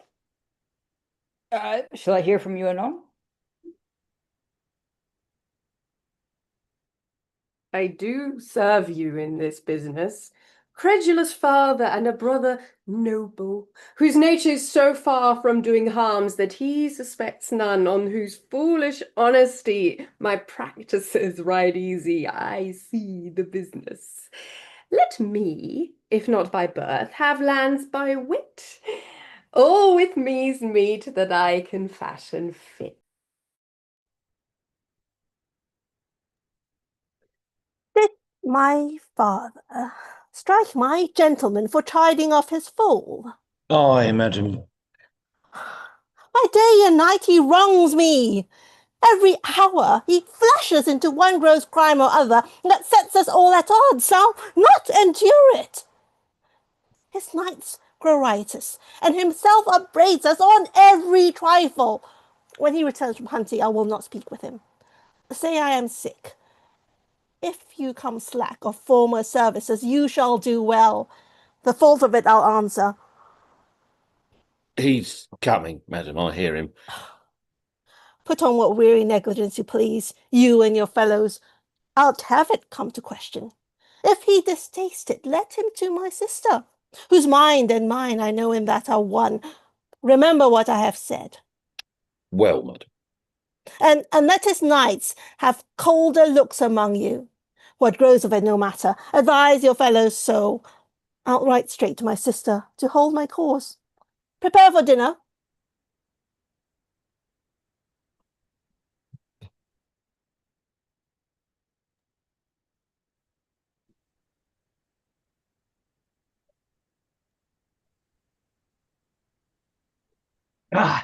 If but, as will I, other accents borrow, that can my speech diffuse, my good intent may carry through itself to that full issue for which I raised my likeness. Now, banished Kent, if thou canst serve where thou dost stand condemned, so may it come. Thy master, whom thou lovest, shall find thee full of labours. Let me not stay a jot for dinner. Go get it ready. How now? What art thou? A man, sir. What dost thou profess? What wouldst thou with us? I do profess to be no less than I seem, To serve him truly, that will put me in trust, to love him that is honest, to converse with him that is wise and says little, to fear judgment, to fight when I cannot choose, and to eat no fish. What art thou? A very honest-hearted fellow, and as poor as the king. If thou beest as poor for a subject as he is for a king, thou art poor enough. What wouldst thou? Service. Who wouldst thou serve? You. Dost thou know me, fellow? No, sir. But you have that in your countenance which I would fain call master. What's that? Authority. What services canst thou do? I can keep honest counsel, ride, run, mar a curious tale in telling it, and deliver a plain message bluntly. That which ordinary men are fit for, I am qualified in, and the best of me is diligence. How old art thou? Not so young, sir, to love a woman for singing, nor so old to dote on her for anything. I have years on my back, 48. Follow me. Thou shalt serve me. If I like thee no worse after dinner, I will not part from thee yet. Dinner! Oh, dinner! Where's my knave, my fool? Go you and call my fool hither. You, sir. Where's my daughter? Sir, so please you. What says the fellow there? Call the bloodpole back. Where's my fool? Oh, I think the world's asleep. How now? Where is that mongrel? He says, my lord, your daughter is not well. Why came not the slave back to me when I called him? Sir, he answered me in the rowdest manner. He would not. He would not. My lord, I know not what the matter is, but to my judgment, your highness is not entertained with that ceremonious affection as you were wont. There's a great abatement of kindness appears as well in the general dependence as in the duke himself also and your daughter. Stayest thou so? I beseech you pardon me, my lord, if I be mistaken, for my duty cannot be silent when I think your highness wronged. Thou but rememberest me of mine own conception. I have perceived a most faint neglect of late, which I have rather blamed as mine own jealous curiosity than as a very pretense and purpose of unkindness. I will look further into it. But where's my fool? I have not seen him these 2 days. Since my young lady's going into France, sir, the fool hath much pined away. No more of that. I have noted it well. Go you and tell my daughter I would speak with her. Go you, call hither my fool. Oh, sir, you come hither, sir. Who am I, sir? My lady's father. Oh.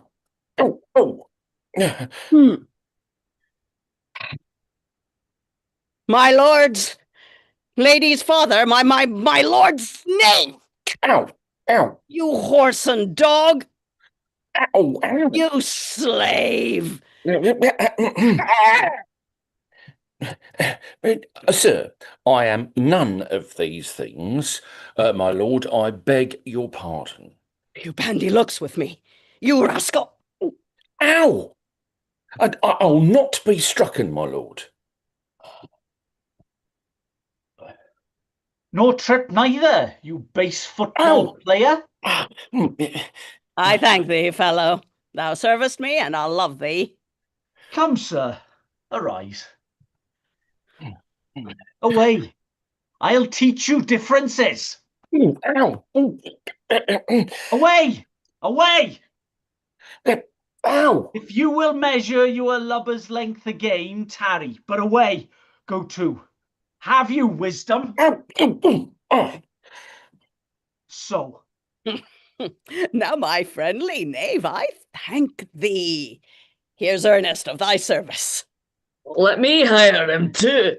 Here's my coxcomb. Oh, now, my pretty knave, how dost thou? Sirrah, you were best take my coxcomb. Why, my boy? Why, for taking one's part that's out of favour. And thou canst not smell as the wind sits, thou'lt catch cold shortly there.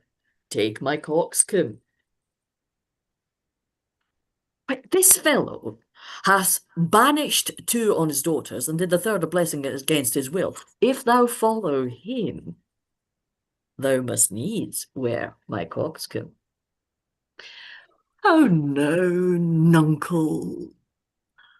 When I had two coxcombs and two daughters. Why, my boy? If I gave them all my living, I'd keep my coxcombs myself. There's mine. Beg another of thy daughters. Take heed, sirrah, the whip. Truth's a dog must a kennel. He must be whipped out when Lady the Brack, and he sit by the fire and stink. A pestilent goal to me. Sarah, I'll teach thee a speech. Do. Mark it, uncle. Have more than thou showest. Speak less than thou knowest. Lend less than thou owest. Ride more than thou goest. Learn more than thou trowest. Set less than thou throwest. Leave thy drink and thy whore, and keep in a door, and thou shalt have more than 2 tens to a score. This is nothing, fool. And 'tis like the breath of an unfeed lawyer. You gave me nothing for it. Can you make no use of nothing, nuncle? Why, no, boy, nothing can be made of nothing. Prithee tell him, so much the rent of his lands comes to. He'll not believe a fool. A bitter fool. Dost thou know the difference, my boy, between a bitter fool and a sweet one? No, lad, teach me. Uncle, give me an egg, and I'll give thee 2 crowns. What 2 crowns shall they be? Why, after I have cut the egg in the middle and ate up the meat, the 2 crowns of the egg. When thou closed thy crowns in the middle and gave away both parts, thou borest thine ass on thy back o'er the dirt. And there's little wit in thy bald crown when thou gavest thy golden crown away. If I speak like myself in this, let him be whipped that first finds it so. Fools had ne'er less grace in a year, for wise men are grown foppish, and know not how their wits to wear, their manners are so apish. When you are wont to be so full of songs, sirrah. I have used it, uncle, ere since thou madest thy daughters thy mothers. For when thou gavest them the rod and put down thine own breeches, then they for sudden joy did weep, and I for sorrow sung, that such a king should play bo peep, and go the fools among. Prithee, uncle, keep a schoolmaster that can teach thy fool to lie. I would fain learn to lie. You lie, sirrah, will have you whipped. I marvel what kin thou and thy daughters are. They'll have me whipped for speaking truth. Thou'lt have me whipped for lying, and sometimes I'm whipped for holding my peace. I'd rather be any kind of thing than a fool. And yet I would not be thee, uncle. Thou hast pared thy weight o' both sides, and left nothing in the middle. Here comes one of the pairings. Oh, now, daughter, what makes that frontlet on? You are too much of late in the frown. Thou wast a pretty fellow, and thou hast no need to care for her frowning. Now thou art, and oh, without a figure, I am better than thou art now. I am a fool. Thou art nothing. Yes, forsooth, I will hold my tongue, so your face bids me, though you say nothing. Mum. Mum. Who that keeps no crust, no crumb, weary of all, shall want some. That's a shelled peascod. Not only, sir, this, your all-licensed fool, but other of your insolent retinue do hourly carp and quarrel, breaking forth in rank, and not to be endured riots, sir. I had thought by making this well known unto you to have found a safe redress, but now grow fearful by what yourself too late have spoken done, that you protect this course, and put it on by your allowance, which if you should, the fault would not scape censure, nor the redressers sleep, which in the tender of a wholesome wheel, mighty in their working, do you that offence, which else were shame, that then necessity will call discreet proceeding. For you know, nuncle, the hedge sparrow fed the cuckoo for so long that it had its head bit off by it young. So out went the candle, and we were left darkling. Are you our daughter? I would you would make use of your good wisdom, whereof I know you are fraught, and put away these dispositions which of late transport you from what you rightly are. May not an ass know when the cart draws the horse? The jug, I love thee. I love thee.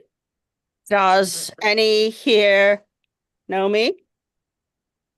This is not Lear. Does Lear walk thus, speak thus? Where are his eyes? Either his notion weakens, his discernings are lethargied. Waking? Waking. 'Tis not so. Who is can tell me who I am? Lear's shadow. Your name, fair gentlewoman? This admiration, sir, is much of the savour of other your new pranks. I do beseech you to understand my purposes aright. As you are old and reverend, should be wise. Here do you keep 100 knights and squires, men so disordered, so debauched and bold, that this our court, infected with their manners, shows like a riotous inn. Epicurism and lust makes it more like a tavern or a brothel than a graced palace. The shame itself doth speak for instant remedy. Be then desired by her, that else will take the thing she begs a little to disquantity your train, and the remainders that shall still depend to be such men as may besort your age, which know themselves, and you. Darkness and bulls. Saddle my horses. Call my train together. Degenerate bastard, I'll not trouble thee yet. I have left a daughter. You strike my people, and your disordered rabble make servants of their betters. Whoa, too late repents. Is it your will? Speak, sir, prepare my horses. Gratitude, thou marble-hearted fiend, more hideous when thou show'st thee in a child than the sea monster. Pray, sir, be patient. Detested creature, thou liest. My train, are men of choice and rarest parts, that all particulars of duty know, and in the most exact regard support the worships of their name. Oh, most small fault, how ugly didst thou in Cordelia show, which like an engine wrenched my frame of nature from the fixed place, drew from my heart all love, and added to the gall. Oh, Lear, Lear, Lear, beat at this gate that let thy folly in, and thy dear judgment out. Go, go, my people. My lord, I am guiltless, as I am ignorant of what hath moved you. It may be so, my lord. Here, nature, here, dear goddess, here. Suspend thy purpose if thou didst intend to make this creature fruitful. Into her womb convey sterility. Dry up in her the organs of increase, and from her derogate body never spring a babe to honor her. If she must teem, create her child of spleen, that it may live and be a thwart disnatured torment to her. Let it stamp wrinkles in her brow of youth, with cadent tears fret channels in her cheeks, turn all her mother's pains and benefits to laughter and contempt, that she may feel how sharper than a serpent's tooth it is to have a thankless child. Away! Away!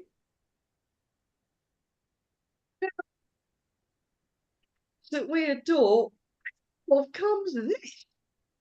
Never afflict yourself to know more of it, but let his disposition have that scope as dotage gives it.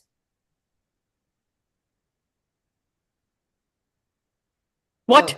50 of my followers at a clap within a fortnight. What's the matter, sir? I'll tell thee. In death I am ashamed that thou hast power to shake my manhood thus, that these hot tears which break from me proportion make thee worth them. Blasts and fogs upon thee, the untended woundings of a father's curse pierce every sense about thee. Oh, fond eyes, beweep this cause again. I'll pluck ye out and cast thee with the waters that you lose to temper clay. Let it be so.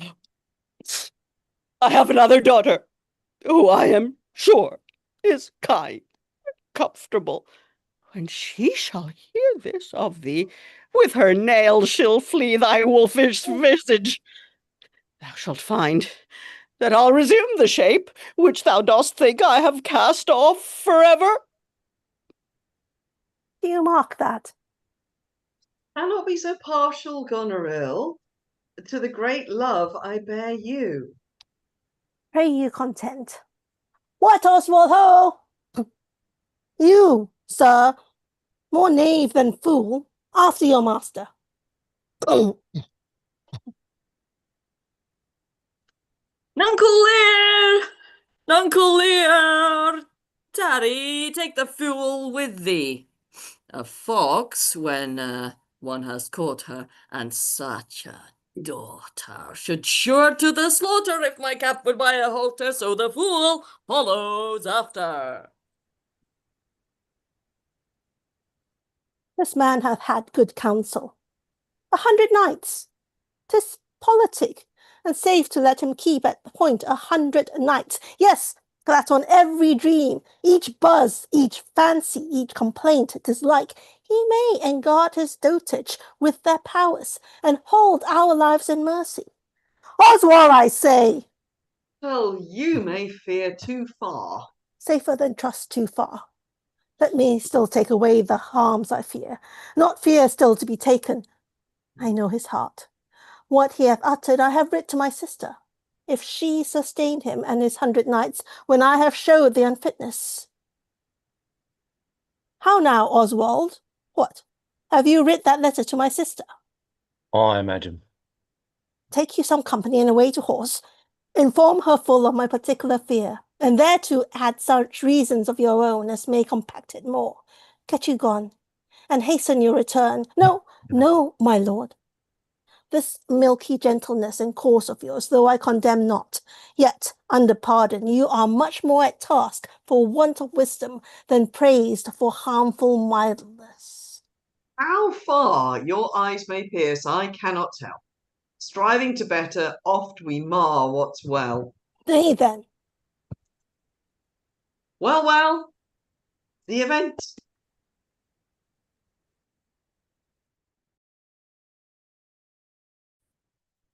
Go you before to Gloucester with these letters. Acquaint my daughter no further with anything you know than comes from her demand out of the letter. If your diligence be not speedy, I shall be there afore you. I will not sleep, my lord, till I have delivered your letter.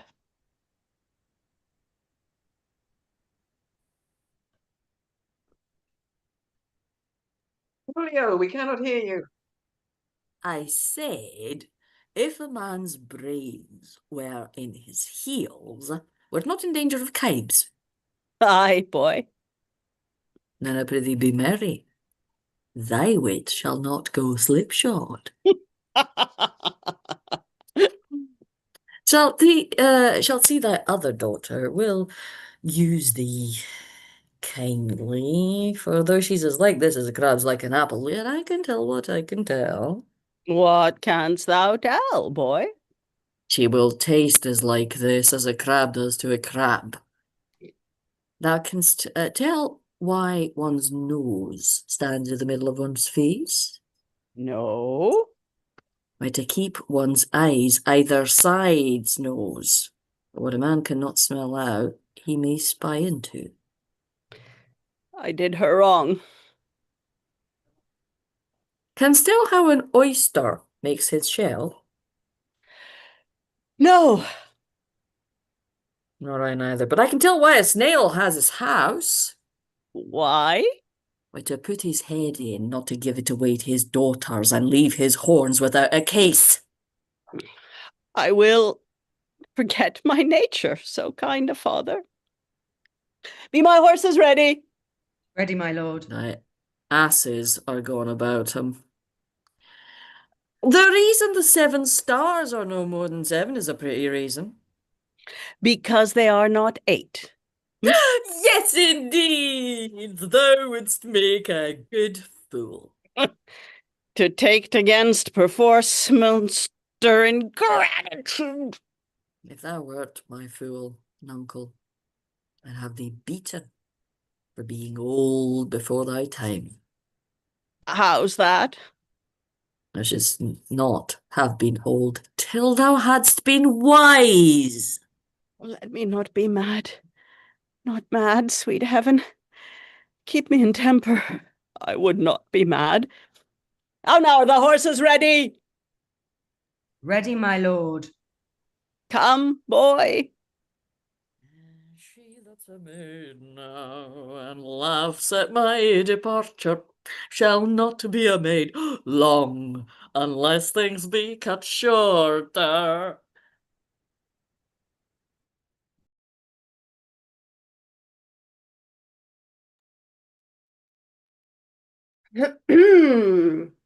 Save thee, Corin. And you, sir, I've been with your father and given him notice that the Duke of Cornwall and Regan, his Duchess, will be here with him this night. How comes that? Nay, I know not. You've heard of the news abroad. I mean, the whispered ones are there, but ear-kissing arguments. Not I. Pray you, what are they? Have you heard of no likely wars twixt the Dukes of Cornwall and Albany? Not a word. You may do then in time. Fare you well, sir. The Duke be here tonight. A better best. This weaves itself perforce into my business. My father hath said guard to take my brother, and I have one thing of a queasy question which I must act, briefness and fortune work. Brother? A word? Descend? Brother, I say. My father watches. Oh, sir, fly this place. Intelligence is given where you are hid. You have now the good advantage of the night. Have you not spoken against the Duke of Cornwall? He's coming hither, now in the night, in the haste, and Regan with him. Have you nothing said upon his party against the Duke of Albany? Advise yourself. I'm sure not a word. I hear my father coming, pardon me. In cunning, I must draw my sword upon you. Draw. Seem to defend yourself. Huh? Huh? Now, quit you well. Yield, come before my father. Light, ho, here. Fly, brother. Torches, torches. Farewell. Some blood drawn on me would beget opinion of more fierce endeavour.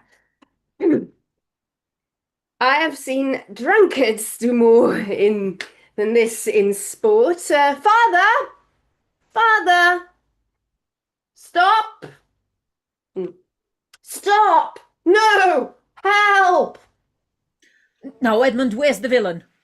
Here stood he in the dark, his sharp sword out, mumbling of wicked charms, conjuring the moon to stand auspicious mistress. But where is he?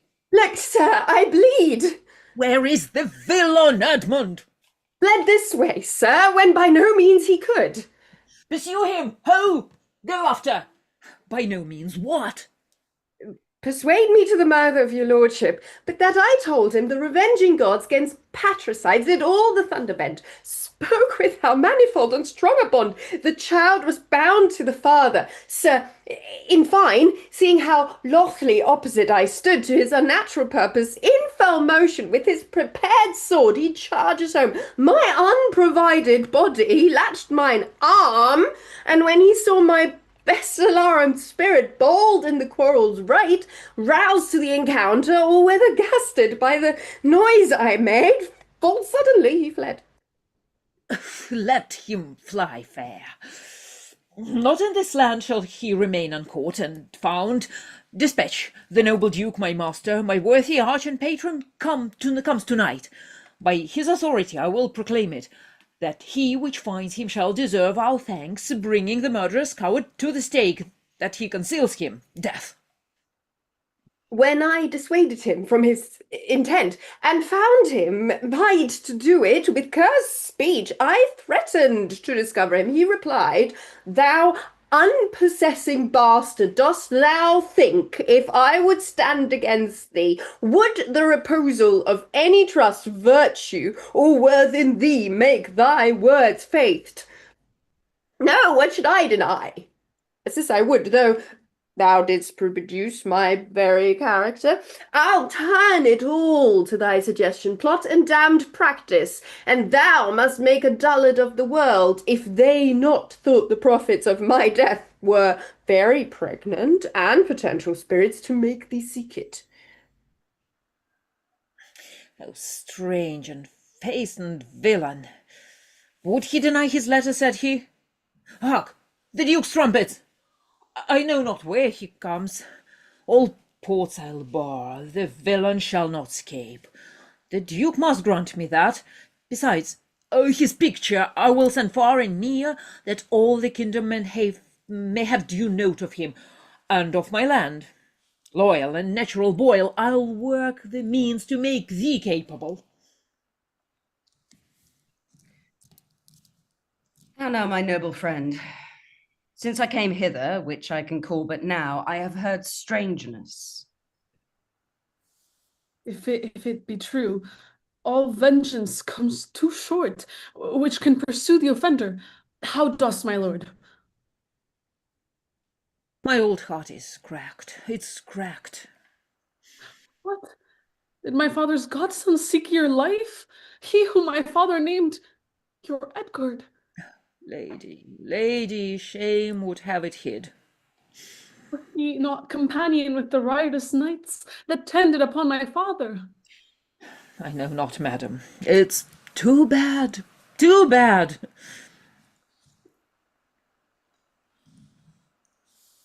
Too bad. Yes, madam, he was of that consort. No marvel then, though he were ill affected, 'tis they have put him on the old man's death, to have the expense and waste of his revenues. I have this present evening from my sister, been well informed of them, and with such cautious that if they come to sojourn at my house, I'll not be there. Nor I, assure thee, Regan. Edmund, I hear that you have shown your father a childlike office.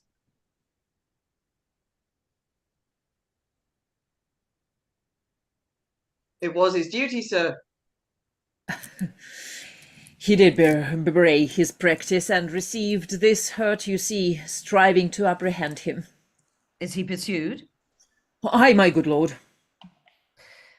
If he be taken, he shall never more be feared of doing harm. Make your own purpose. How in my strength you please for you, Edmund, whose virtue and obedience doth this instant so much commend in itself. You shall be ours. Natures of such deep trust we shall much need. You we first seize on. He'll serve you, sir, truly, however else. For him I thank your grace. You know not why we came to visit you?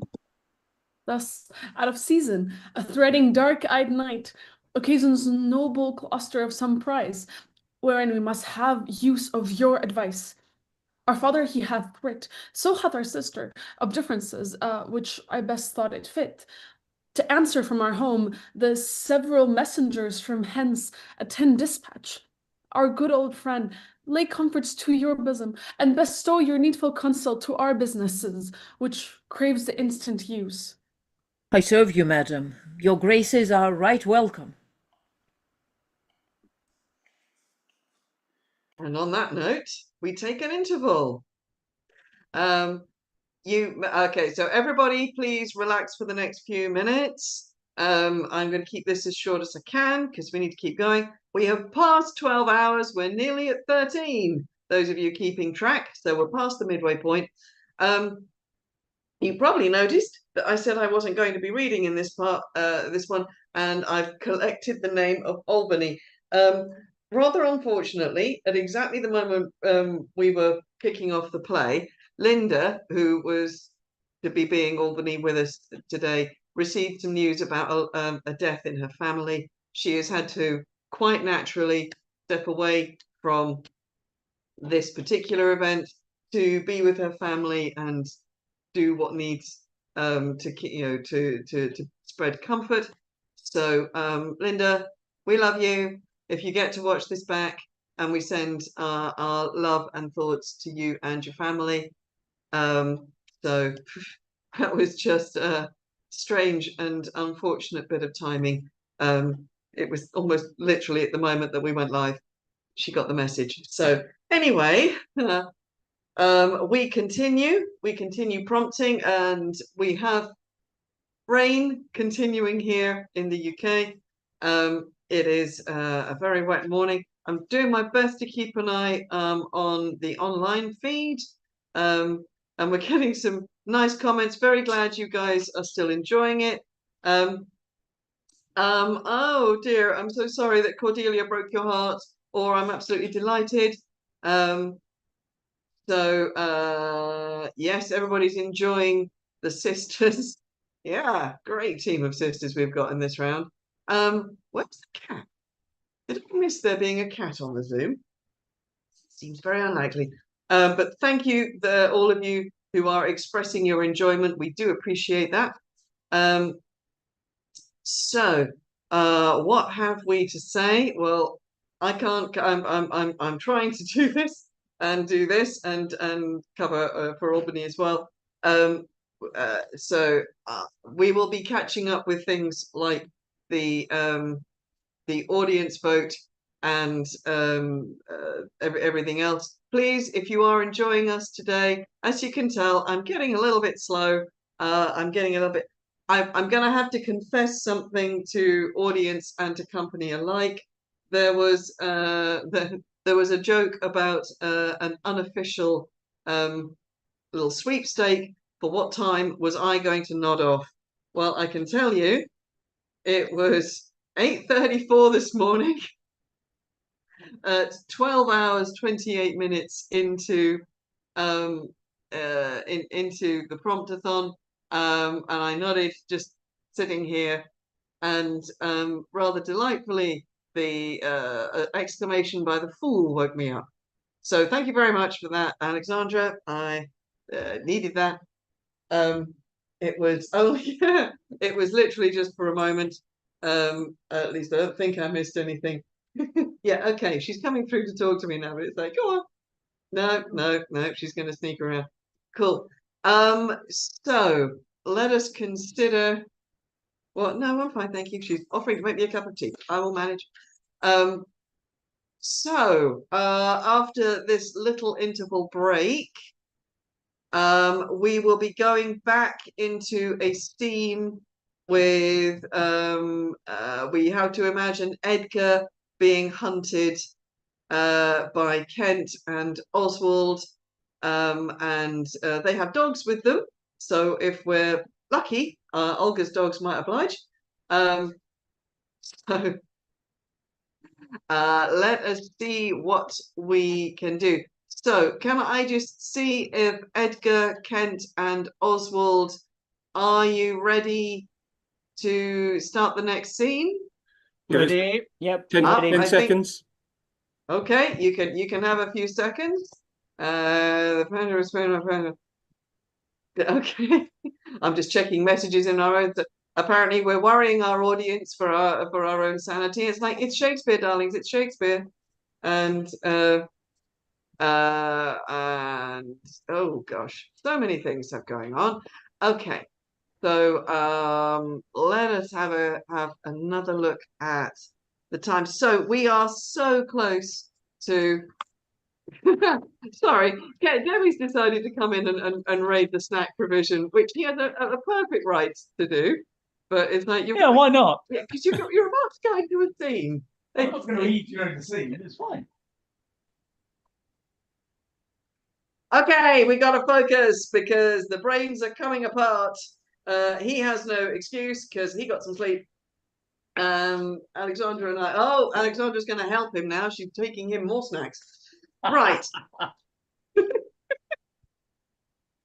That evil chuckle was related to cake and chocolate. Okay, everybody. Right. Gather yourselves together. Edgar, get ready to run and hide, and then get Kent and Oswald, get ready to come after him. We are going into the next scene, and we will see what happens next. You sure?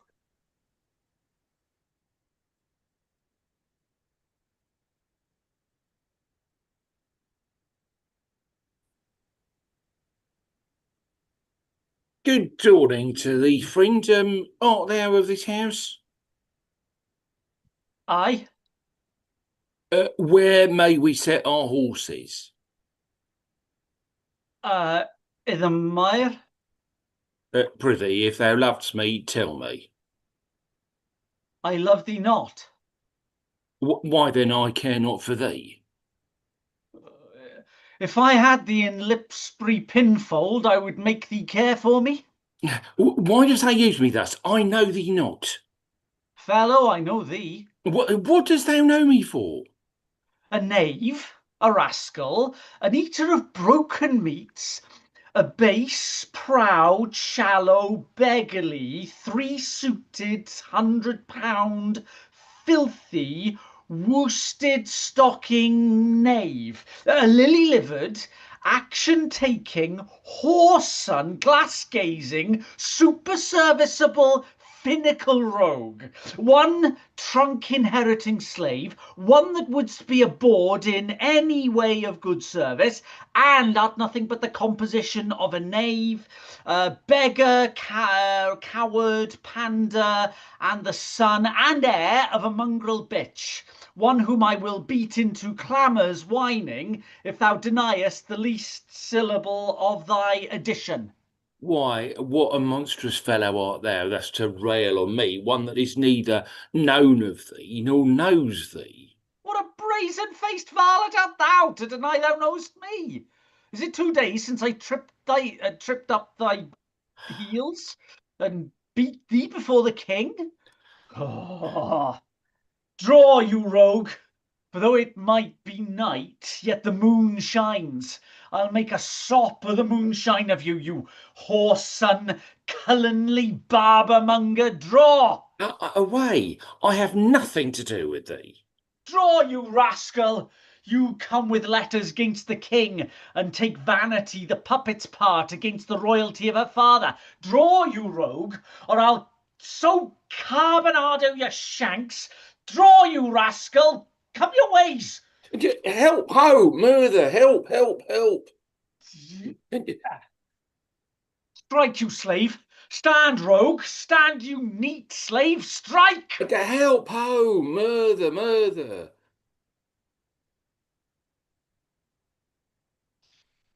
Now, what's the matter? Part. With you, goodman boy. If you please, come. I'll flesh ye. Come on, young master. Weapons? Arms? What's the matter here? Take peace upon your lives. He dies that strike again. What is the matter? The messengers from our sister and the king? What is your difference? Speak. I'm scarce in breath, my lord. No, Marvel, you have so bestirred your valour, you cowardly rascal. Nature disclaims in thee. A tailor made thee. Thou art a strange fellow. A tailor make a man? A tailor, sir. A stonecutter or a painter could not have made him so ill, though they had been but 2 years of the trade. Speak yet. How grew your quarrel? This ancient ruffian, sir, whose life I have spared at suit of his grey beard.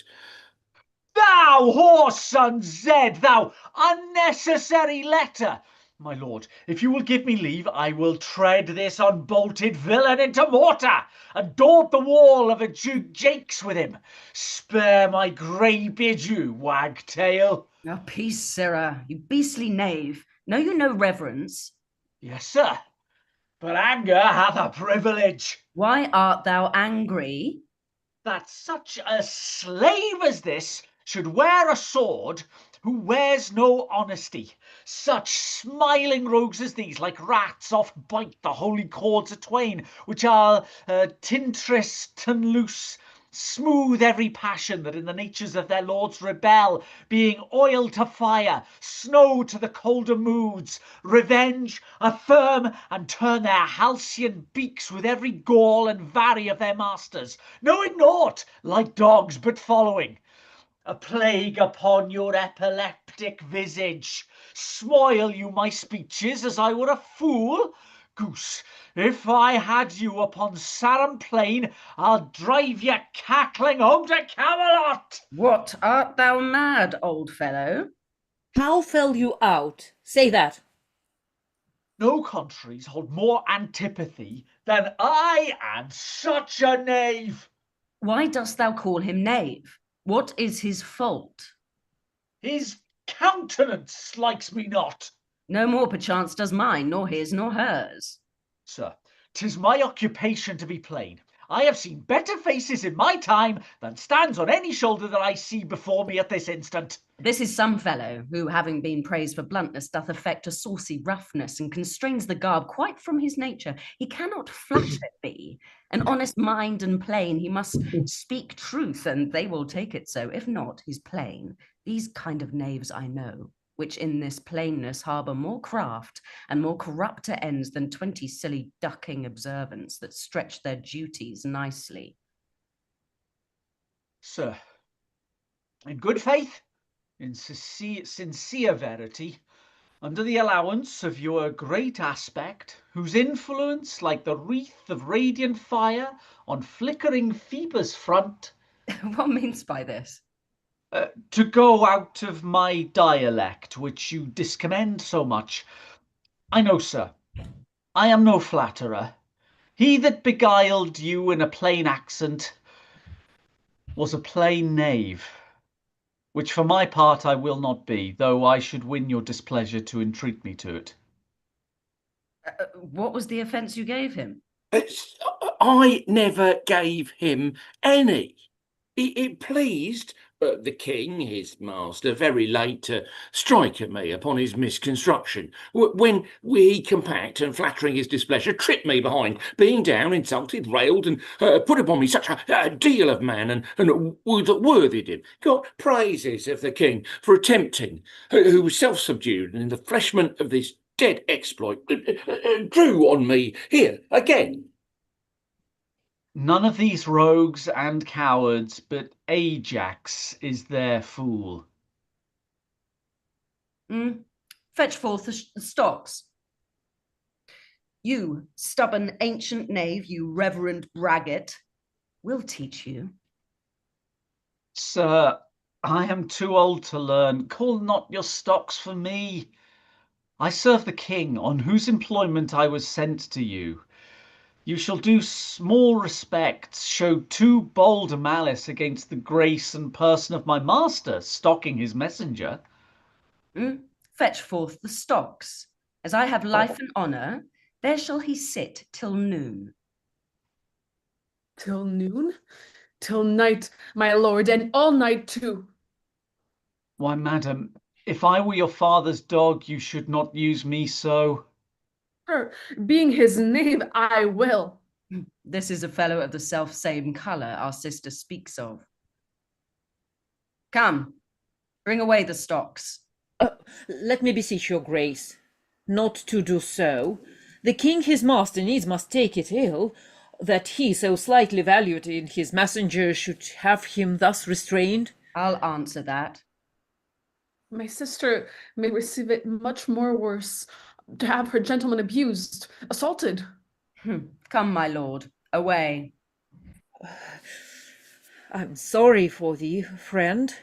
'Tis the duke's pleasure, whose disposition all the world well knows, will not be rowed nor stopped.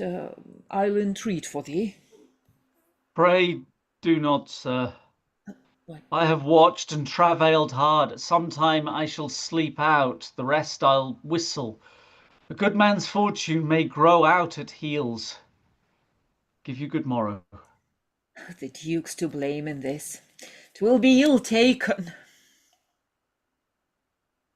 Good king, that must approve the common sore, thou out of heaven's benediction comest to the warm sun.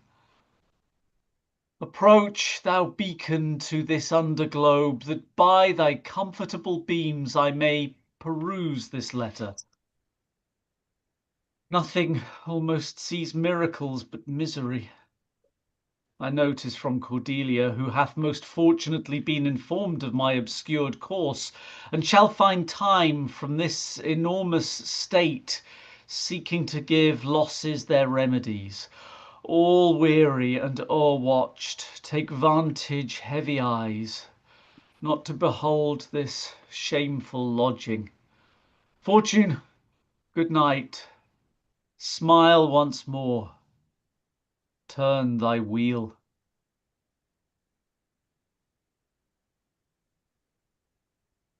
I heard myself proclaimed, and by the happy hollow of a tree escaped the hunt.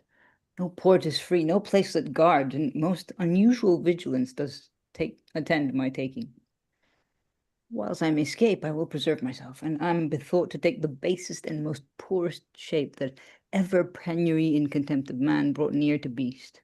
My face I'll grime with filth, blanket my loins, else all my hair is in knots, and with presented nakedness outface the winds and persecutions of the sky. The country gives me proof, and president of Bedlam beggars, who with roaring voices strike in their numbed and mortified arms, pins, wooden pricks, nails, sprigs of rosemary, and with this horrible object from low farms, poor pelting villages, sheep's coats and mills, sometimes with lunatic bands, sometimes with prayers, enforce their charity. Poor Turley God, poor Tom. That's something yet.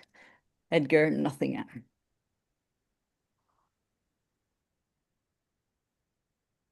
'Tis strange that they should so depart from home and not send back my messengers. As I learned the night before, there was no purpose in them of this remove. Hail to thee, noble master. Huh? Makest thou this shame thy pastime? No, my lord.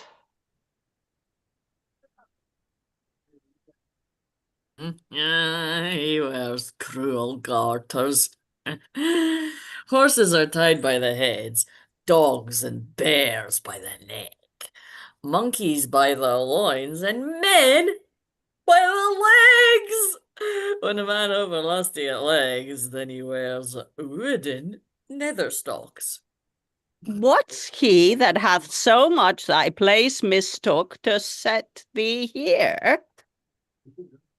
It is both he and she, your son and daughter. No. Yes. No, I say. I say yea. Jupiter, I swear no. By you know I swear I. He durst not do it. He could not, would not do it. 'Tis worse than murder, to do upon respect such violent outrage. Resolve me with all modest haste, which way thou must deserve or they impose this usage coming from us. My lord, when at their home I did commend your highness letters to them, ere I was risen from the place that showed my duty kneeling, came there a reeking post, stewed in his haste, half breathless, painting forth from Goneril his mistress salutations, delivered letters spite of intermission, which presently they read. On those contents they summoned up their many, straight took horse, commanded me to follow and attend the leisure of their answer, gave me cold looks, and meeting here the other messenger, whose welcome I perceived had poisoned mine, being the very fellow which of late displayed so saucily against your highness, having more man than wit about me, drew. He raised the house with loud and coward cries. Your son and daughter found this trespass worth the shame which here it suffers. Winter's not gone yet if the wild geese fly that way. Fathers that wear rags do make their children blind. The fathers that bear bags shall see their children kind. Fortune, that arrant whore, ne'er turns the key to the poor. But for all this, thou shalt have as many dolours for thy daughters as thou can tellst in a year. Oh, how this mother swells up towards my heart. Historica passio, down, thou climbing sorrow, thy elements below. Where is this daughter? With the earl, sir, that you're within. Follow me not. Stay here. Make you no more offence but what you speak of? None. How chance the king comes with so small a number?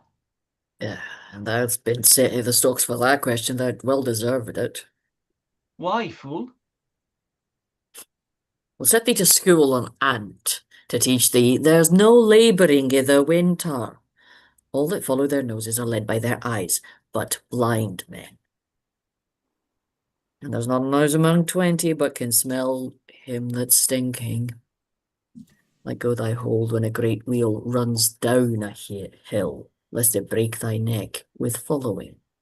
But the great one that goes upward, let him draw thee after.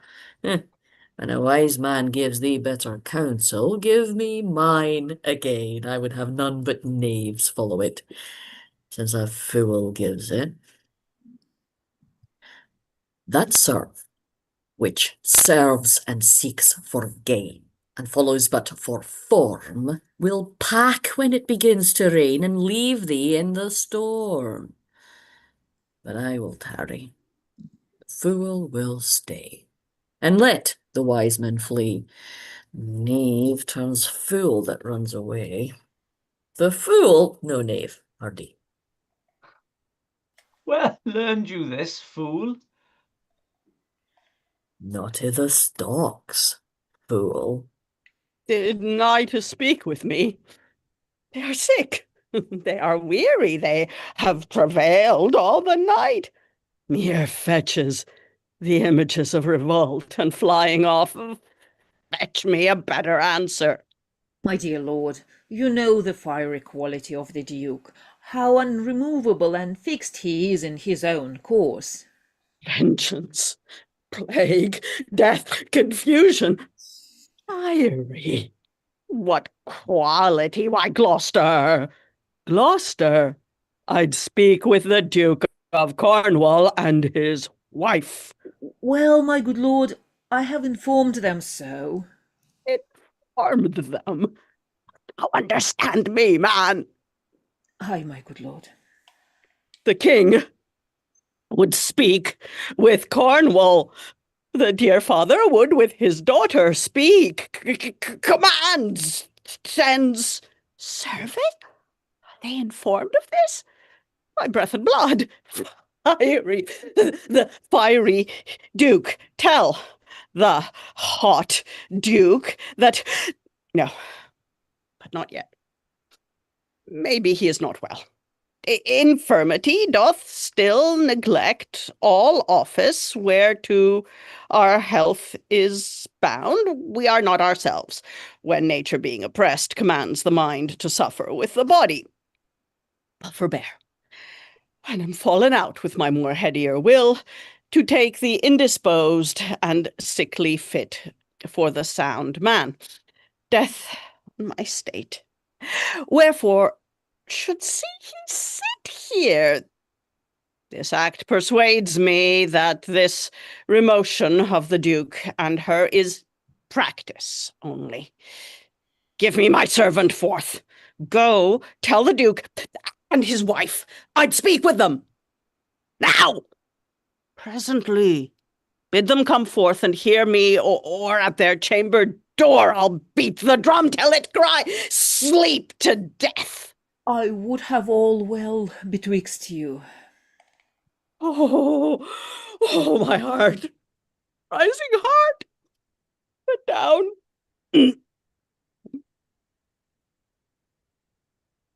But down. Bye to it, Nuncle. As the Cockney did to the eels when she put them in the paste alive. She napped them on the coxcombs with a stick and cried, down, wantons, down. 'Twas her brother that put kindness in his horse, butted his hay. Good morrow to you both. Hail to your grace. I am glad to see your highness.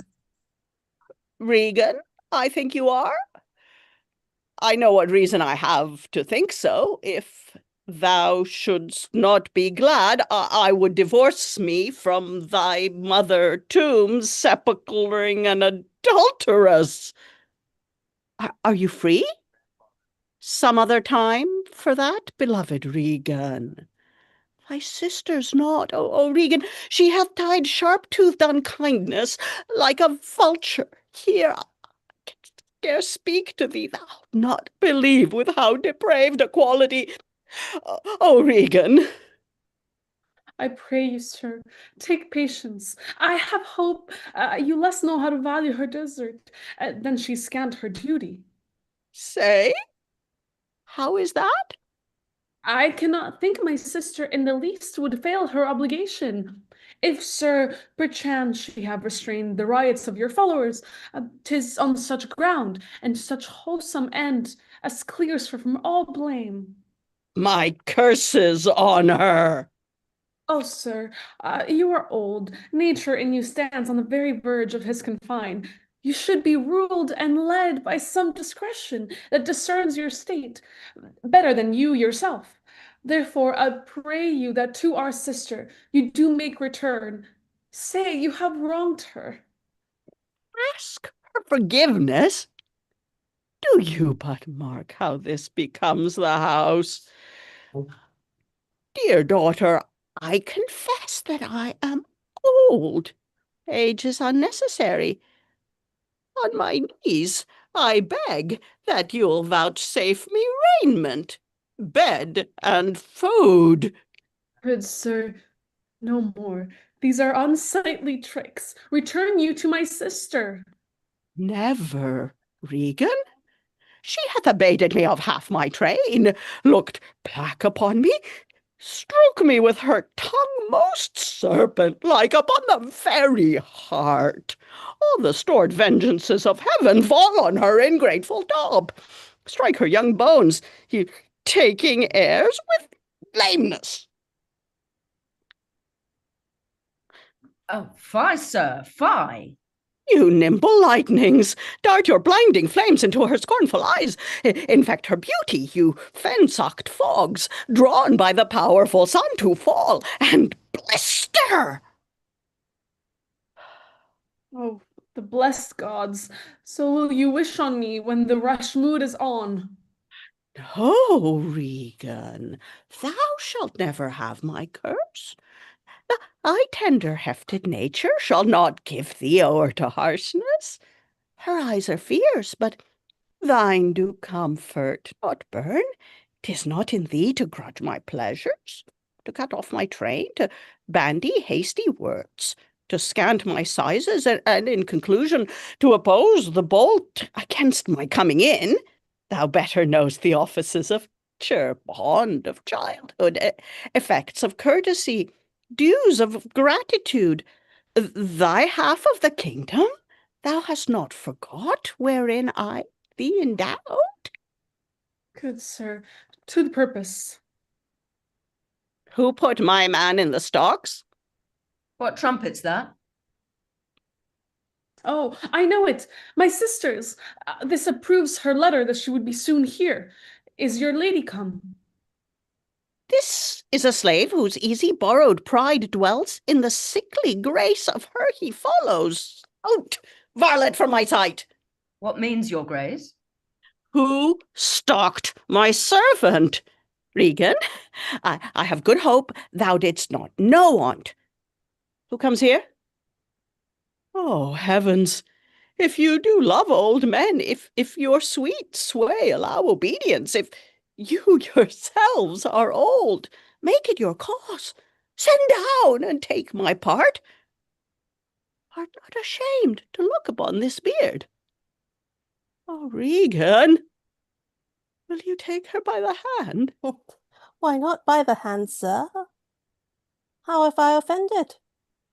All's not offence that indiscretion finds, and dotage terms so. Oh, sides, you are too tough. Will you yet hold? How came my man in the stocks? I set him there, sir, but his own disorders deserved much less advancement. Did you? Did you? I pray to you, father, being weak, seems so. If till the expiration of your month you will return and sojourn with my sister, dismissing half your train, come then to me. I am now from home and out of that provision which shall be needful for your entertainment.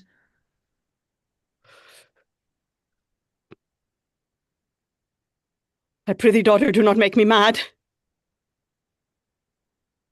I will not Return to her? return to her. 50 men dismissed? At your choice, sir. I prithee, daughter, do not make me mad. I will not trouble thee. My child, farewell. We'll no more meet, no more see one another. You are my flesh, my blood, my daughter, or rather a disease that's in my flesh, which I must needs call mine. Thou art a bile, a plague sore, or embossed carbuncle in my corrupted blood. But I'll not chide thee. Let shame come when it will. I do not call it.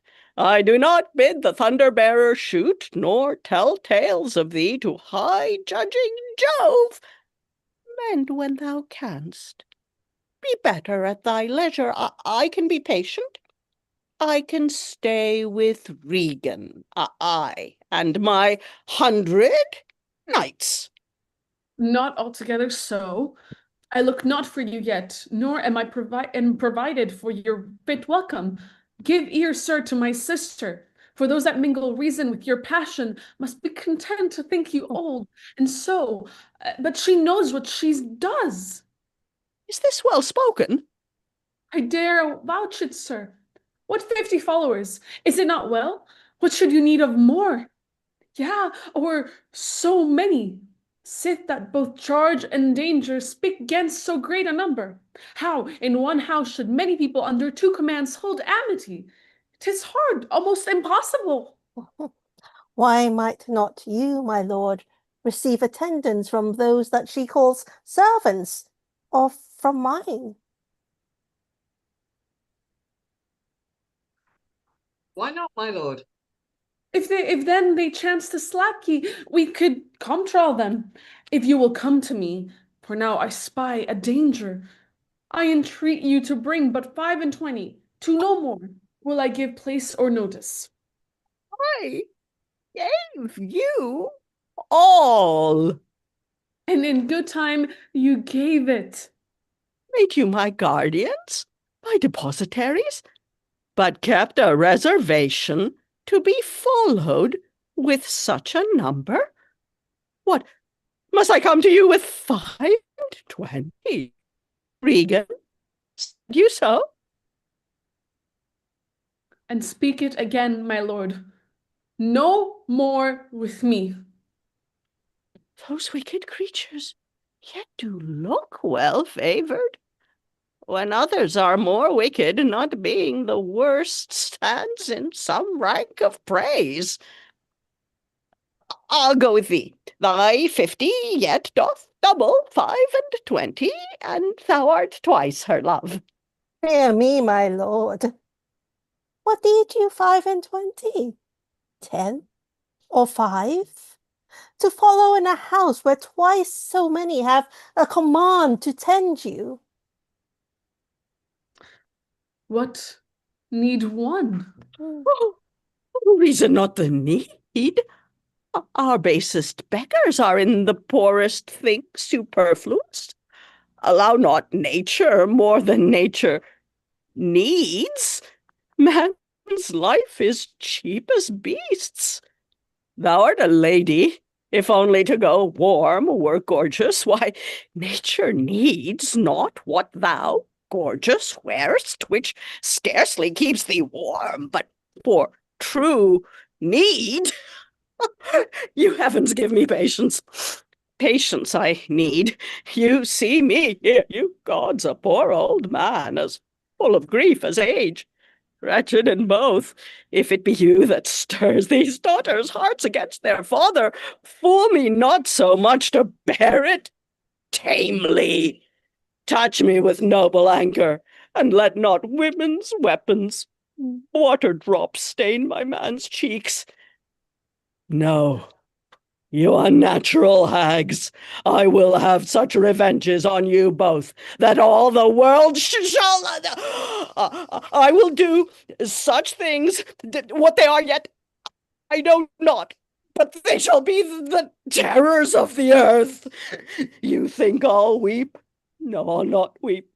I have full cause of weeping, but this heart shall break into 100,000 flaws, or ere I'll weep.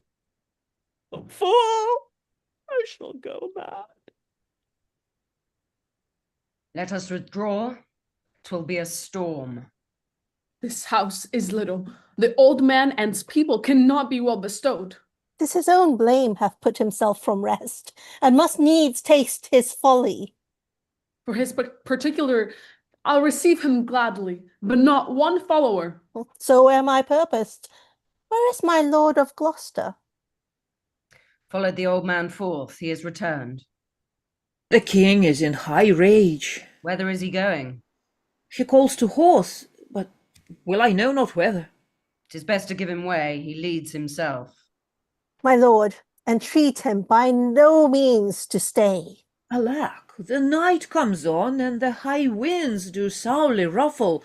So many miles about, there's scarce a bush. Oh, sir, to wilful men, the injuries that they themselves procure must be their schoolmasters. Shut up your doors. He's attended with a desperate train, and what they may incense him to being apt to have his ear abused. Wisdom bids fair. Shut up your doors, my lord. 'Tis a wild night. My Regan counsels well. Come out of the storm.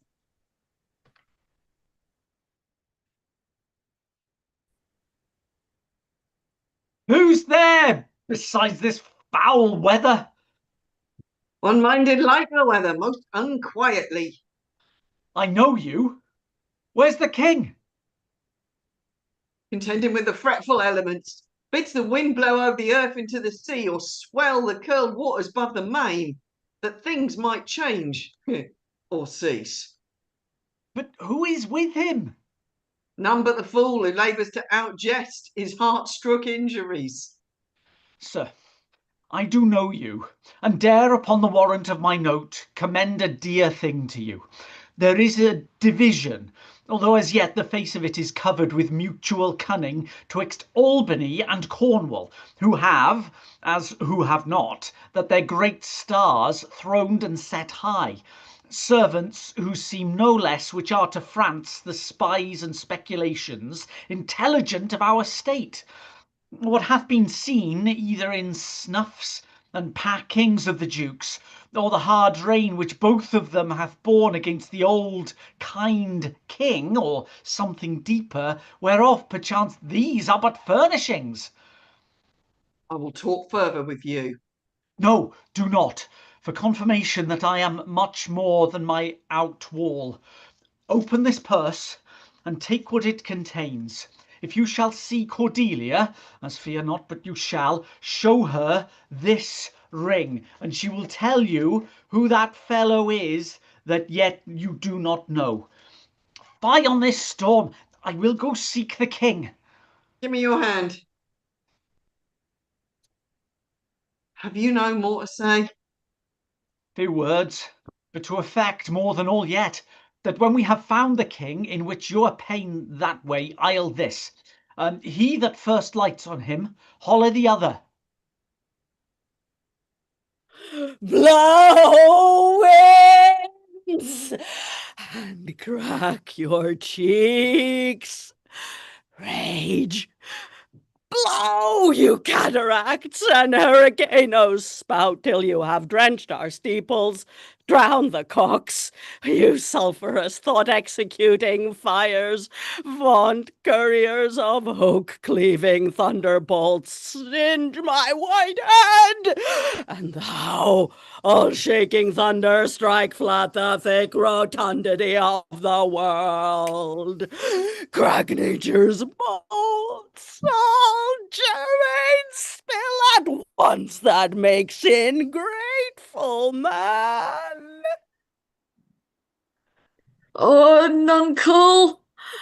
Court holy water in a dry house is better than rainwater out of doors.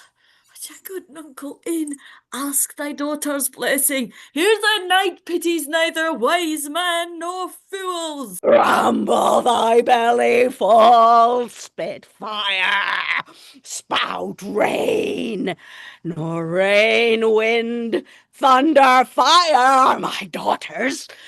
I tax not you, you elements, with unkindness. I never gave you kingdom. Call you children. You owe me no subscription, then let fall your horrible pleasure. Here I stand, your slave, a poor, infirm, weak, and despised old man. But yet I call you servile ministers that will, with two pernicious daughters, join your high-engendered battles 'gainst a head so old and white as this. Oh, 'tis foul. He that hath a house to put his head in has a good headpiece. The codpiece that will house before the head has any. The head, and he shall louse. So beggars marry many. The man that makes his toe what he his heart should make shall of a corn cry woe and turn his sleep to wake. There was never yet fair woman, but she made mouths in a glass. No, Yes, but, I will be the pattern of all patience. I will say nothing. Who's there? Harry, here's Grace and a codpiece. That's a wise man and a fool. Alas, sir, are you here? Ah, Things that love night loves not such nights as these. The wrathful skies gallow the very wanderers of the dark and make them keep their caves. Since I was man, such sheets of fire, such bursts of horrid thunder, such groans of roaring wind and rain I never remember to have heard. Man's nature cannot carry the affliction, nor the fear. Let the great gods that keep this dreadful putter o'er our heads find out their enemies now. Tremble, thou wretch that hast within thee undivulged crimes, unwhipped of justice. Hide thee, thou bloody hand, thou perjured, and thou similar of virtue that art incestuous. Caitiff, to pieces shake that under covert and convenient seeming has practised on man's life clothes pent-up guilts. Rive your concealing continence and cry these dreadful summoners grace. I am a man more sinned against than sinning. Alack, bareheaded! Gracious my lord, hard by here is a hovel. Some friendship will it lend you gainst the tempest. Repose you there, while I to this hard house, more harder than the stones whereof 'tis raised, which even but now demanding after you, denied me to come in, return, and force their scanted courtesy. My wits begin to turn. Come on, my boy. How dost, my boy? Art cold. I am cold myself. Where is this straw, my fellow? The art of our necessities is strange, and can make vile things precious. Come, your hovel, poor fool, and, knave, I have one part in my heart that's sorry yet for thee. He that hath and a little tiny wit, with hey-ho the wind and the rain, must make content with his fortunes fit, though the rain, it raineth every day. True, boy, come, bring us to this hovel.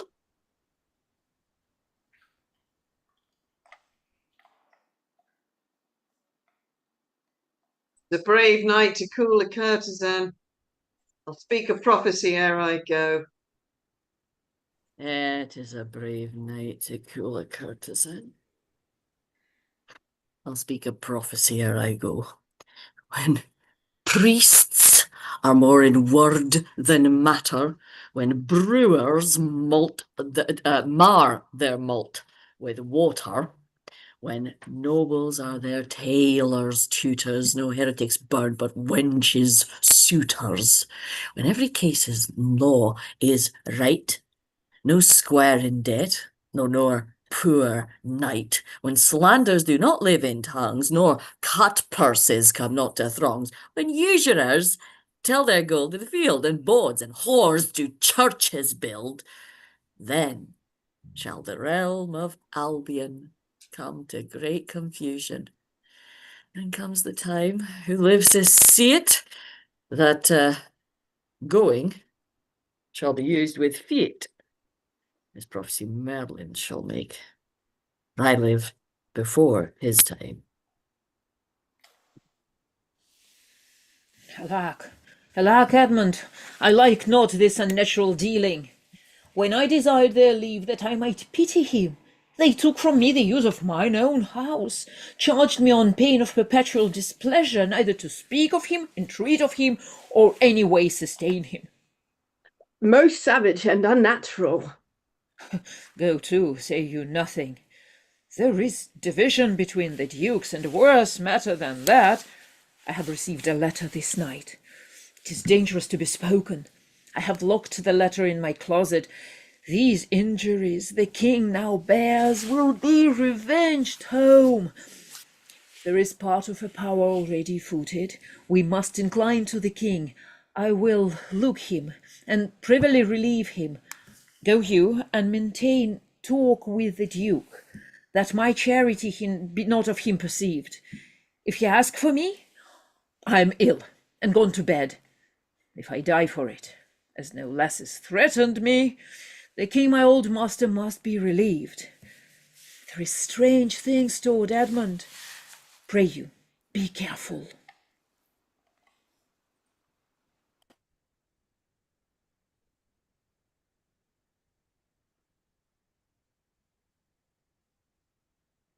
This courtesy forbid thee shall the Duke instantly know, and of that letter too. This seems a fair deserving, and must draw me that which my father loses no less than all.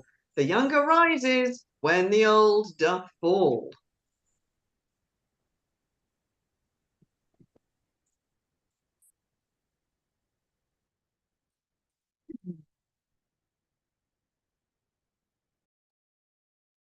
Here is the place, my lord. Good my lord, enter. The tyranny the open night's too rough for nature to endure. My lord, we cannot hear you. Let me alone. Good my lord, enter here. Wilt break my heart. I had rather break mine own. Good my lord, enter. Thou think'st 'tis much that this contentious storm invades us to the skin, so 'tis to thee. But where the greater malady is fixed, the lesser is scarce felt. Thou'st shun a bear, but if thy flight lay towards the roaring sea, thou'dst meet the bear in the mouth. When the mind's free, the body's delicate. The tempest in my mind doth from my senses take all feeling else, save what beats there filial ingratitude. Is it not, as this mouth should tear this hand for lifting food to it? But I will punish home. No, I will weep no more. No, in such a night to shut me out. Pour on, I will endure in such a night as this. Oh, Regan, Goneril, your old kind father, whose frank heart gave all. Oh, that way madness lies. Let me shun that. No more of that. Good my lord, enter here. Prithee, go in thyself. Seek thine own ease. This tempest will not give me leave to ponder on things would hurt me more. But I'll go in. In, boy, go first. You houseless poverty. Hey, get thee in. I'll pray, and then I'll sleep. Poor naked wretches, wheresoe'er you are that bide the pelting of this pitiless storm, how shall your houseless heads and unfed sides, your loped and windowed raggedness defend you from seasons such as these? Oh, I have taken too little care of this. Take physic, Pomp. Expose thyself to feel what wretches feel, that thou mayst shake the superflux to them and show the heavens more just. Where are they? Fathom and half, poor Tom. Come not in here, uncle. There's a spirit. Help me. Help me. Give me thy hand. Who's there? A spirit. A spirit. He says his name's Poor Tom. What art thou that dost grumble there in the straw? Come forth. Away! The foul fiend follows me through the sharp hawthorn, blow the winds. Oh. Go to thy bed and warm thee. Didst thou give all to thy daughters, and art thou come to this? Who gives anything to poor Tom, whom the foul fiend hath led to fire, the flame to sword, and whirlpool, or bog and quagmire, and hath laid knives under his pillow and halters in his pew, set ratsbane by his porridge, made him proud of heart to ride on a bay trotting horse over forged bridges to course his own shadow for a traitor. Bliss thy 5 winds. Tom's a cold. Bliss thee from whirlwinds, star blasting and taking, do poor Tom some charity, whom the foul fiend vexes. There, I could have him now, and there again, and there. Has his daughters brought him to this pass? Couldst thou save nothing? Would you give them all? He reserved a blanket, else we'd all been shamed. How all the plagues that in the pendulous air hang fated o'er men's faults slide on thy daughters. He hath no daughters, sir. Death, traitor! Nothing could have subdued nature to such a lowness but his unkind daughters. Is it the fashion that discarded fathers should have thus little mercy on their flesh? Judicious punishment. 'Twas this flesh begot those pelican daughters. Pillicock sat on Pillicock Hill, alloo, alloo, alloo. Oh, this cold night will turn us all to fools or madmen. Take heed of the foul fiend, obey thy parents, keep thy words, justice, swear not, commit not with mansword spouse, let not thy sweetheart on proud array. Comes a cold. What hast thou been? A serving man, proud in heart and mind, that curled my hair, wore gloves in my cap, served the lust of my mistress' heart, and did the act of darkness with her, swore as many oaths as I spake words, and broke them in the sweet face of heaven, one that has slept in the contriving of lust, and waked to do it. Wine I loved I dearly, dice dearly, and a woman out-paramored the Turk. False of heart, like fear, bloody of hand, hog in sloth, fox in health, wolf in greediness, dog in madness, lion in prey. Let not the creaking of shoes, nor the rustling of silks betray thy poor heart to woman. Keep thy foot out of brothels, thy hand out of plackets, thy pen from lenders' books, and defy the holy feet. Still, through the hawthorn blows the cold wind, says some nonny dolphin, my boy, Cece, let him trot by. Thou wert better in a grave than to answer with thy uncovered body this extremity of the skies. Is man no more than this? Consider him well. Thou owest the worm no silk, the beast no hide, the sheep no wool, the cat no perfume.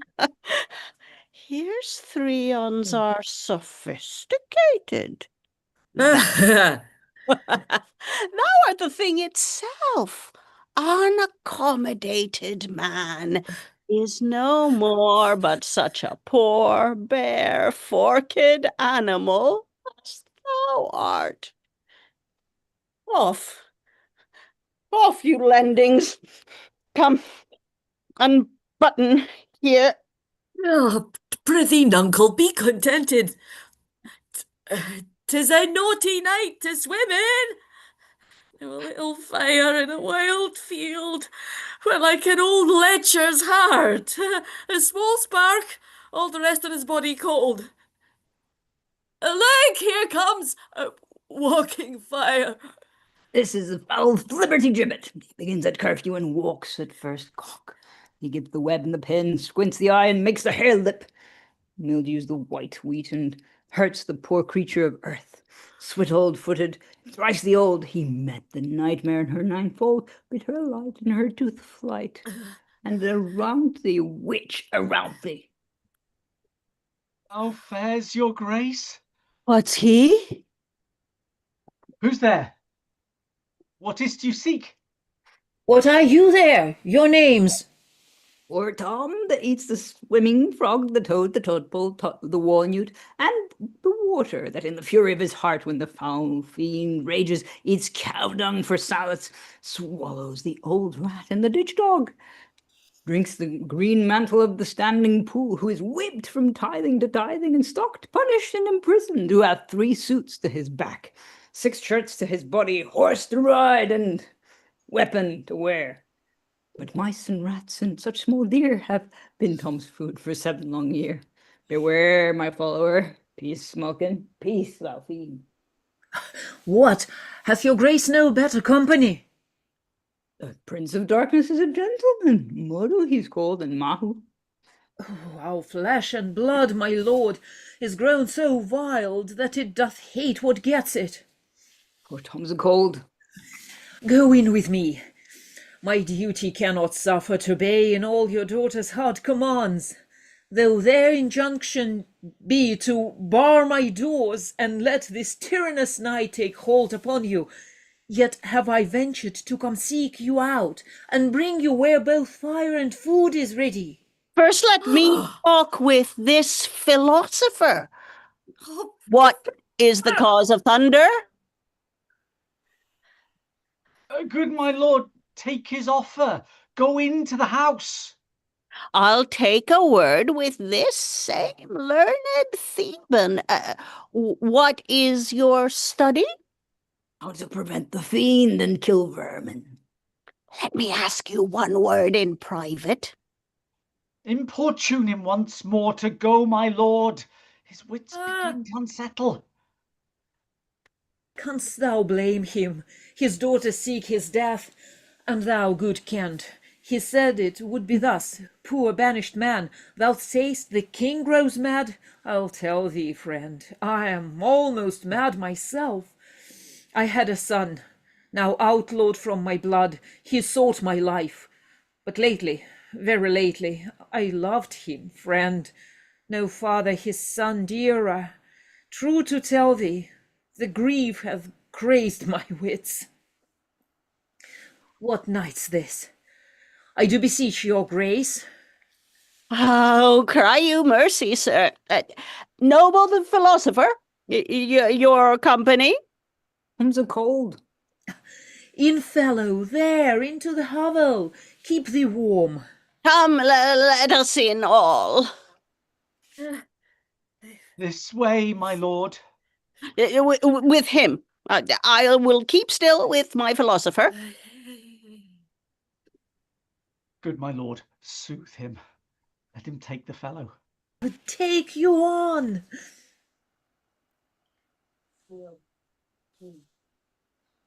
Come, good Athenian. No words, no words, hush. Child Roland to the dark tower came. His word was still fi, fo, and fum. I smell the blood of a British man. I will have my revenge ere I depart his house.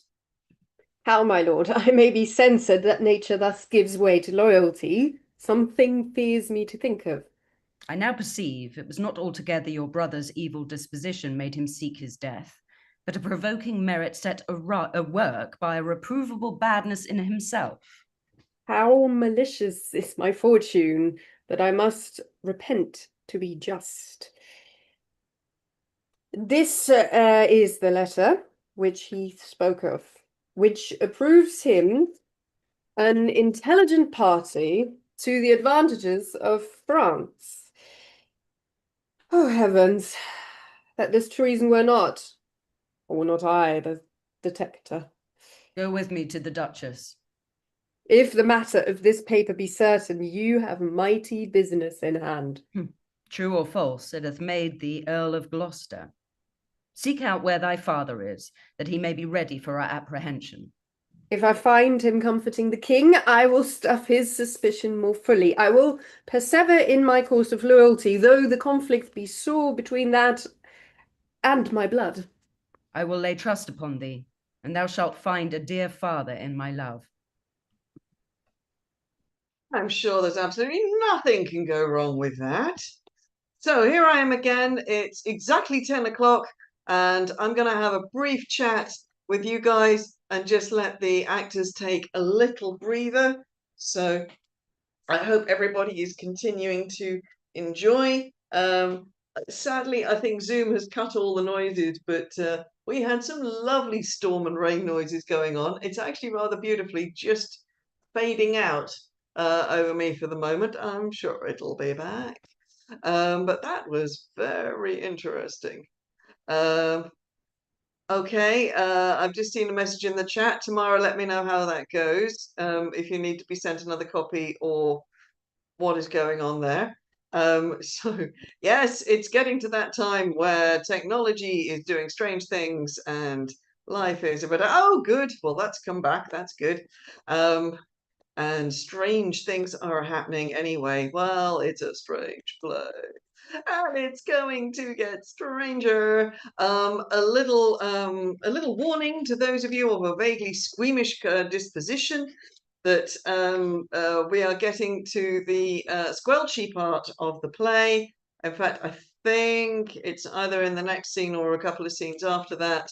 I'm not going to give you a full spoiler in case you actually don't know what's coming, but there is some squelchy unpleasantness and people start dying. So this is one of those plays where it's almost who is still alive by the time you get to the end. And so far, everyone's alive. So Dominoes is about to come. So given that it is 10 o'clock in the morning, although it very much does not feel like it, but then been up all night, of course it doesn't feel like it. Then that's fine. It's fine. But please, again, if you're feeling a little squeamish and you want to step away for a little bit and come back to it, we fully understand. Okay, so that's just to make sure that everybody is happy and comfortable. And now that the rain stops, the temperature goes up slightly, and it's kind of hot. So hang on, what's going on over there? Hey.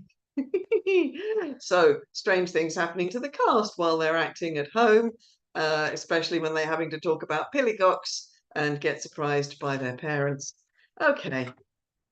Well, again, this is an unusual exercise for us. We are in many respects not going for almost any kind of magic of theatre beyond the illusions of contact that we try to maintain in the passing of props and so forth and actions. But yes, we are actors. Yes, we're staying up all night. Yes, things are happening in our lives and in our days as we go through the plays. So here we are. This is it. Warts and all, seems on the outside. If you do cue-based work, then in my opinion, that is what you get. You get a thoroughly good theatrical presentation, but it has this quality of, it's always going to have a slight quality of rawness when we do it like this. Yeah. How that would then mold and roll into a developed performance, that might be something for next year and the year after to rediscover and recreate, not recreate, but expand on work that we were doing pre-COVID and have not yet had chance to pick up again. But I think it would be interesting too. So looking forward to that next year. And on that theme, do buy us a coffee if you feel like it. Speaking for myself, I could definitely use a caffeine shot. We are now on, we are 2 minutes off hitting 14 hours, which means there's just 10 more to go, which means we better get on with the rest of King Lear and keep this extremely squelchy story rolling trippingly towards its conclusions. So cast and company, how are we feeling about starting the next scene? I specifically need Kent and Gloucester to start the next one. So Ready? can I just check? Gloucester is ready. Kent, are you Ready. there? Right. Marvelous. Right. I think we're going to get straight back into the wildness of the storm and see what happens next. Here is better than the open air. Take it thankfully. I will piece out the comfort with what addition I can. I will not be long from you. All the power of his wits have given way to his impatience. The gods reward your kindness.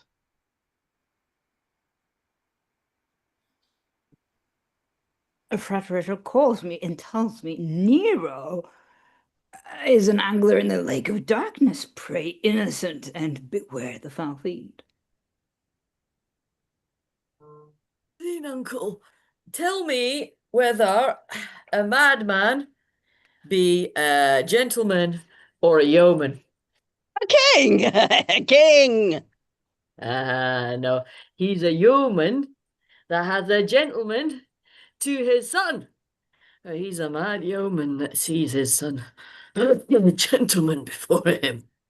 To have 1,000 with red burning spits come hissing in upon them. Bless thy 5 wits. Oh, pity. Sir, where is the patience now that you so oft have boasted to retain? My tears begin to take his part so much they mar my counterfeiting. The little dogs and all, Tray, Blanche, and Sweetheart. See, they bark at me. Tom will throw his head at them.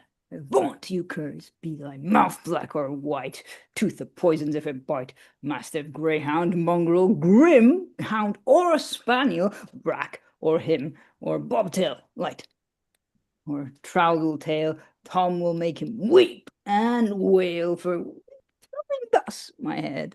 Dogs leapt the hatch and all are fled. Doody, doody, see, see. Come, march to wakes and fires and market towns. Poor Tom, thy home is dry. Or is it? Then let them anatomize Regan. See what reads about her heart. Is there any cause in nature that make these hard hearts? You, sir, I entertain for one of my 100. Only I do not like the fashion of your garments. You will say they are Persian, but let them be changed. Now, good my lord, lie here and rest a while. Make no noise. Make no noise. Draw the curtains. So, we'll go to supper in the morning. I'll go to bed at noon. Come hither, friend. Where's the king, my master? Yes, sir, but trouble him not. His wits are gone. Good friend, I pray thee, take him in thy arms. I have overheard a plot of death upon him.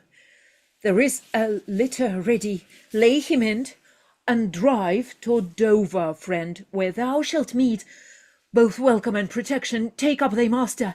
If thou shouldst dally 1/2 an hour his life with thine, and all that offer to defend him stand in assured loss, take up, and follow me.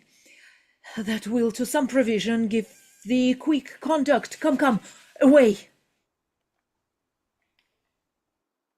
Post speedily to my lord, your husband. Show him this letter. The army of France is landed. Seek out the traitor Gloucester. Hang him instantly. Pluck out his eyes. Leave him to my displeasure.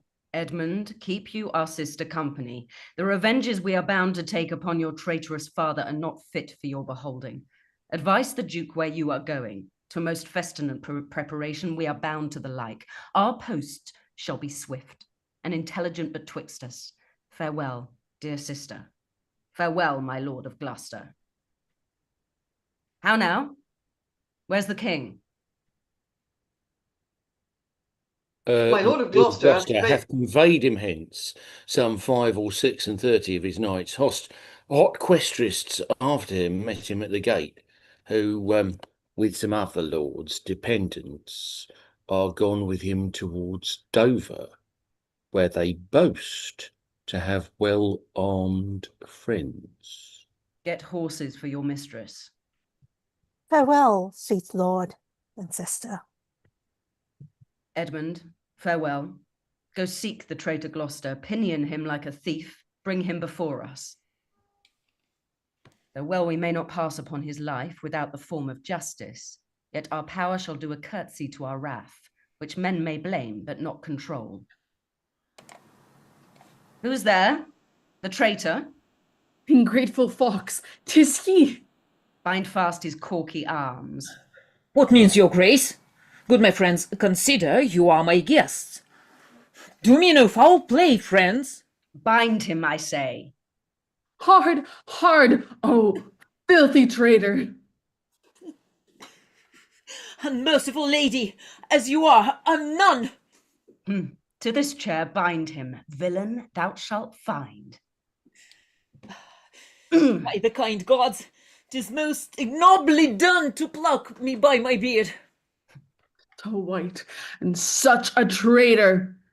Naughty lady, these hairs which thou dost ravish from my chin will quicken and accuse thee. I am your host. With robber's hands, my hospitable favours you should not ruffle thus. What wilt you do? Come, sir. What letters had you late from France? Be simple answered, for we know the truth. And what confederacy have you with the traitors late-footed in the kingdom? To whose hands you have sent the lunatic king? Speak! I have a letter, guessingly set down, which came from one that's of a neutral heart, and not from one opposed. Cunning. And false. Where hast thou sent the king? To Dover. Wherefore to Dover? Wast thou not charged at peril? Wherefore to Dover? Let him answer that. I'm tied to the stake, and I must stand the course. Wherefore to Dover? Because I would not see thy cruel nails pluck out his poor old eyes, nor thy fierce sister in his anointed flesh stick boorish fangs. The sea with such a storm as his bare head in hell-black night endured would have buoyed up and quenched the stellid fires. Yet poor old heart, he hoped the heavens to rain. If wolves had at thy gate howled that stern time, thou shouldst have said, good porter, turn the key. All cruels I'll subscribe, but I shall see the winged vengeance overtake such children. See it that shalt thou never. Fellows, hold the chair. Upon these eyes of thine, I'll set my foot.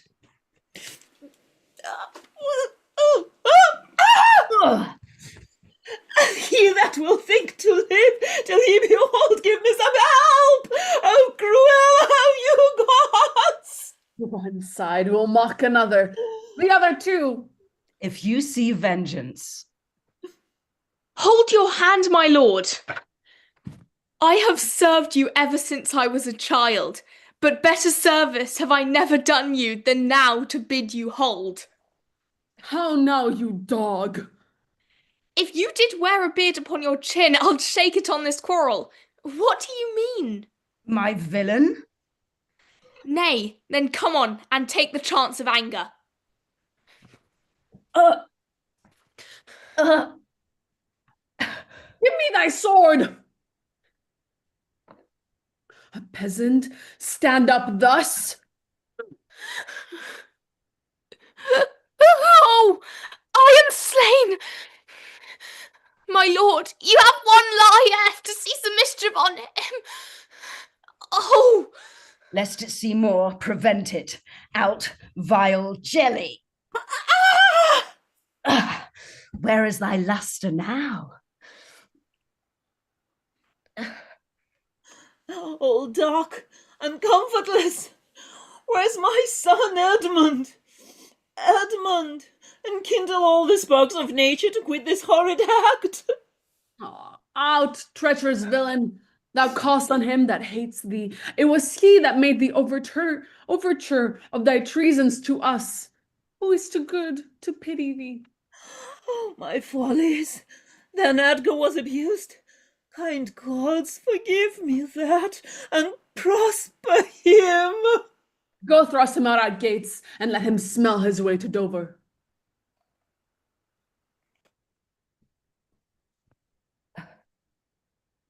How is my lord? How look you? I have received a hurt. Follow me, lady. Turn out that eyeless villain. Throw this slave upon the dunghill, Regan. I bleed apace. Untimely comes this hurt. Give me your arm.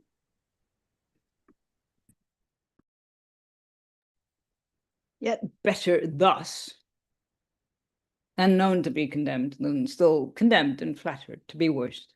The lowest and most dejected thing of fortune stands still in esperance, lives not in fear. The lamentable changes from the best, the worst turns to laughter. Welcome then, thou unsubstantial air that I embrace, the wretch that thou hast blown into the worst.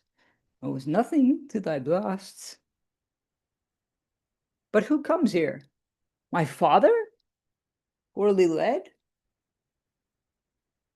Oh, world, world, oh, world! But that thy strange mutations make us hate thee, life would not yield to age. Oh, my good lord. I've been your tenant and your father's tenant these 80 years. Away, get thee away. Good friend, be gone. Thy comfort can do me no good at all. Thee they may hurt. You cannot see your way. I have no way, and therefore want no eyes. I stumbled when I saw, full oft 'tis seen, how men secure us, and how mere defects prove our commodities. O dear son, Edgar, the food of thy abused father's wrath, might I but live to see thee in my touch, I'd say I had eyes again. Now, who's there? Oh gods, whose can I say I am at the worst? I am worse than e'er I was. Ah, 'tis poor mad Tom. And worse I may be yet. The worst is not, so long as we can say this is the worst. Fellow, where goest? Is it a beggar man? Madman and beggar too. He has some reason, else he could not beg. I' the last night's storm I such a fellow saw, which made me think a man, a worm.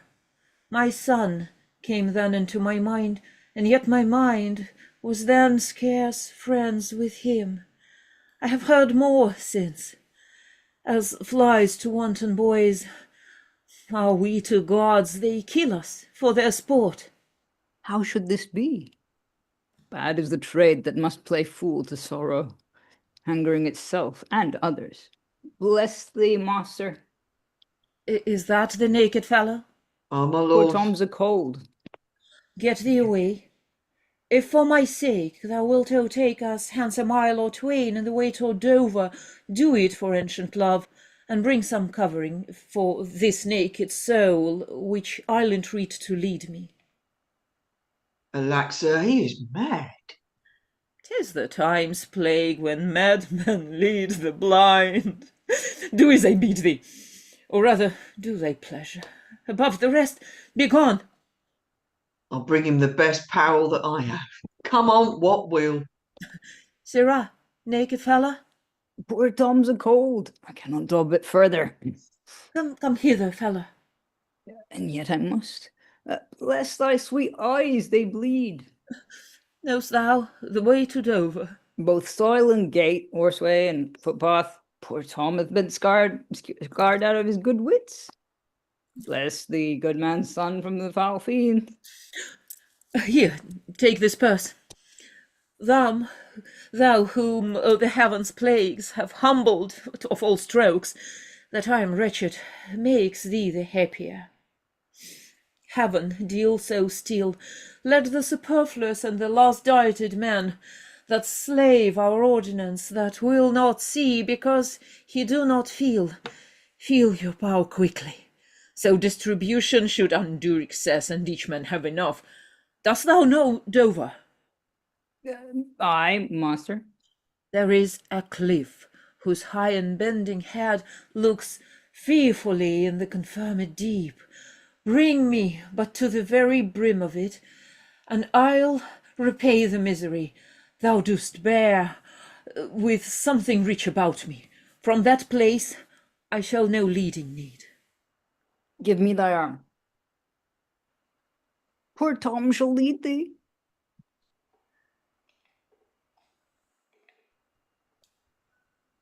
Welcome, my lord. I marvel our mild husband not met us on the way. Now, where's your master? Madam, within, but never man's a changed. I told him of the army that was landed. He smiled at it. I told him you were coming. His answer was the worse.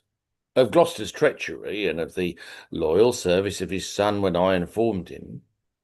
Then he called me sot and told me I'd turned the wrong side out.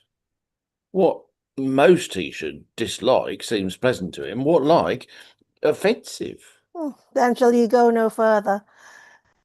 It is the cowish terror of his spirit that dares not undertake. He'll not feel wrongs which tie him to an answer. Our wishes on the way may prove effects. Back, Edmund, to my brother. Hasten his musters and conduct his powers. I must change names at home and give the distaff into my husband's hands. This trusty servant shall pass between us. Ere long you are like to hear, if you dare venture in your own behalf, a mistress's command. Wear this. Spare speech. Decline your head. This kiss, if it dost speak, would stretch thy spirits up into the air. Conceive, and fare thee well. Yours in the ranks of death. My most dear Gloucester, the difference of man and man, to thee a woman's services are due. My fool usurps my body. Madam, here comes my lord. I have been worth the whistle. Oh, Goneril, you are not worth the dust which rude wind blows in your face. Milk-livered man, that bears a cheek for blows, a head for wrongs, who hast not in thy brows an eye discerning thine honour from thy suffering. See thyself, devil. Proper deformity seems not in the fiend so horrid as in woman. O vain fool! Oh, good my lord, the Duke of Cornwall's dead, slain by a servant going to put out the other eye of Gloucester. Gloucester's eyes. A servant that he bred, thrilled with remorse, opposed against the act. Bending his sword to his great master, who threatened rage, flew upon him, and amongst them felled him dead. But not without that harmful stroke, which since hath plucked him after.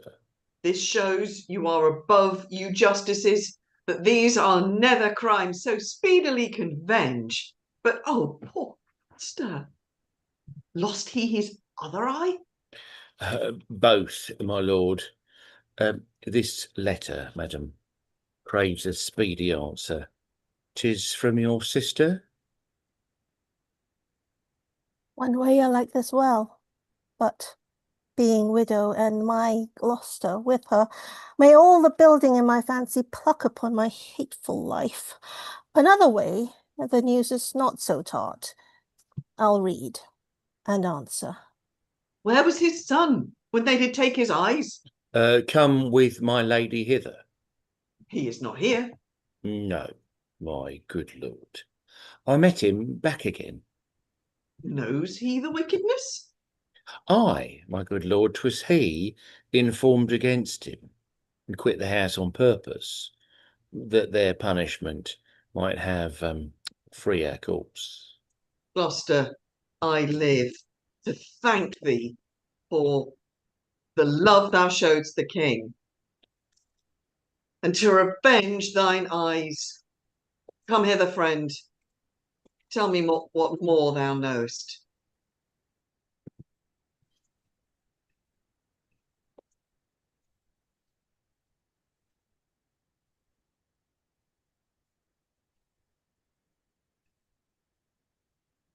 Alack, 'tis he. Alack, 'tis he. Why he was met even now, as mad as the vexed sea singing aloud, crowned with rank fenitar and furrow weeds, with hardock, hemlock, nuttos, cucuferas, darnel, and the idle weeds that grow in our sustaining corn. A sentry send forth, search every acre in the high-grown field, and bring him to our eye. What can man's wisdom in that restoring his bereaved sense, he that helps him take all my outward worth? There is means, madam. Our foster nurse of nature is repose, the which he lacks, that to provoke in him are many simples operative, whose power will close the eye of anguish. All blessed secrets, all you unpublished virtues of the earth, spring with my tears be atent and remediate in the goodman's desire. Seek for him, lest his ungoverned rage dissolve the life that wants the means to lead it.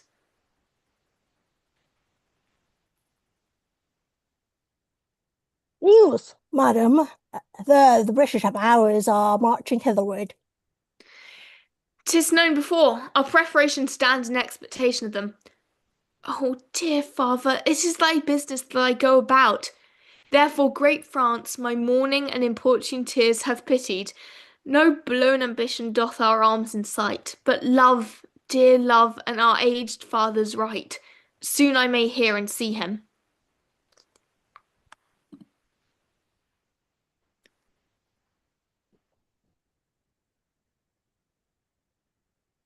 Father's powers set forth. Aye, madam. Himself in person there? Madam, with much ado, your sister is the better soldier. Lord Edmund spake not with your lord at home. No, madam. What might import my sister's letter to him? I know not, lady. Faith, he's posted hence on serious matter. It was great ignorance, Gloucester's eyes being out to let him live. Where he arrives, he moves all hearts against us.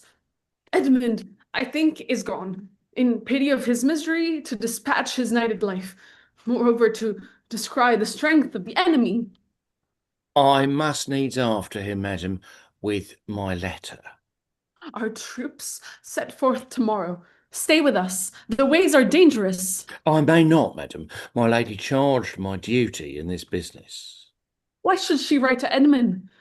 Might not you transport her purposes by word? Be like, some things I know not what. I love thee much. Let me unseal the letter. Madam, I had rather... I know your ladies does not love her husband.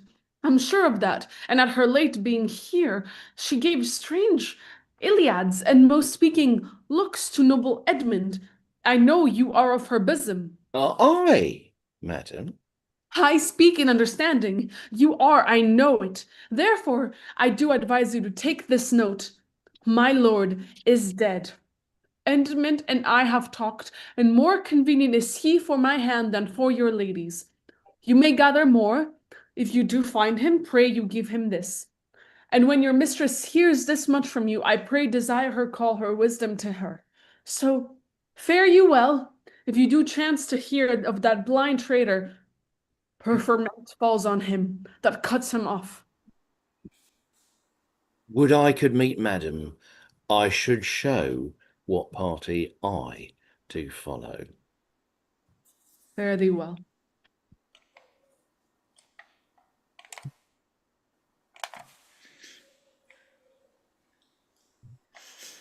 When shall I come to the top of that same hill? You do climb up it now. Look how we labor. Methinks the ground is even. Horrible steep. Hark! Do you hear the sea? No, truly. Why, then your other senses grow imperfect by your eyes' anguish. So may it be indeed. Methinks thy voice is altered, and thou speakst in better phrase, and better than thou didst. You are much deceived in nothing I might change, but in my garments. Methinks you're better spoken. Come on, sir, here's the place. Stand still. How fearful and dizzy it is to cast one's eyes so low. The crows and choughs that wing the midway air to shoe scarce so gross as beetles. Halfway down hangs one that gathers samphire. Dreadful trade. He thinks he seems no bigger than his head. The fishermen that walked upon the beach appear like mice, and yond tall anchoring bark, diminished to her cock. Her cock, a boy almost too small for sight. The murmuring surge that on the unnumbered idle pebble chafes cannot be heard so high. I'll look no more. At least my brain turn, and the deficient sight topple down headlong. Set me where you stand. Give me your hand. You are now within a foot of the extreme verge. For all beneath the moon, I would not leap upright. Let go my hand.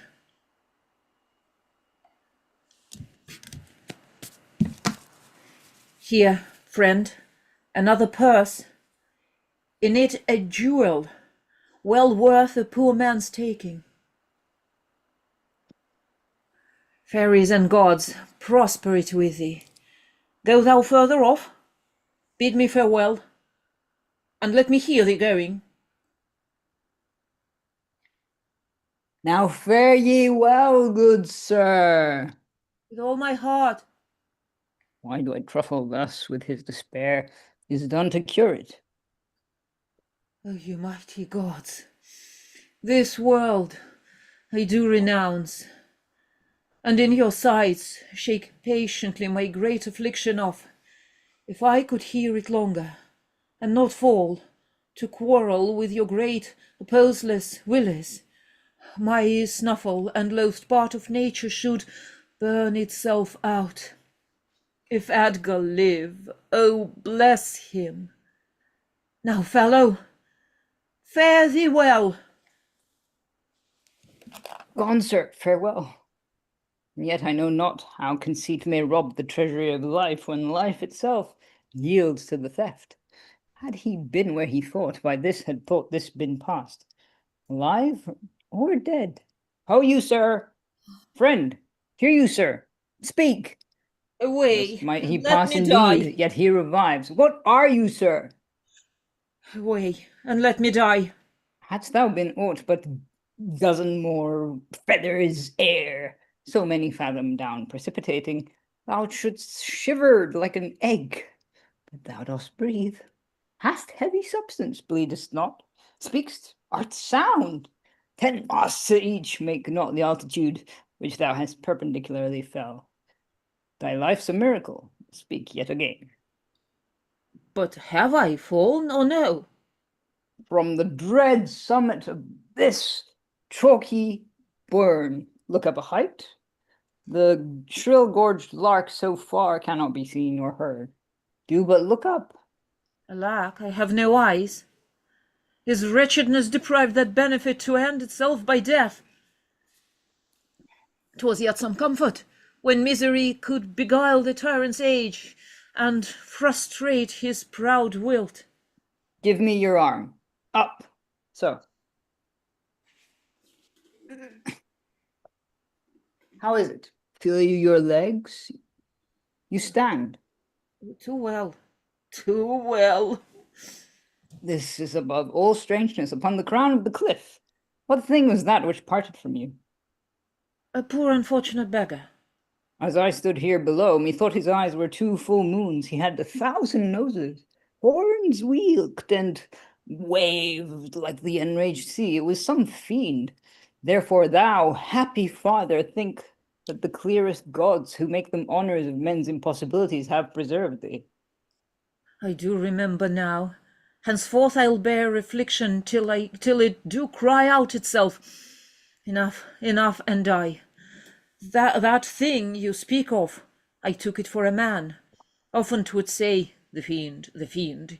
He led me to that place. Bear free and patient thoughts. But who comes here? The safer sense will ne'er accommodate his master thus. No, they cannot touch me for crying. I am the king himself. Oh, thou side-piercing sight. Nature's above art in that respect. There's your press money. That fellow handles his bow like a crow-keeper. Draw me a clothier's yard. Look, a mouse. Piece. This piece of toasted cheese will do it. There's my gauntlet. I'll prove it on a giant. Bring up the brown bills. Oh, well-flown bird. In the cloud, and to the word. Sweet Marjorie. Pass. I know that voice. Ha! Goneril with a white beard. They flattered me like a dog and told me I had the white hairs in my beard, and the black ones were there to say aye and no to everything I said, and no too was no good divinity.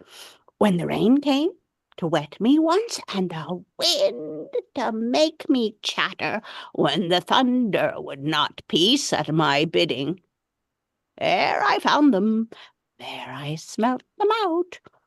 Go to, they are not men of their words. They told me I was everything. 'Tis a lie. I am not ague-proof. The trick of that voice. I do well remember, it's not the king? Aye, every inch a king. When I do stare and see how the subject quakes, I pardon that man's life. What was thy cause? Adultery. Thou shalt not die for adultery. No, the wren goes to it, and the small gilded fly does lecture in my sight. Let copulation thrive! For Gloucester's bastard son was kinder to his father than my daughters got 'tween the lawful sheets. To it, luxury pell-mell, for I lack soldiers. Behold, yon simpering dame, whose face between her forcus presages snow, that minces virtue, does shake her head to hear of pleasure's name. The fitch-sue nor the soiled horse goes to it with a more riotous appetite.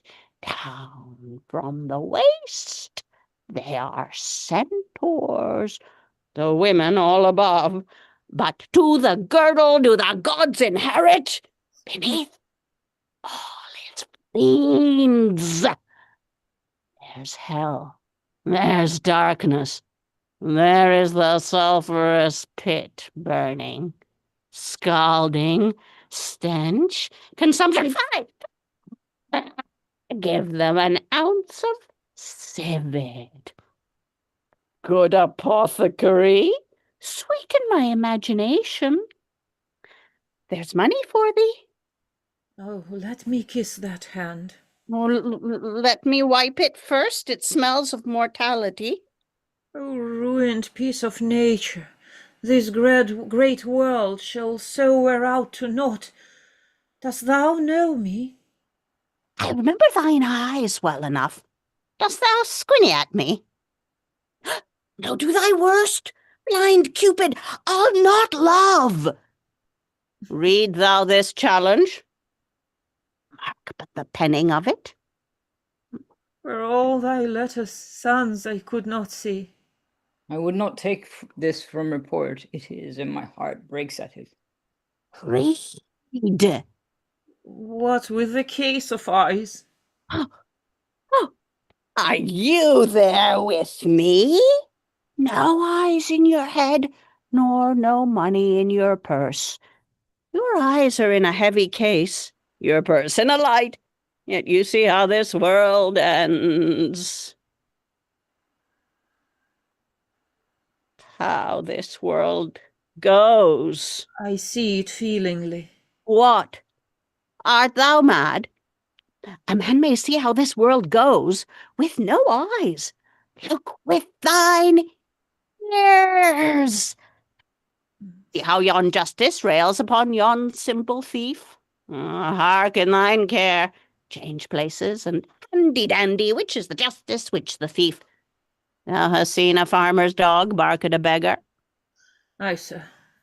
And the creature run from the cur. There thou mightst behold the great image of authority, a dog's obeyed in office. Thou rascal beetle, hold thy bloody hand. Why dost thou lash that whore? Strip thine own back. Thou hotly lusts to use her in that kind for which thou whipst her. The usurer hangs the cozener. Furrow, tattered clothes, the great vices do appear. Robes and furred gowns hide all.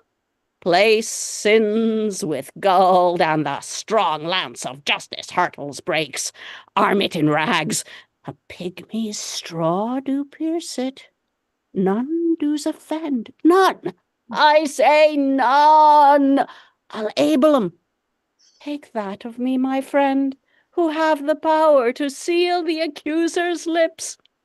Get thee glass eyes, and like scurry politicians seem to see the things thou dost not. Now. Fall off my boots! Harder! Harder! So! Oh, matter and impertinency makes reason in madness. If thou wilt weep my fortunes, take my eyes. I know thee well enough. Thy name is Gloucester.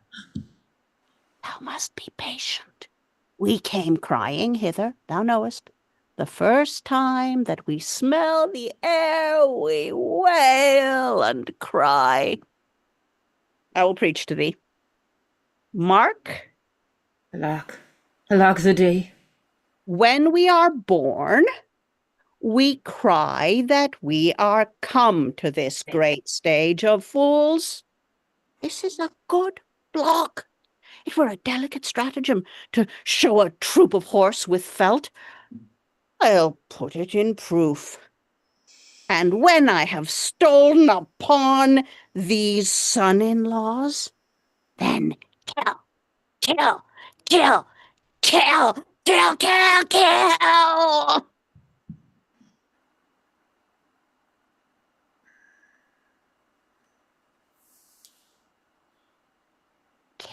Right. Oh, here he is. Lay hands upon him. Sir, your most dear daughter. No rescue? What? A prisoner? I'm even the natural fool of fortune. Use me well, you shall have ransom. Let me have surgeons. I am cut to the brains. You shall have anything. No seconds? All myself?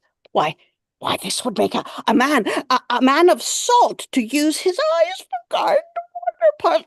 Oh, I will die bravely, like a smug bridegroom. What? I will be jovial. Come. I'm a king, masters. Know you that? You are a royal one, and we obey you. There's life in it. Come, can you get it? You shall get it by running. Sight most pitiful in the meanest wretch past speaking in a king. Thou hast a daughter who redeems nature from the general curse which twain have brought her to. Hail, gentle sir. Sir, I speak to you. What's your will? Do you hear aught, sir, of a battle toward? Most sure and vulgar. Everyone hears that which can distinguish sound. But by your favour, how near is the other army? Near and on speedy foot, the main descry stands on the hourly thought. I thank you, sir, that's all. Though that the Queen in special case is here, her army is moved on. I thank you, sir. You have a gentle gods. Take my breath from me. Let not my worse spirit tempt me again to die before you, please. Well, pray you, father. Now, good sir, what are you? A most poor man made tame to fortune's blows, who, by the art of noun, and feeling sorrows, am pregnant to good pity. Give me your hand. I'll lead you to some biding. Hearty thanks. The haunting and the horizon of heaven, to boot and boot. Ah, a proclaimed prize. Most happy that eyeless head of thine was first framed flesh to raise my fortunes. Thou old, unhappy traitor, briefly thyself remember, the sword is out that must destroy thee. Now let thy friendly hand put strength enough to it. Wherefore, bold peasant, darest thou support a published traitor? Hence, lest that the infection of his fortune take like hold on thee. Let go his arm. Shall not let go, sir, without further occasion. Let go, slave, or thou diest. Good gentlemen, go your gait, and let poor rogue pass. And should have been swaggered out of my life, 'twould not have been so long as this by a fortnight. Nay, come not near the old man. Keep out to ye, or I'll try whether your custard or my ballow be the harder. She'll be plain with you. Out, dunghill. She'll pick your teeth, sir. Come, no matter for your foins. Ah.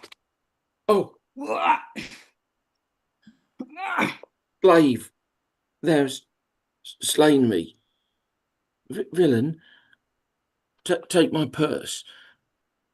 If ever thou wilt thrive, bury my body, and give the letters which thou findst about me to Edmund, Earl of Gloucester. Seek him out upon the English party. Oh, untimely death. Death. I know thee well, a serviceable villain, as duteous to the vices of thy mistress as badness would desire. What, is he dead? Sit you down, father, rest you. Let's see these pockets. The letters that he speaks of may be my friend's. He's dead. I'm only sorry he had no other deathsman. Let us see. Leave, gentle wax. Blame us not to know our enemies' minds. We rip their hearts. Their papers is more lawful. Let our reciprocal vows be remembered. You have many opportunities to cut him off. If your will want not, time and place will be fruitfully offered. There is nothing done. If he return the conqueror, then I am the prisoner, and his bed my jail, from the low warmth whereof deliver me, and supply the place for your labor. Your wife, so I would say, affectionate servant, Goneril. Indistinguished space of woman's will, a plot upon her virtuous husband's life, and the exchange, my brother. Here in the sands thee I'll rake up, the post unsanctified of murderous lectures, and in mature time with this ungracious paper strike the sight of the death-practiced duke. For him 'tis well of thy death and business I can tell. The king is mad. How stiff is my wild sense, that I can stand and have ingenious feeling of my huge sorrows. Better I were distract, so should my thoughts be severed from my griefs and woes, by wrong imaginations lose the knowledge of themselves. Give me your hand. Far off, methinks I hear the beating drum. Come, father, I'll bestow you with a friend.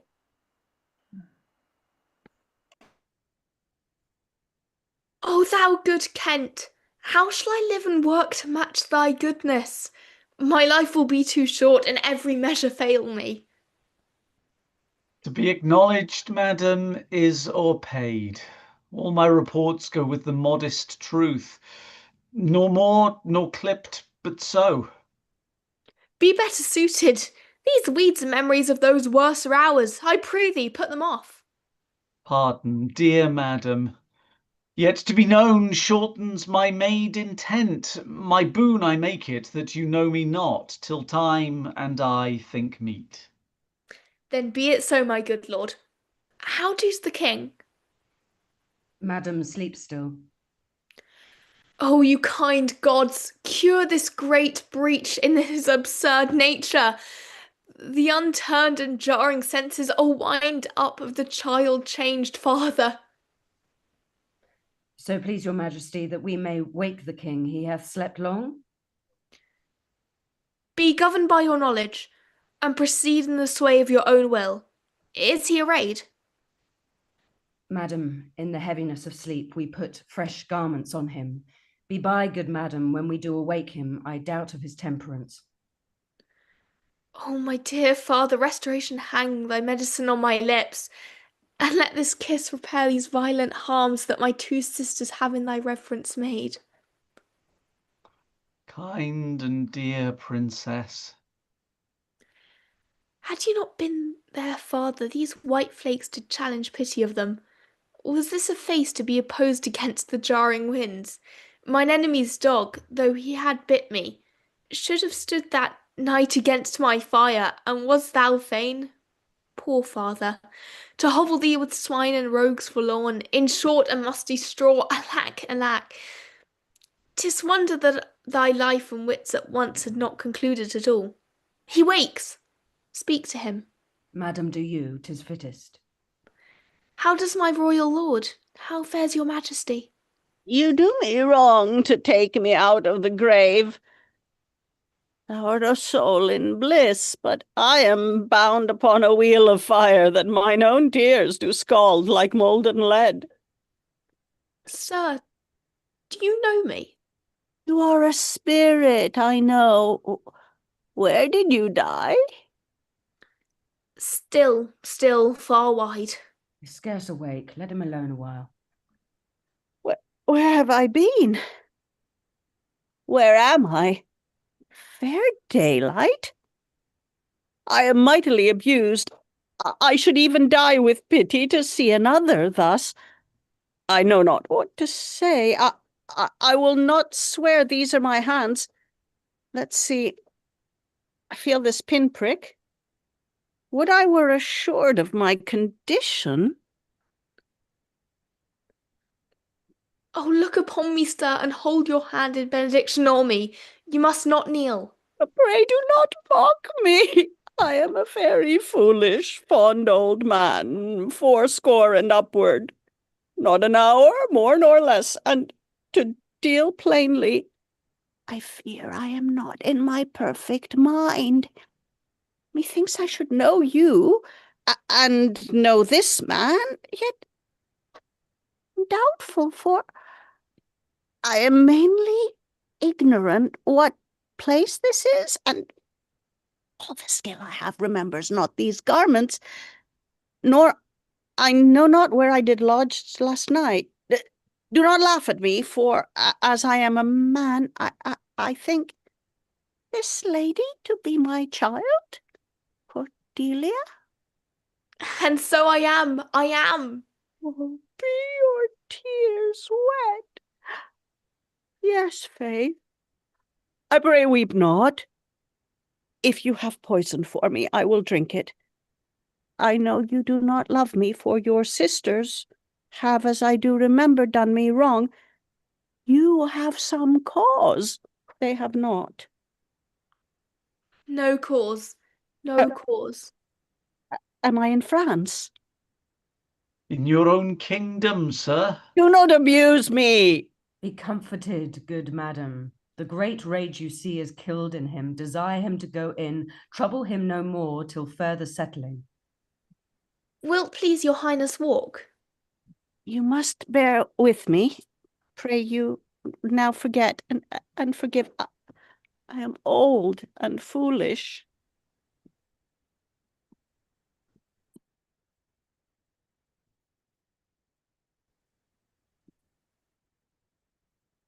Know of the Duke if his last purpose holds, or whether, since he's advised by aught to change the course, he's full of alteration and self-reproving, bring his constant pleasure. Our sister's man is certainly miscarried. 'Tis to be doubted, madam. Now, sweet lord, you know the goodness I intend upon you. Tell me but truly, but then speak the truth. Do you not love my sister? In honoured love. But have you never found my brother's way to the forfended place? No, by mine honour, madam. I never shall endure her, dear my lord. Be not familiar with her. Fear not, she and the Duke, her husband.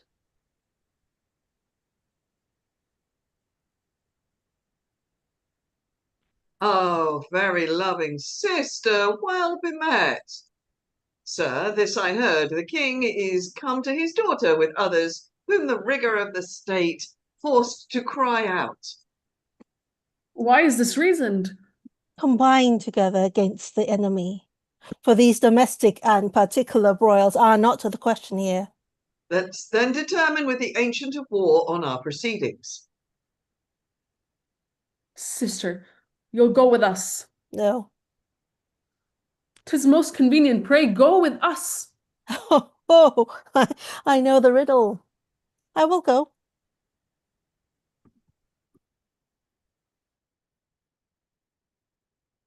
If e'er your grace had speech with a man so poor, hear me one word. I'll overtake you. Speak. Before you fight the battle, ope this letter.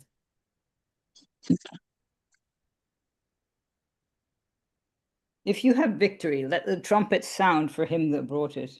Wretched though I seem, I can produce a champion that will prove what is avouched there. If you miscarry, your business of the world hath so an end, and machination ceases. Fortune loves you. Stay till I have read the letter. I was forbid it. When time shall serve, let but the herald cry, and I'll appear again.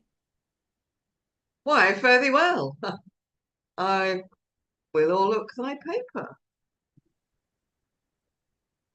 The enemies in view, draw up your powers. Here is the guess of their true strength and forces by diligent discovery, but your haste is now urged on you. We will greet the time. To both these sisters have I sworn my love, each jealous of the other as the stung of the adder. Which of them shall I take? Both? One?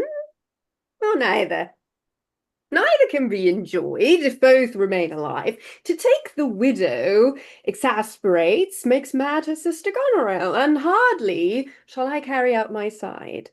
Her husband being alive, now then will use his countenance for the battle, which being done, let her who would be rid of him devise his speedy taking off.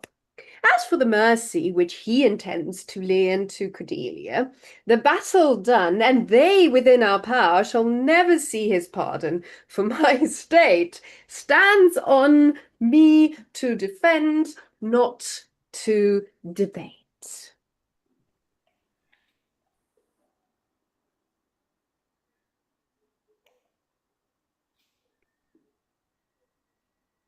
Here, father, take the shadow of this tree for your good host. And pray that the right may thrive if ever I return to you again. I'll bring you comfort. Grace go with you, sir. Away, old man, give me thy hand, away. King Lear hath lost, he and his daughter ta'en. Give me thy hand, come on. No further, sir. A man may rot even here. What in ill thoughts again? Men must endure their going hence, even as their coming hither. Ripeness is all come on. And that's true too.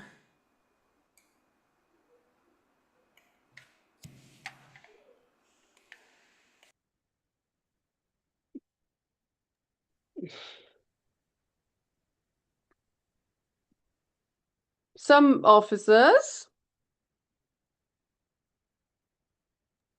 Lord. Take them away, good guard, until their greater pleasures first be known. They are to censure them. We are not the first who with best meaning have incurred the worst. For the oppressed king I am cast down, myself could else outfrown false fortune frown. Shall we not see these daughters and these sisters?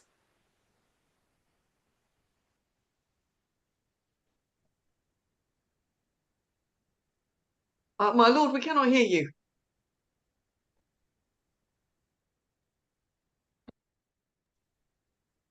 Lear, you are muted. I have no lines in this scene that I can see. Is this 20? No! No! Come! Let's away to prison. We two alone will sing like birds of the cage. When thou dost ask me blessing, I'll kneel down and ask of thee forgiveness. So we'll live and pray and sing and tell old tales and laugh at gilded butterflies and hear poor rogues talk of court news, and we'll talk with them too, who loses and who wins, who's in, who's out, and take upon's the mystery of things, as if we were God's spies. And we'll wear out in a walled prison packs and sects of great ones, the ebb and flow by the moon. Take them away. Upon such sacrifices, my Cordelia, the gods themselves throw incense. Have I caught thee? He that parts us shall bring a brand from heaven and fire us hence like foxes. Wipe thine eyes. The good years shall devour them, flesh and fell, ere they shall make us sweep. We'll see them starved first. Come. Come hither, Captain, hark. Take thou this note. Go follow them to prison.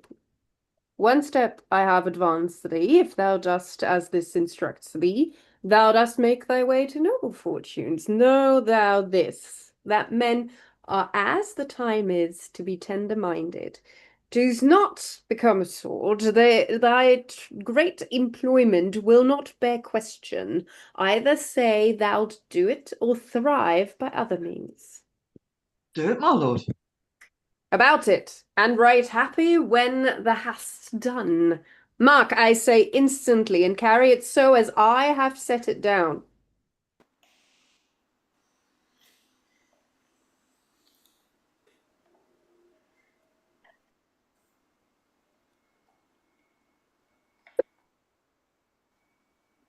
Sir, you have showed today your valiant strain, and fortune led you well. You have you have the captives who were the opposites of this day's strife. I do require them of you, so to use them as we shall find their merits and our safety may equally determine. So what's happening now? Sir, by your patience, I hold with the subject of this war, not as a brother. Cornelia's about to die, and I'm going to carry her in crying. That's as we list to grace them. Methinks our pleasure might have been demanded, ere you had spoke so fair. Let our powers for the commission of my place and person, the which immediacy may well stand up and call itself your brother. Not so hot.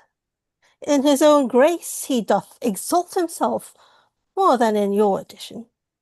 In my rights, by me invested, he compeers the best. That were the most if he should husband you. Jesters do oft prove prophets. Holla, holla, that eye that told you so looked but a squint. Lady, I am not well, else I should answer from a full-flowing stomach. General, take thou my soldiers, prisons, patrimony, dispose of them, of me. The walls is thine.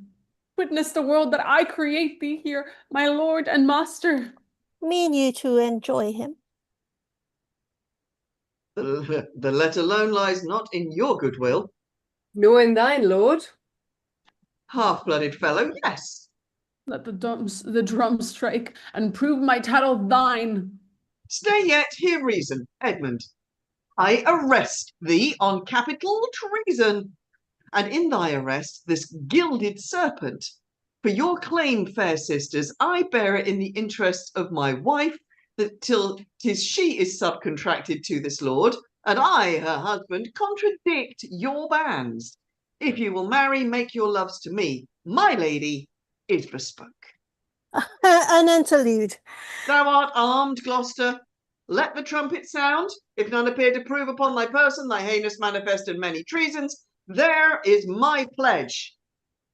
I make it on thy heart, ere I taste bread, thou art in nothing less than I have here proclaimed thee. Sick. It's not on there, trust medicine. And there's my exchange. What in the world he is that names me traitor, villain like he lies. Call by the trumpet, he that dares approach. On him, on you, who not, I will maintain my truth and honour firmly. A herald ho! Trust to thy single virtue, for thy soldiers, all levied in thy name, have in my name took their discharge. My sickness grows upon me. She is not well. Convey her to my tent. Come hither, herald. Let the trumpet sound and read this out. If any man of quality or degree within the lists of the army will maintain upon Edmund, supposed Earl of Gloucester, that he is a manifold traitor, let him appear by the third sound of the trumpet. He is bold in his defence.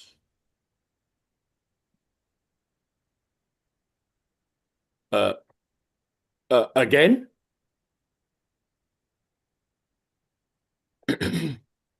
What? Again? Give his purpose, why he appears upon this call of the trumpet. What are you? Your name, your quality, and why you answer this present summons. No, my name is lost by treason's tooth, bare gnawn and canker bit, yet am I noble as at the adversary I come to cope. Which is that adversary? What's he that speaks for Edmund, Earl of Gloucester? Himself, what sayst thou to him? Draw thy sword, that if my speech offend a noble heart, thy arm may do thee justice. Here is mine. Behold, it is my privilege. The privilege of mine honours, my oath, and my profession. I protest. Maugre thy strength, place, youth, and eminence, despise thy victor sword, and fire new fortune. Thy valour and thy heart, thou art a traitor. False to thy gods, thy brother, and thy father, conspirant against this high illustrious prince, and from the extremest upward of thy head to the descent and dust below thy foot, a most toad-spotted traitor. Say thou no? This sword, this arm, and my best spirits are bent to prove upon thy heart, whereto I speak, thou liest. In wisdom I should ask thy name, but since thy outside looks so fair and warlike, and that thy tongue, some say, of breeding breathes, what's safe, and nicely I might well delay, by rule of knighthood. I disdain and spurn, back do I toss these treasons to thy head. With the hell-hated lie, o'erwhelm thy heart, which for they yet glance by and scarcely bruise. This sword of mine shall give them instant way, where they shall rest for ever. Trumpet, speak.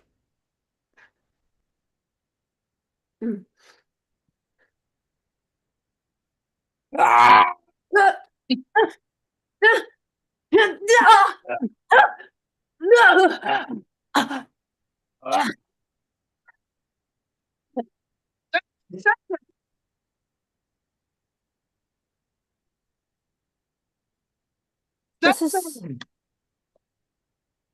This is practice, Gloucester.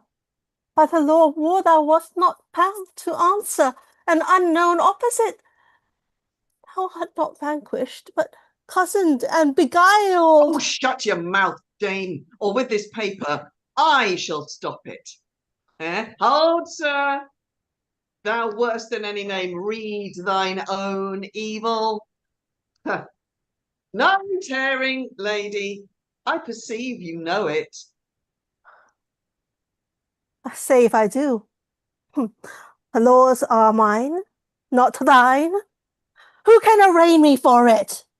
Most monstrous. Oh, knowest thou this paper? Ask me not what I know. Go after her. She's desperate. Govern her. What you've charged me with, that I have done. And more, much more, the time will bring it out. 'Tis past, and so am I. What art thou that has this fortune on me? That noble, I do forgive thee. Let's exchange charity. I am in no less in blood than thou art Edmund. If more, the more thou strong me. My name is Edgar, and thy father's son. The gods are just, and of our pleasant vices make instruments to plague us. The dark and vicious place where thee he got cost him his eyes. Thou'st spoken right, 'tis true. The wheel is come full circle. I am here. Methought thy very gait did prophesy a royal nobleness. I must embrace thee. Let sorrow split my heart if ever I did hate thee or thy father. O worthy prince, I know it. Where have you hid yourself?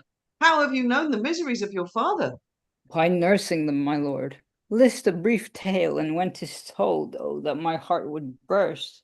The bloody proclamation to escape that followed me so near.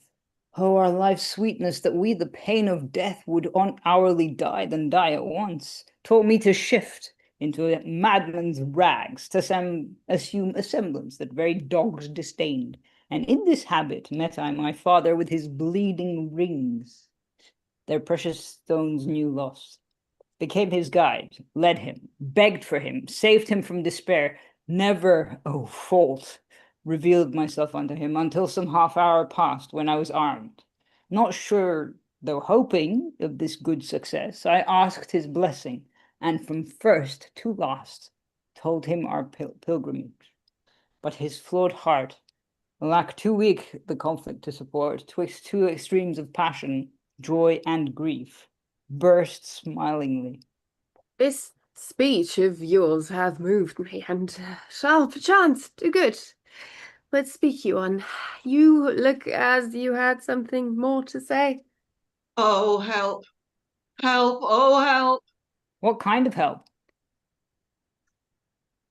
Speak, man. Ugh. What means this bloody knife? 'Tis hot. It smokes. It came even from the heart of... oh, she's dead.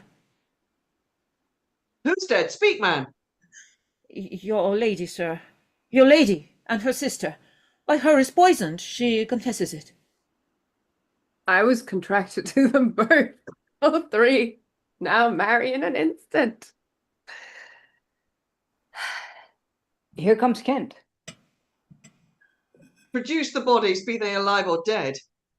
This judgment of the heavens that makes us tremble touches us not with pity. Oh, is this he? The time will not allow the compliment which very manners urges. I am come to bid my king and master good night. Is he not here? Great thing of us forgot. Speak, Edmund, where's the king, and where's Cordelia? Seest thou this object, Lear? King, Kent? Alack, why thus? Yet Edmund was beloved, the one the other poisoned for my sake, and after slew herself. Oh, even so. Cover their faces. I had for life some good I mean to do, despite of mine own nature. Quickly send, be brief int, to the castle, for my writ is on the life of Lear and on Cordelia. Nay, send in time. The gods defend her. Bear him hence a while. Oh!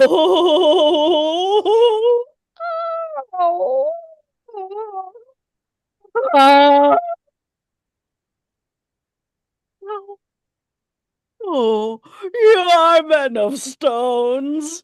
Had I your tongues and eyes, I'd use them so that heaven's vault should crack. She's gone forever. I know when one is dead and when one lives. She's dead as earth. Lend me a looking glass. If that her breath will mist or stain the stone, why then she lives. Is this the promised end? Or image of that horror? Fall and cease. This feather stirs, and she lives. If it be so, it is a chance which does redeem all sorrows that ever I have felt. Oh, my good master.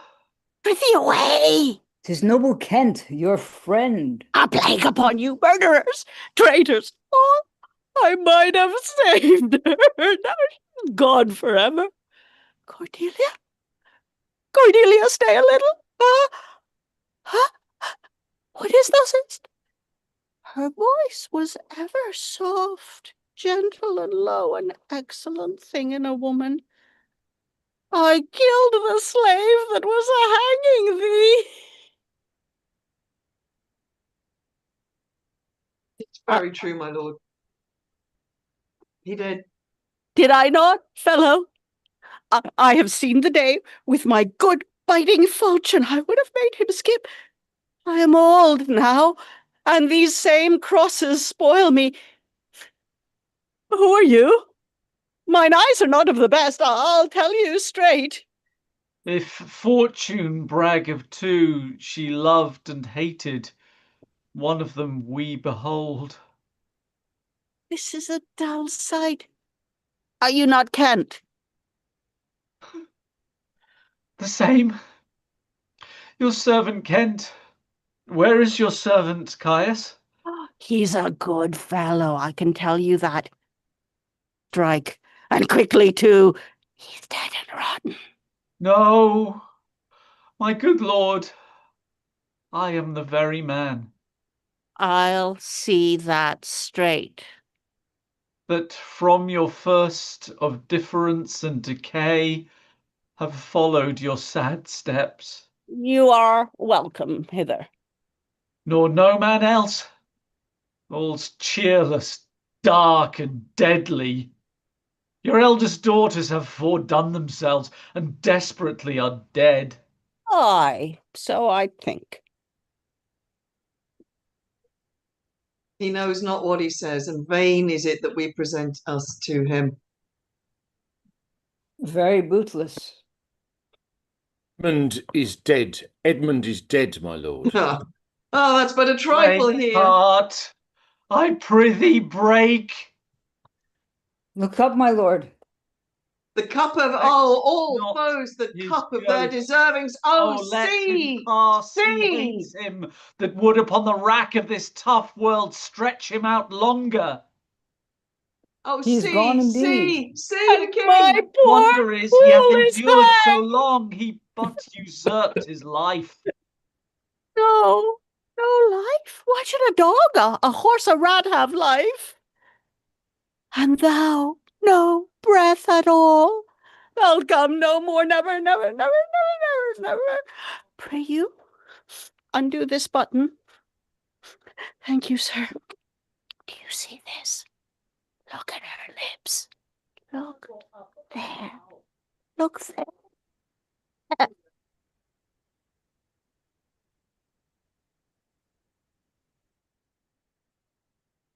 He faints. My lord, my lord. Break heart, I prithee break. Look up, my lord. Vex not his ghost, or let him Ghost, pass. oh, let him pass. He hates him that would upon the rack of this tough world stretch him out longer. He's gone indeed. The wonder is he hath endured so long. He but usurped his life. Bear them from hence. Our present business is general woe. Friends of my soul, you twain rule this realm, and the Gord's state sustain. I have a journey, sir, shortly to go. My master calls me. I must not say no. The weight of this sad time we must obey. Speak what we feel, not what we ought to say. The oldest hath borne most. We that are young shall never see so much, nor live so long. to the end of King Lear. Through tempests, triumphs, and disasters. Well done, Isla. Yes, you come back to life, my dear. Right, everybody hop back on. We're going to need to wind up quickly. I just want to go around and say a very happy thank you, thank you, thank you, thank you. Aliki, thank you for joining us to be our Lear. That was fabulous. I loved your Lear. And thank you again, everybody else. That was, oh God, you sisters. Ah, You I guys love are hating amazing. you. That was wonderful. Right. We have to hop off this one and on to the next one really quickly because we have to roll straight on to Much Ado About Nothing. So those of you on screen that are following me there, please do. If I'm seeing you again, I know some of you are coming back for R&J. That's fine. That'll be next. Hopefully R&J will start a little sooner, so keep half an eye on the stream. If you can keep half an eye on how Much Ado is going, that'd be great. Right. Everybody ready for a little bit of comedy? Cool, lovely. Right, we are rolling on. Please buy us a coffee if you enjoyed that. Please come and watch us on Much Ado, and thank you to everybody. Let's go do